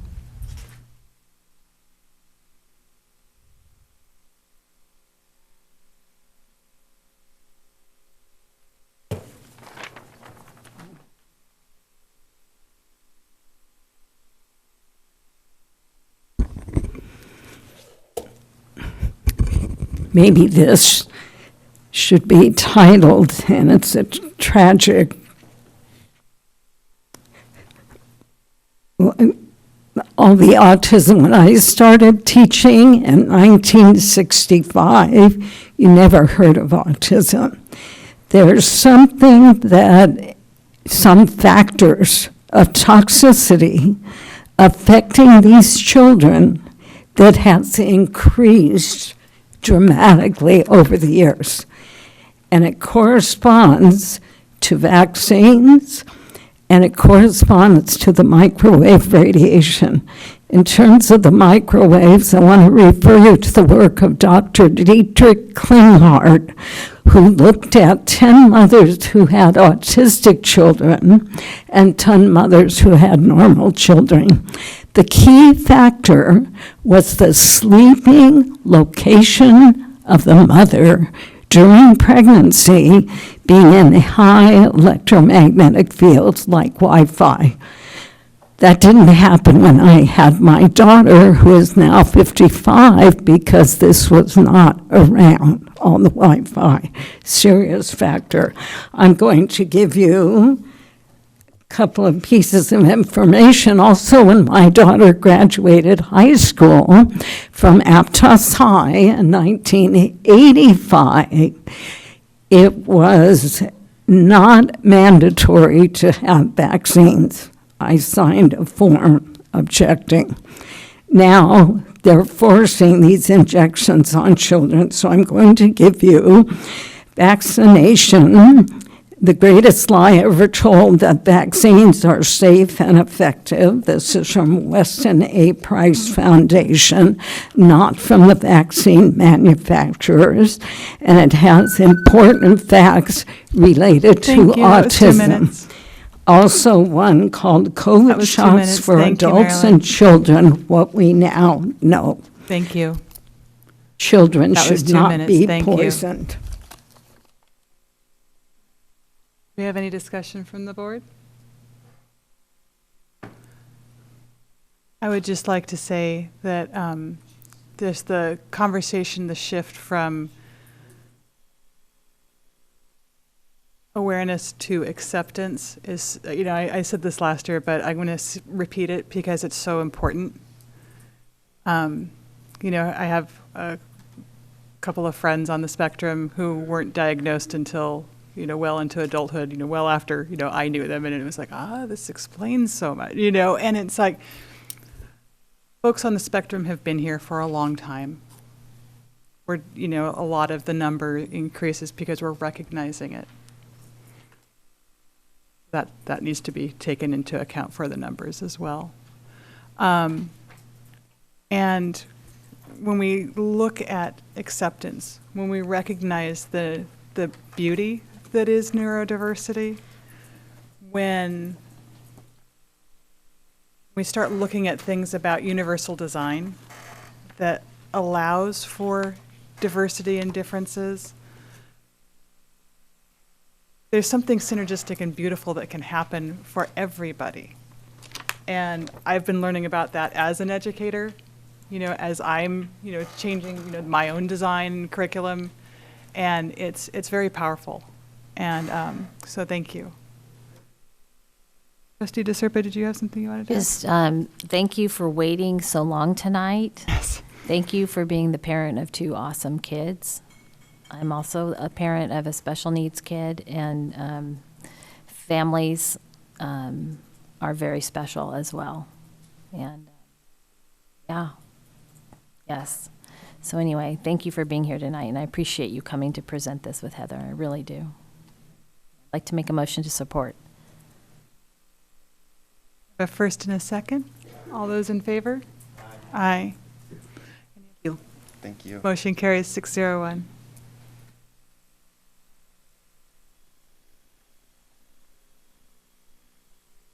Moving on to item 9.10, approve memorandum of understanding between PVUSD and PVFT emergency flood evacuation days and impacts for 2022-23.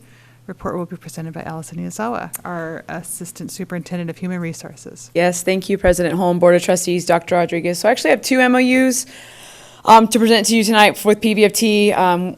We wanted for this last, atmospheric river, wanted to be able, and the impact it had, as we saw in Pajaro, provide an additional 3 days for those employees who are affected by the mandatory evacuations. So it's very similar. It's almost lifted off the MOU that we did in January. So we were able to work quickly with PVFT to put this one together, and then a couple days later put the second one together with, as we saw that what happened when the levee broke and that this was going to take families and our staff a little bit longer to recover from.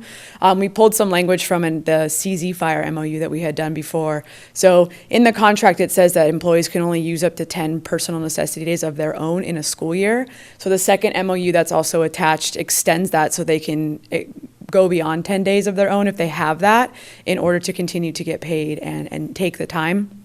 In addition, the pieces that we lifted from the other MOU was about if that still isn't enough or they run out of time, that being able to go on an unpaid leave but still benefited for up to a month, or take a personal leave for the end of the school year. So right now, the timelines for certificated employees to ask for a personal leave have lapsed. So this MOU actually allows for them to get it. And kind of waive those timelines. So again, super appreciate the conversations we were speaking on Friday night, Nellie and I, trying to put these together for her members. So I respectfully request that the board approve these this evening. Thank you. Do we have any public speakers to this item? Yes, we do. One, Nellie.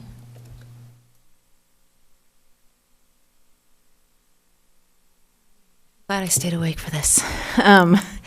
Good evening, board. Yes, thank you to Allison, to Dr. Rodriguez for being receptive and wanting to work on an MOU to address the storm that came through and did some pretty serious damage. We are, the counties were in a state of emergency, and so the only thing that that I would like to see is for those teachers who were blocked by down trees from their streets and not being able to basically leave their neighborhood to get to work, to not have to use their personal necessity day for that, because the MOU is specifically written to address floods, the evacuation mandate. So when you're prevented from getting to work due to road closures, it's not an evacuation mandate. So that's the only ask. Allison was gracious enough we had a conversation about that as we were working on this MOU, and that it would be like having, hearing on a case by case. But there's, I think, a lot of cases. And so I think, in regards to it being a state of emergency, and there only being one roadway open for a couple days between Monterey and Santa Cruz, that also just prevented. So I do appreciate as well, I had a conversation with Dr. Rodriguez and acknowledging that we have members who drop their children off at school in the morning or daycare. And so they don't have the ability on a moment's notice to change their schedule to to try to get on the road 1 or 2 hours earlier to get to work on time. So I stepped into the classroom on Wednesday to help at Watsonville High for a teacher that was stuck in traffic. And, so we definitely appreciated that on that day, teachers that were showing up many hours late were not going to be docked any of their leave. That was important. So thank you for that. And then just, thanks for, I hope that you approve this. And yeah, our people can't fly. We're working on it though. Technology's it's on its way. Thanks. Do you have any public, that was public speakers. It's getting a little late. All right, do we have any discussion from the board? I'd like to make a motion to approve. First and a second? Yeah? Totally agree with all this, but I'd just like to, if we could ask Gavin Newsom to hurry up and please declare of a state of emergency so our teachers can get FEMA help. I know there's an issue in Monterey County again. Gavin Newsom, please declare of a state of emergency for our teachers. Thank you. Thank you. We have a first and a second. All those in favor? Aye. Any opposed? Motion carries 601. All right, going on to item 9.11, approve memorandum of understanding between PVUSD and CSEA Chapter 132, Emergency Flood Evacuation Days and Impacts 2022-23. Allison? Yes, thank you, President Holm, Board of Trustees, Dr. Rodriguez. These are identical MOUs I just presented, but for our CSEA members. So again, additional evacuation days for those that were in evacuation zones, as well as similar language with regards to waiving the amount of PN days and reasons for taking personal necessity, as well as unpaid leaves with benefits for up to a month, and then unpaid leaves. Classified contract is a teensy bit different, where they can apply for a personal leave whenever throughout the year, but it's not a guarantee, and so this is providing them some precaution that if they did apply for it or ask it or request it, it would be granted. So that's the little bit of a difference, but same language. So I respectfully request that you approve these two MOUs as well. Do we have any public speakers to this item? We do not. Any discussion from the board? Trustee Dodge Jr.? Just the same thing. Governor Newsom, please declare a state of emergency for Monterey County. I've received a lot of messages of people who were evacuated that work in the district as classified workers. One specifically, she lived in San Juan Road. She's in a hotel. She needs help with food, and a lot of stories that we all have heard about Monterey County, and they can't go back home. There's people right now on the bridge waiting to go home. A lot of our workers, bus drivers, and I just, hopefully the governor, somehow, some way, we could find a way to make sure we can get our classified workers back home, let them go home. Thank you. Is that a motion? Yes, I want to support the agenda. Thank you. I'll second that. I have a first and a second. All those in favor? Aye. Any opposed? Motion carries 601. Item 9.12, approve emergency flood evacuation days and impacts for the 2022-2023 school year for unrepresented and management employees.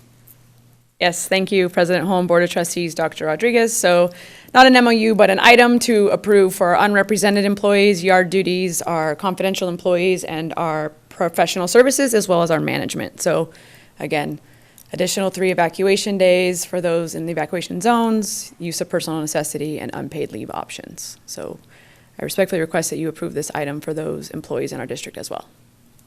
Thank you. Any public speakers to this item? No, we do not have any. Any discussion from the board? I have a motion. Second. I have a first and a second. All those in favor? Aye. Any opposed? Motion carries 601. Item 9.13, approve total compensation for non-management confidential employees for the 2021-2022 and 2022-2023 school years. Allison, it's still you. Yes, it's me and the last one, so you can. Yes, so thank you, President Holm, Board of Trustees, Dr. Rodriguez. This is the total compensation for our confidential employees. Again, these are our non-management, they are classified employees, but they are unrepresented due to the nature of their positions, which are governed by Ed Code, of that they need to be unrepresented and cannot be unionized. So again, this is for a 4.5% for 21-22 with an $1,800 one-time payment, and a 10% for 22-23 with a $1,500 payment, one-time payment, as well as the addition of Juneteenth as a holiday. Again, this is the exact same agreement we entered into with CSEA, and so I think there's also some additional information. Sylvester, if you wouldn't mind just scrolling down the item a little bit too, to just show some comparable data with regards to these two positions and others in the area. Sylvester, sorry. Yep, just, you don't have to open them, just, or you can, but I was just on the item. Yeah, just right there. Perfect, just right there. No, stop. There. Thank you. Thank you. All right. Do we have any public speakers to this item? We do. We have one. Roddy, is she still here? Do we have any discussion from the board? Let's see. So, Trustee Dodge Jr.? I received a lot of comments and emails. I even received a handwritten letter from a constituent of my district, and I just wanted to say thank you for that handwritten letter. We had some good conversations, and I listen. You know, I listen to my constituents and my neighbors, and they said that this is important. It's an important step in our district. So I'd like to make a motion to support this agenda item. Okay. I'll second that, but I did have a comment. Okay, go ahead. Or a question. Because we had talked about, you know, this is actually 4 positions, and we see what those 4 positions are. And 2 of them are vacant or not filled, and then there's just 2 employees right now in 2 of those positions. But my question that I had in regards to, you know, non-management confidential employees, what category does the district's PIO fall into? She's management, classified manager. So that's classified management? Yeah. Okay, because I just almost thought that the nature of that would have been confidential, but thank you for the clarification. Yeah, so just to further clarify, so technically all of us are confidential employees, right? I mean, we have private student information that we're privy to, or personnel data, right, that we all have. The thing about confidential employees is that you know the position of the district with negotiations. So obviously Lindsay in my office I work with HR, she sits in negotiations with us to take notes and stuff like that. That's what makes her a confidential employee in that sense. And then Eva being, or the executive assistant to the superintendent, you are also, again, purview to different information or positions of the district that you wouldn't know. That's what classifies them as confidential, and there's ed code around governing those positions. So I just didn't bring that up maybe last time, but just to understand the difference between confidentiality, as we all are actually confidential in terms of the information that we receive with student data, but these ones are specifically governed by ed code. Right, and part of my curiosity in clarifying that is because it's also about who sits in closed session. And so there's lots of, as you're saying, confidential employees in this district, but they're not all invited into closed session. So I was just wondering, I didn't know if there was something around that as well or not. So, but thank you for the clarification. Absolutely. Appreciate it. So you have a first and second. But I also have some more comments. So Trustee DeSerpa?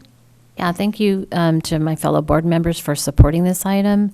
These are 2 people that are not very high paid, that this money will mean a lot to, and they're also very hard workers, very, very hard workers, and I feel badly that we didn't approve this in the last meeting, and so thank you to my fellow board members for recognizing that this is important to 2 people that are very hard workers for us. Are there any further comments? We have a first and a second. All those in favor? Aye. Any opposed? Motion carries 601. Item 9.14, high school physics adoption. Report will be presented by Michael Russo, our science director. Hi, good evening, Board President Holm, Board of Trustees, and Dr. Rodriguez. I'm Mike Russo, the science director, And in our ongoing transition to the next generation science standards, our physics teachers have recently evaluated new instructional materials. And I'm here tonight to provide you with a quick overview of that selection process, emphasis on quick, and our teacher's recommendation for the board. Here you can see a timeline. They spent about 4 months screening publishers. I'll show you the publishers in a minute, and analyzing the data from that screening. We had all the physics teachers in the comprehensive high schools were involved. They were on the adoption team, 2 from Aptos, 1 from PV High, and 1 from Watsonville. We looked at these 4 different publishers, and those are the names of their physics texts. And the process we used was similar what I've presented in the past around for our chemistry adoption and our biology adoption. And environmental studies was the last one that I was presented. So there are the 4 texts that we evaluated, the teachers evaluated. And here are the tools that we use. This is the main tool we use, and it's called the TIME Toolkit, or a toolkit for instructional material evaluation.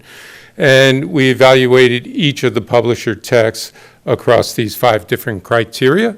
So use of phenomena as an engaging question along an inquiry for students to explore and motivate them to dig deeper and explore the content. Presence of a logical instructional sequence, very important for teachers and student understanding. Criteria 3 is critical, and that's a focus of ours, is having students doing the thinking and figuring it out.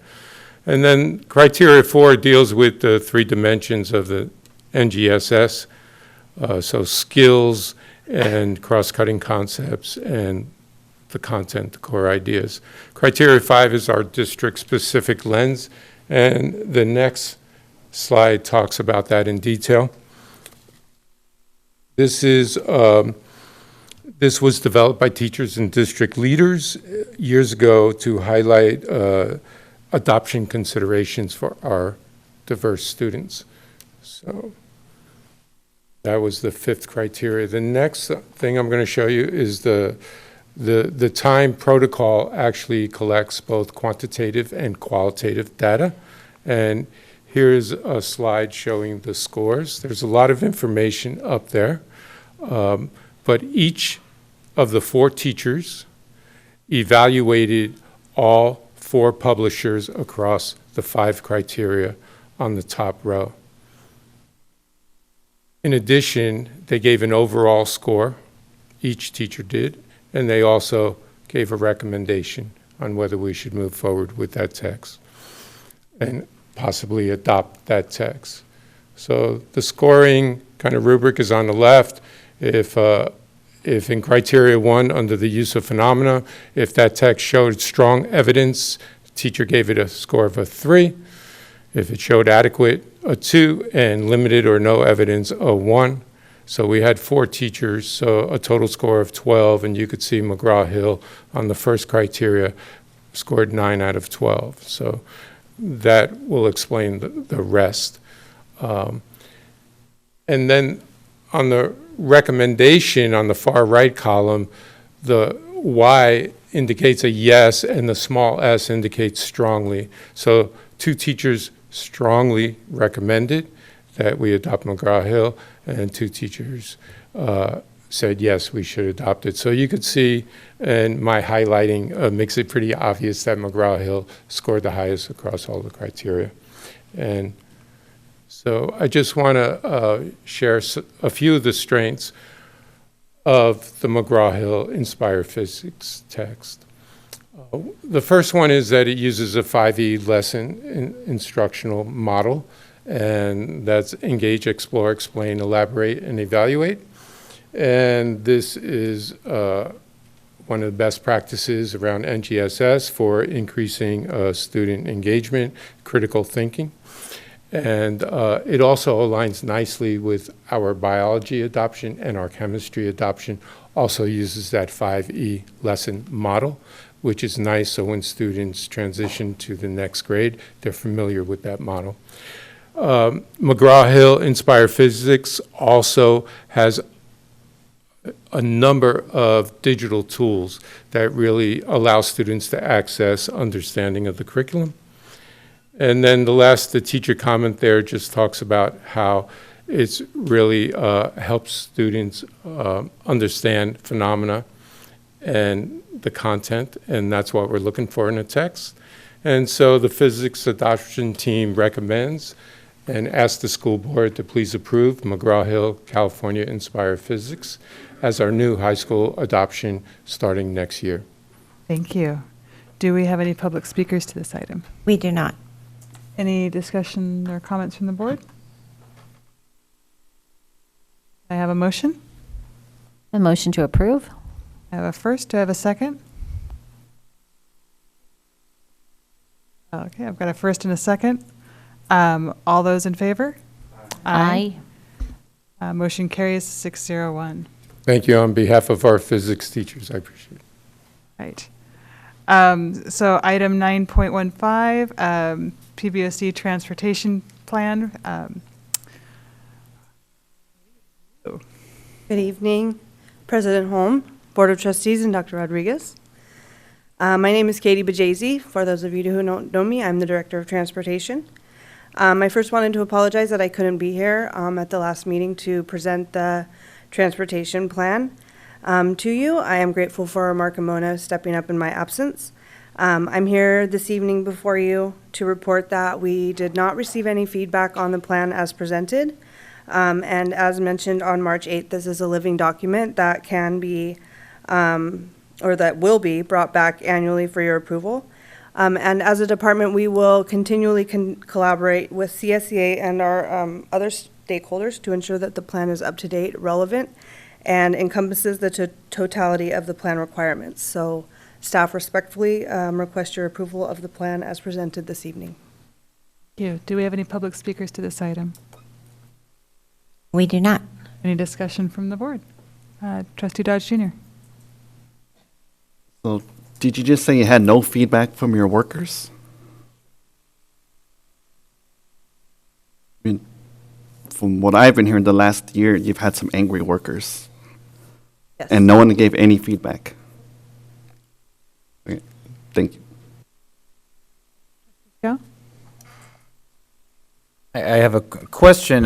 Some of the parents in my area, some of the schools have released early start times, like 7:30 in some schools, and I've been told it's a function of the transportation. If we were able to change that in the future, was that a function of not enough drivers, or if in some point in the future, or is there what would that take to be? It would take a lot more drivers, actually. It's a function of our tiered bell schedule because of the new law that required our junior high and high schools to start later. As a result, because our buses have to service several schools, we had to move some of our elementary schools to earlier start time because we had to shift those junior high and high schools to the later start time. Thank you. Welcome.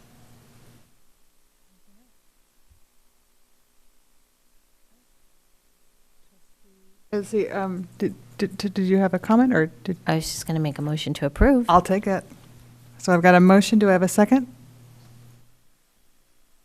I'll second. All those in favor? Aye. Aye. Any opposed? Motion carries 601. Thank you. Have a good evening. All right, take care. Item 9.16, E-rate Category 2, Network Installation Projects. Report will be presented by Dan Weiser, our Technology Director. To be able to raise this up. But good evening, President Holm, Board of Trustees, and Dr. Rodriguez. Before I present our Category 2 E-rate projects, I just wanted to take a quick second and wish a happy birthday to our own Silvestre Montejano, who is spending his birthday evening with us. And we're almost done with your birthday, but happy birthday, Silvestre. So I'm bringing forward tonight our annual Category 2 E-rate application. This is our infrastructure application. So this covers cabling, installation of equipment, purchase of equipment, configuration of equipment. As you know, in order to maintain the robust network infrastructure to support all of our staff and students, it's a never-ending, ongoing process of upgrade. And so these upgrades are, well, I'll go through them really quickly. So we have core network infrastructure upgrades, and these are to support the 10 gig connections that we were approved a few board meetings ago. And then we have some new infrastructure to connect our Aptos High athletic field. This is something that we've been wanting to do for a long time. So this would allow the connection across the street that separates the Performing Arts Center and the athletic field to finally be connected to the network, so we could broadcast wireless in the athletic field and provide paging and other services there. And then wireless infrastructure for 2 schools, Ohlone and Pajaro Middle. And this is just to keep them up to speed with our current infrastructure. All of these projects are paid for by E-rate, which is a federal discount program. So it winds up costing the district 15% of the cost of the equipment and installation. And then that 15% is actually paid for with Measure L bond funds. So it's a great program that allows us to leverage those bond funds and get more for our money, and then also leverage the E-rate funds to really make sure that our network infrastructure is up to speed. So the total cost of the project is about $300,000. Cost of the district is about $45,000, and that $45,000 is paid for with those Measure L bond funds. So tonight I bring these projects forward and ask for your approval, and I'm happy to answer any questions. Thank you. Do we have any public speakers to this item?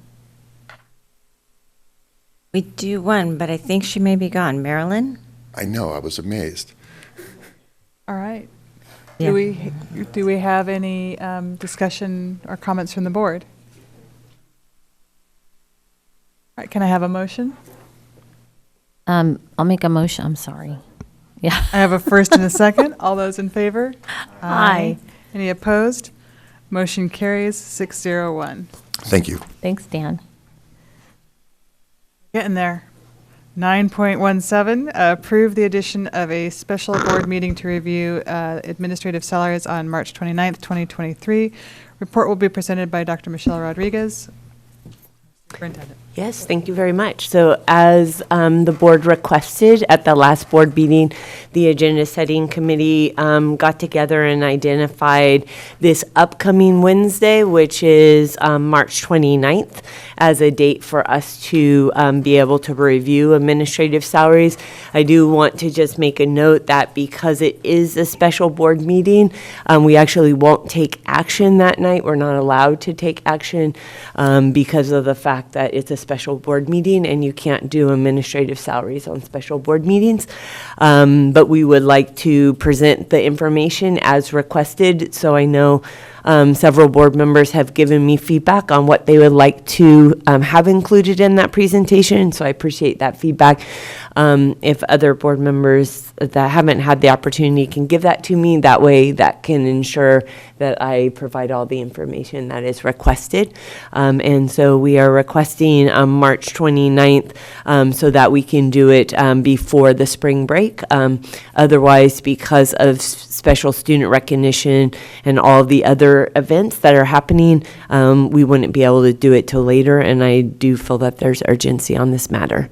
So request the approval of March 29th for the special board meeting.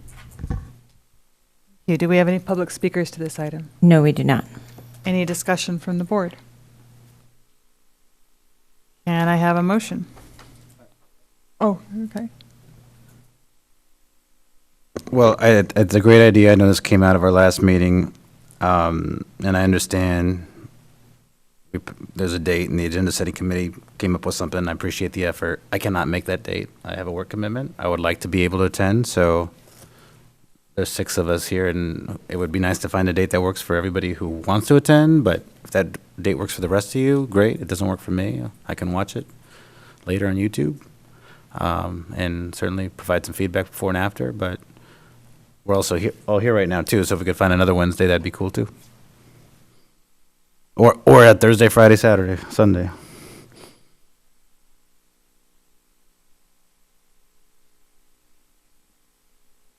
I'll make a motion to approve. Have a motion? Second?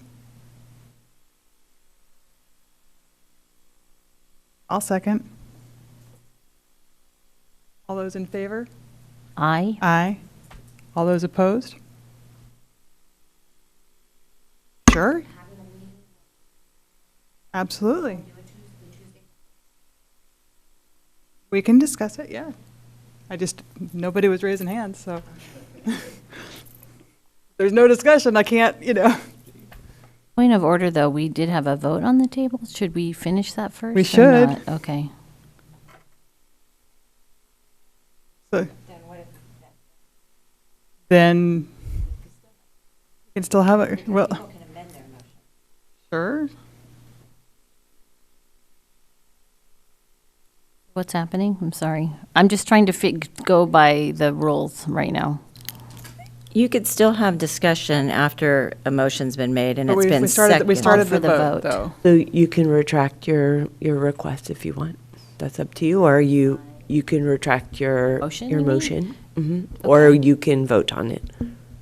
But if you vote on it and it fails,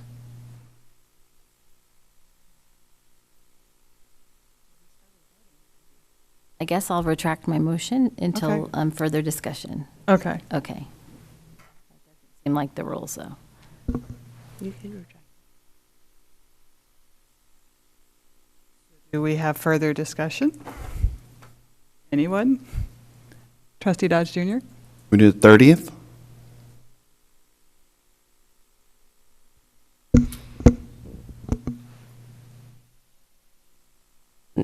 Management can make that happen. We actually have a parent LCAP meeting that night, but we can, it hasn't been broadcasted, so we can make that shift.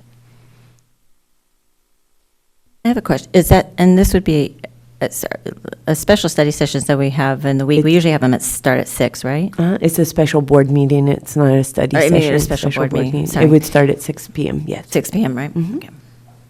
Trustee Scal, the 30th? I could be there at 6:45. You can start earlier, or you can start at 7. Would you be able to do the 28th?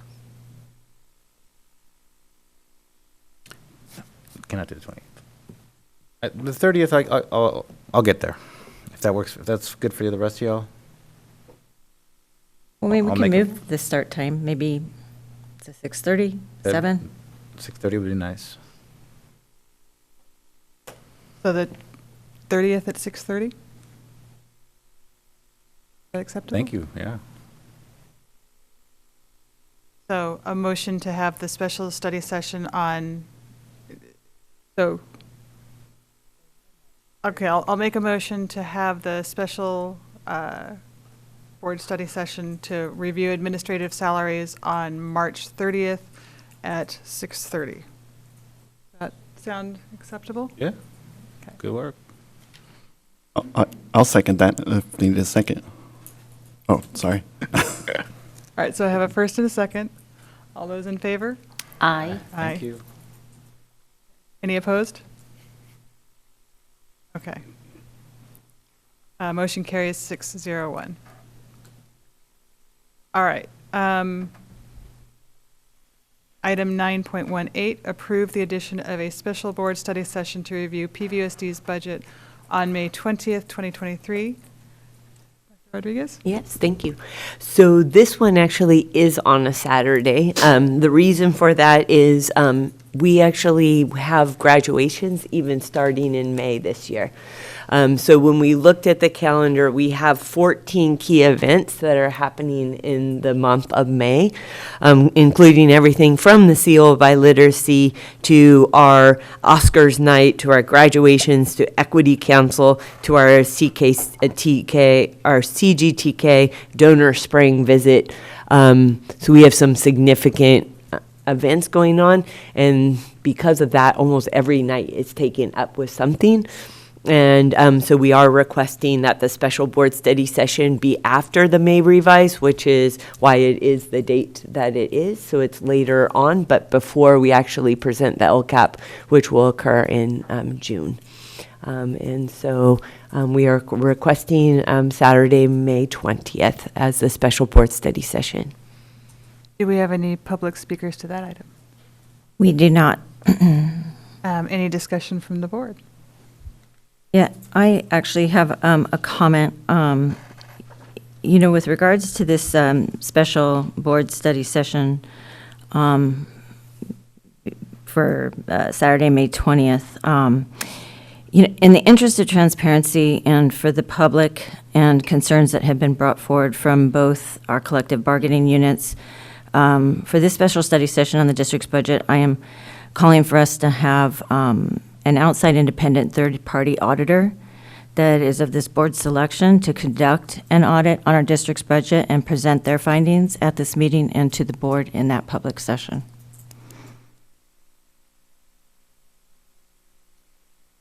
So we'd have to defer to Clint whether or not that type of timeline could even happen in that short period of time. Because we do have an independent auditor that actually audits our books, but that generally takes pretty significant time.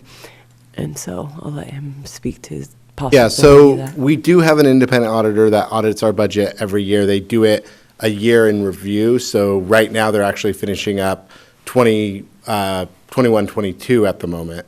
To do a full audit usually takes them about, probably I would guess, about 2 to 3 months to review everything, to spot check things. Our independent auditors are looking at making sure that we're doing everything legally, that everything's falling within line.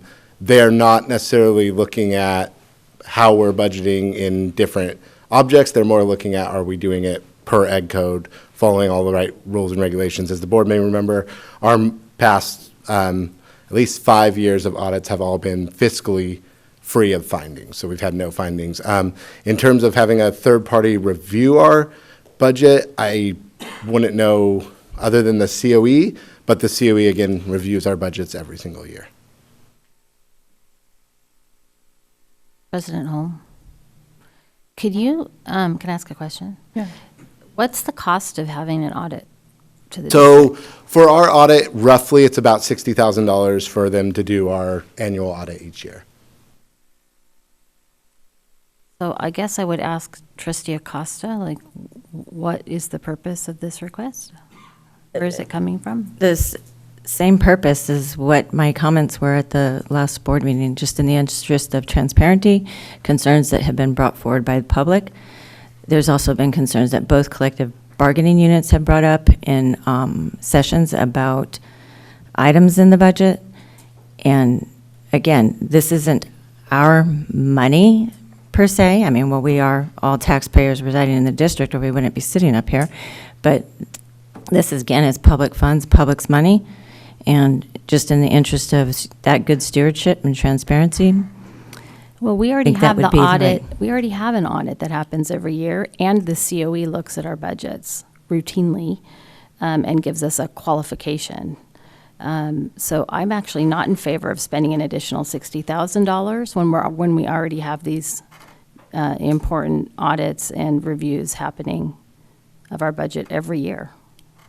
And every time they've come up, there are no findings, if I remember correctly. Correct. Again, for the past 5 years at least, there have been no fiscal findings. Again, when I say no fiscal findings, we do have other finding. We did have a finding last year on our facility inspection tool. It's not a fiscal finding. It was simply based on how they were submitted to CDE, and we just changed our process, but it wasn't actually a fiscal finding. And when I've questioned the auditors who've stood at the podium, other districts have findings. So we've always had excellent findings year to year, and we haven't. Sometimes we've used different auditing firms. In my 12 years on the board, we haven't always used the same firm. So it's multiple firms. Yeah, so we're actually required every 4 years, even though we have used Bailey, we're required every 4 years to actually change who our lead auditor is to ensure that they're switching up their auditor process as well and giving us new auditors. Even though we have the same firm, they're different actual auditors who do the work. When are we due to change auditors again? So again, I think, let's see, we had a mod 2 years ago, so I think we have another 2 years with Joy, who is our current auditor. Again, we don't necessarily change firms, but we change the lead auditor to ensure that it is somebody new who's actually doing the audit. And the reason that we typically don't change firms is they understand our district, they know our processes, they know our system, so they know what to look for, versus bringing in a brand new firm who's going to have a harder time actually understanding your district. And it's going to, and again, this isn't just Pajaro Valley. All the districts in the county continue to use the same firm, just changing actual auditors. Any, Trustee Scow? I just an idea, question. I mean, I think it's an important meeting, big meeting, and I think I, as a board member, would like to discuss the agenda. I don't think we have to figure it out right now, but there's going to be some ideas, concepts coming forward, and if we could just find some at a future board meeting, talk about it and get some feedback, input from the board, that would be nice. Maybe that's already going to happen, but I just think that would be my request. Trustee Dodge Jr.? Is it possible to have that meeting here? Yeah, we could usually, when we're doing special board study sessions, it's a little bit more informal. The structure of it generally is so that it's more at tables so that we could have kind of dive in to it. But we could, of course, do it here. Or we could do it like we've done in other special board study sessions where we anticipate a lot of people. We've done it in Landmark, for instance, is what we did the one time when we had special. We did one on special services, and we thought we were going to get a lot of people, and so we did it there. Sometimes this isn't as congruent to having an actual like dive-in session, but I mean we can always do that if that's what we want to do. It's up to my colleagues. It was just an idea. We've also had one at EA Hall and also at the Mello Center. So, which we may have a little more say over. And EA Hall's nice big audit. I like EA Hall too. Yeah, whichever. We did Landmark the second time because people complained that parking was challenging at EA Hall. That's why we went to Landmark. But really, it's a dime a dozen. Really. Trustee Acosta, Sorry. What do you think, EA Hall? I think EA Hall or the Mello Center. I think, yeah. And I think if it's a Saturday, it might be hard to secure this venue per se too because of the city and them having to get staff. So I think EA Hall or the Mello Center. It'll be a Saturday. Trustee Flores? Will we be able to discuss, like Trustee Scow said, like the agenda? You know, you asked for input for the special one, but okay. Because, yeah, I mean, when I first came on, I was presented a budget presentation, and then we had one recently, but I want something a lot deeper than that. Okay. For sure, yeah. Usually those happen during the one-on-ones, but we can agendize it too. Dodge Jr.?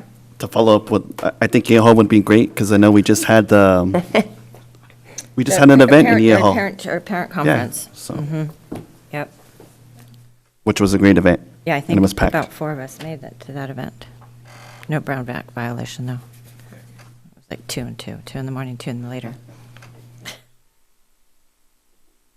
Do I actually have a motion? Oh, yeah.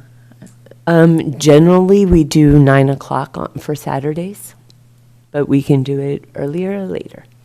9? I think we started at 10 the last time on a Saturday. Or it was actually 11. It was 10. 10 or 11? The one we did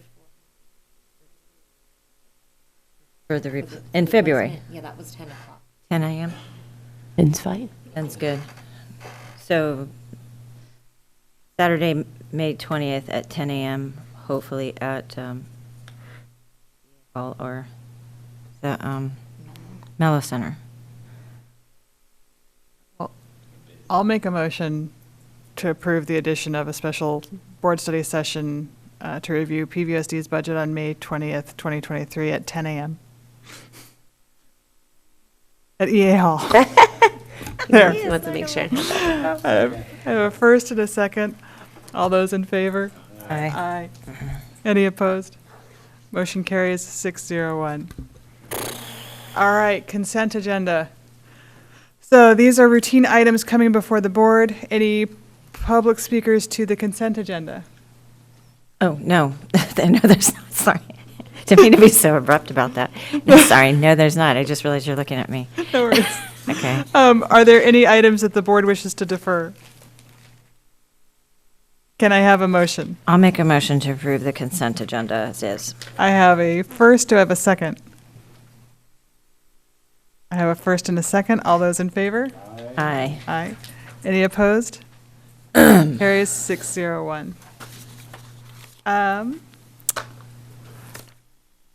Skipping past the closed session to the deferred, so item 13.1, our action and report on closed session. Yes, we do have a report out of closed session. With regards to item 2.1 expulsion, under the closed, I'm going to get my words out of my mouth. Hold on. Under closed session agenda, item number 2.1, I move to approve the recommendation by district administration of a full expulsion until December 2023 for student number 22-23-009.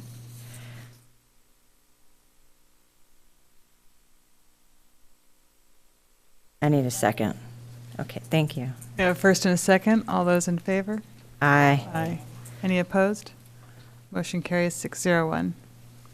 I move, under closed session, item 2.2, I move to approve the certificated personnel report as presented by district administration on March 22nd, 2023, with 7 and 9 additional action items.